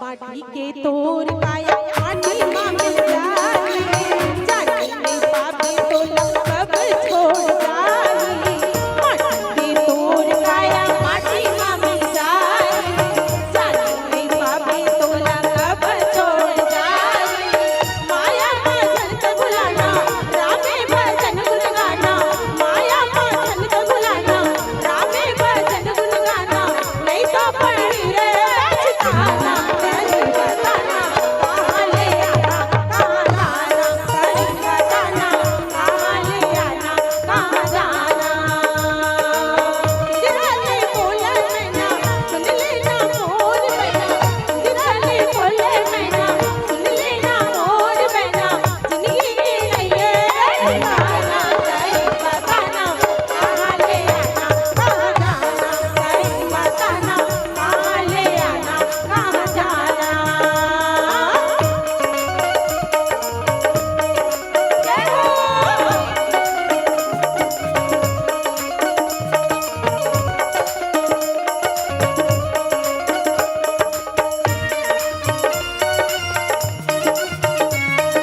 हरि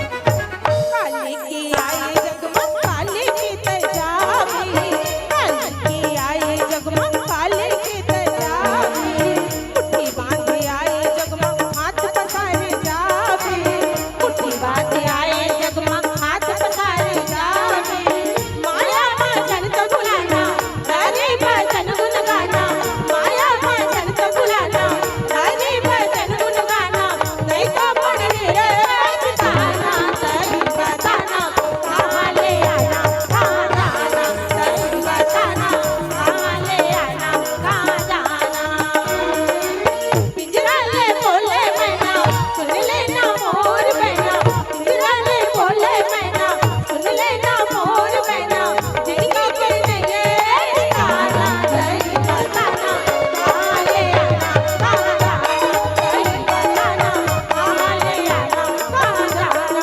कहीं बताना कहाँ ले आना कहाँ जाना कहीं बताना कहाँ ले आना कहाँ जाना कहीं बताना कहाँ ले आना कहीं बताना कहाँ ले आना कहाँ जाना बोली शंकर भगवान की जय हो। उमापति महादेव की जय हो। बोली विष्णु कन्हैया लाल की जय हो। बहुत बहुत धन्यवाद चंद्रकला माता जी और बबली माता जी। तो आइए अब आरती की तैयारी कर लीजिए और आरती करते हैं हम लोग।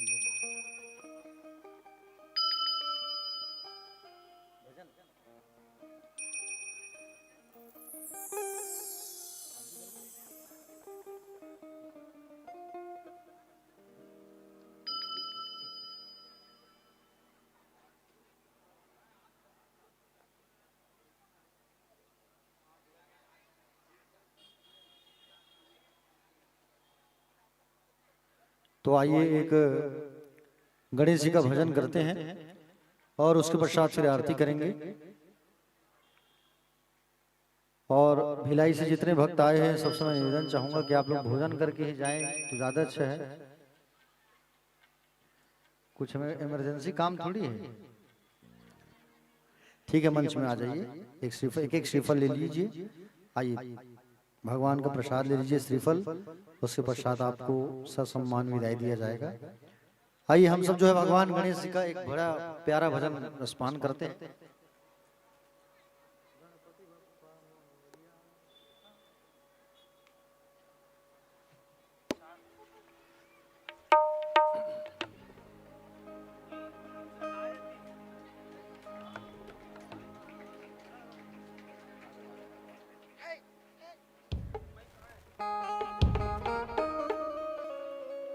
नरेश भी, आप भी आ जाइए।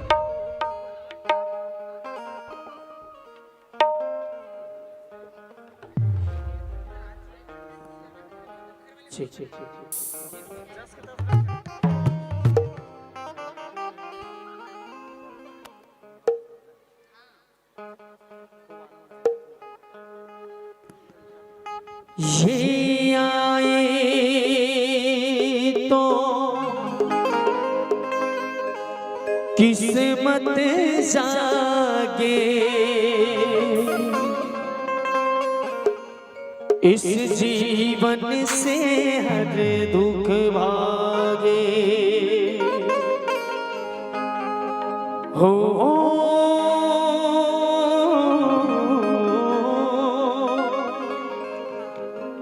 जल जाए तन मन की बुराई,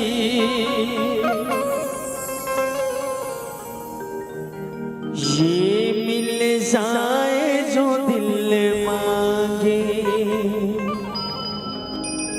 जैसे है ये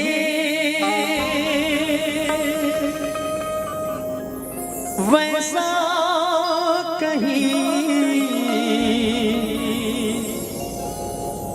कोई नहीं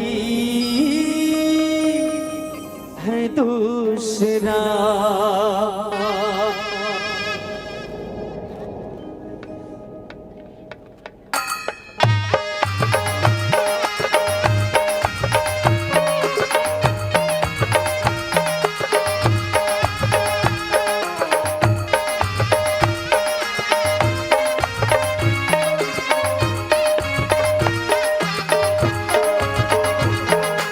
गणपति बप्पा मोरिया, बरसा बरसी नौकरिया, घुंघरू बजा के आओ नाचो छम छम छम छम छम, रंग उड़ा के आओ नाचो छम छम छम छम छम।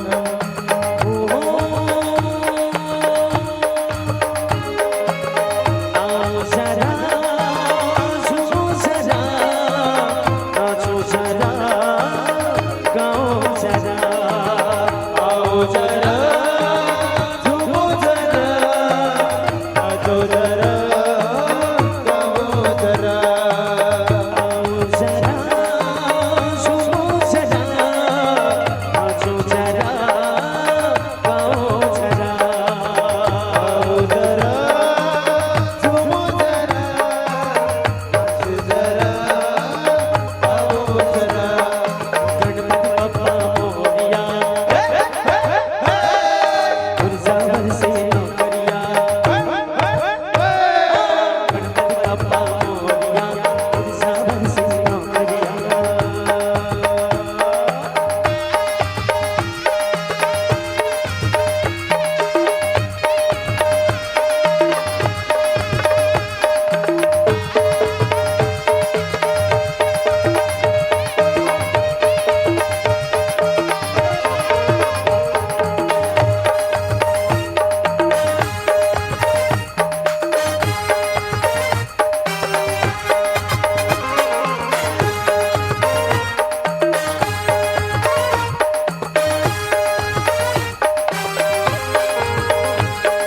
सुंदर छवि सजती है बाकी, जी भर देखो रूप की झांकी।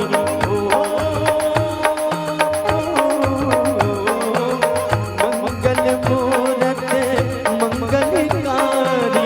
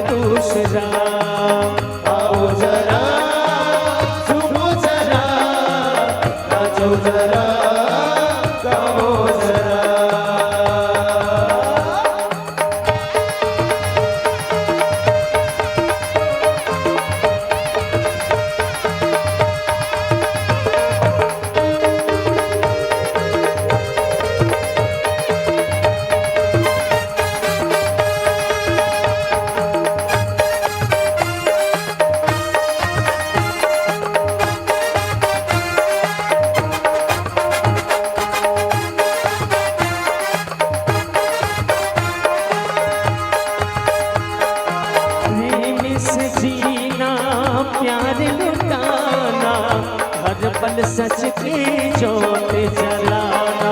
ओ इन चरणों में ही सीखा है जुल्म के आगे सर न झुकाना। ओ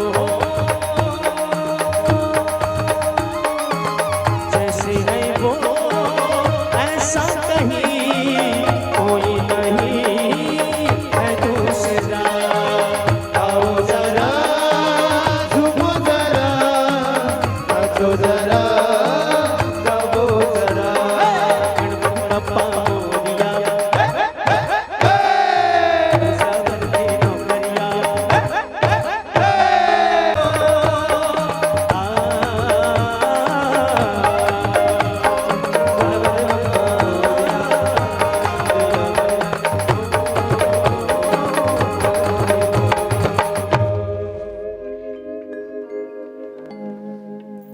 बोलिए गणेश जी भगवान। तो आइए अब आरती करें। चलिए आरती की तैयारी कर लीजिए और जो है अपने स्थान पे खड़े हो जाइए।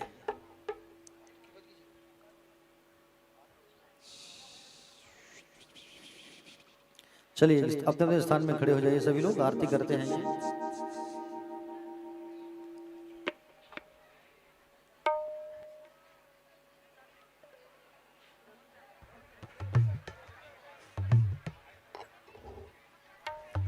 तो आज गणेश जी की भी आरती करेंगे। गणेश जी की आरती करेंगे।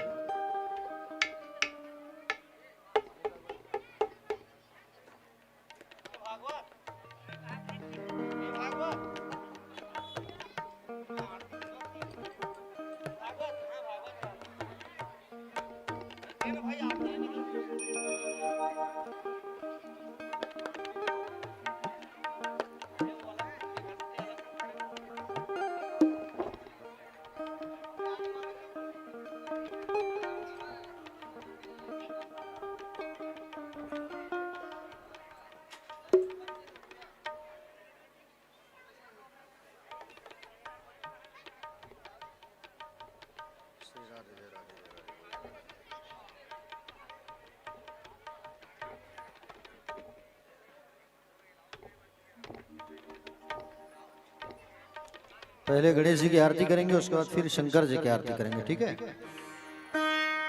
दो आरती होगी, पहली आरती होगी गणेश जी की, उसके बाद में फिर भगवान शंकर की आरती होगी। चलिए आरती जला लीजिए।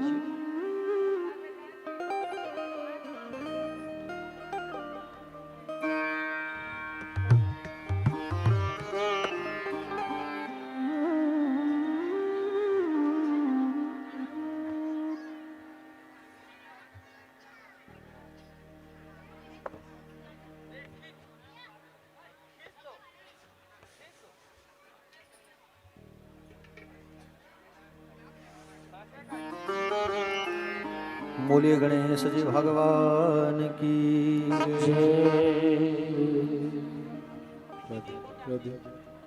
वक्रतुंड महाकाय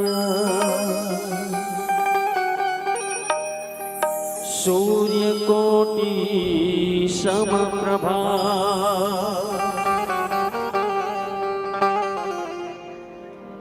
निर्विघ्नं कुरु मे देव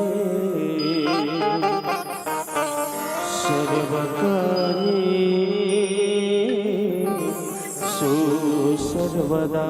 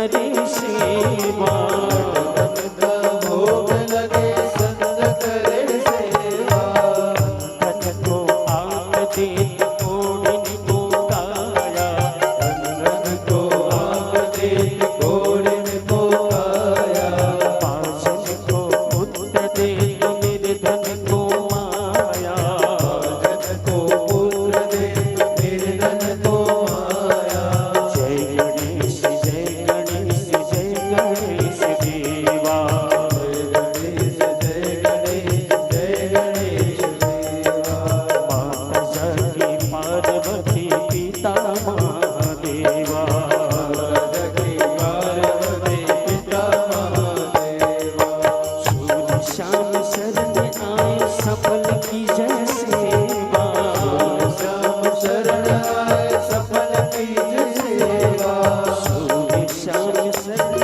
आए सफल की जय सेवा, श्याम शरण आए सफल कीज सेवा, माता जगती पार्वती पिता महादेवा, जगती पार्वती पिता गणेश जय गणेश जय गणेश देवा, गणेश जय गणेश जय गणेश देवा, माता जगती पार्वती पिता महादेवा, जगती पार्वती पिता महादेवा, दीनन की लाज रखो शंभु सुते वारी, दीनन की लाज रखो शंभु सुतवारी, दीनन की लाज रखो शंभु सुते कारी, दीनन की लाज रखो शंभु सुतवारी, कामना को पूर्ण करो जाऊं बलिहारी, भावना को पूरा करो जग बलिहारी, जय गणेश जय गणेश जय गणेश देवा, गणेश जय गणेश जय गणेश देवा, माता जगती पार्वती पिता महादेवा, जगती पार्वती पिता महादेवा, जय गणेश जय गणेश जय गणेश देवा, गणेश जय गणेश जय गणेश देवा, माता जगती पार्वती पिता महादेवा, जगती पार्वती पिता महादेवा, माता जगती पार्वती पिता महादेवा, जगती पार्वती पिता महादेवा, बोल गजानन स्वामी की बोले शंकर भगवान की श्री शिव शंकर भगवान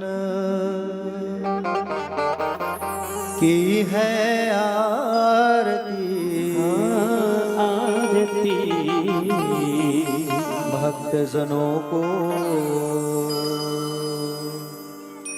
भव सागर से तारती, श्री शिव शंकर भगवान की है आरती, ओ आरती भक्त जनों को भव सागर से आरती, श्री शिव शंकर भगवान की है आरती, आरती भक्त जनों को भव सागर से तारती, श्री शिव शंकर भगवान की है आरती, आरती भक्त जनों को भव सागर से तारती, ये महादेव देवों के देव, ये सब में देव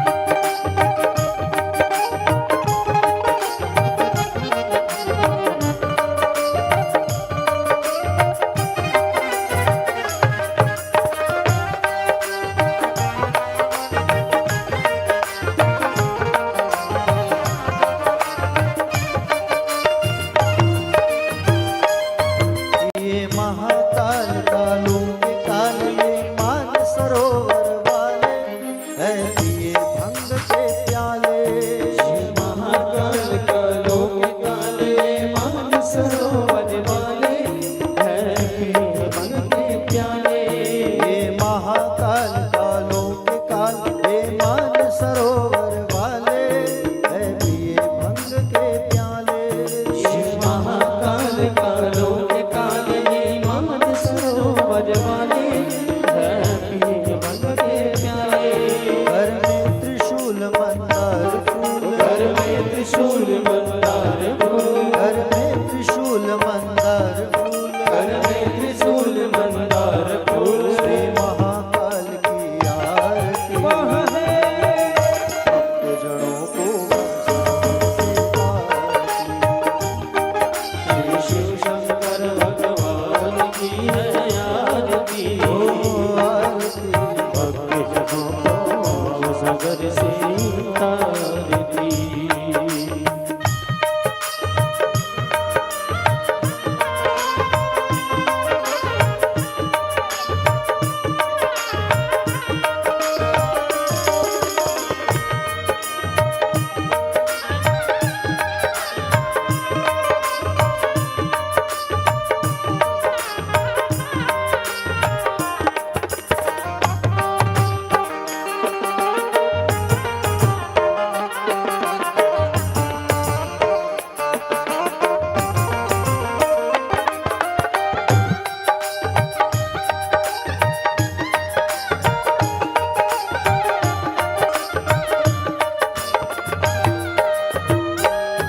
ये कैलाशी घट घटवासी हर घट में डेरा डाले है भस्म रमाने वाले।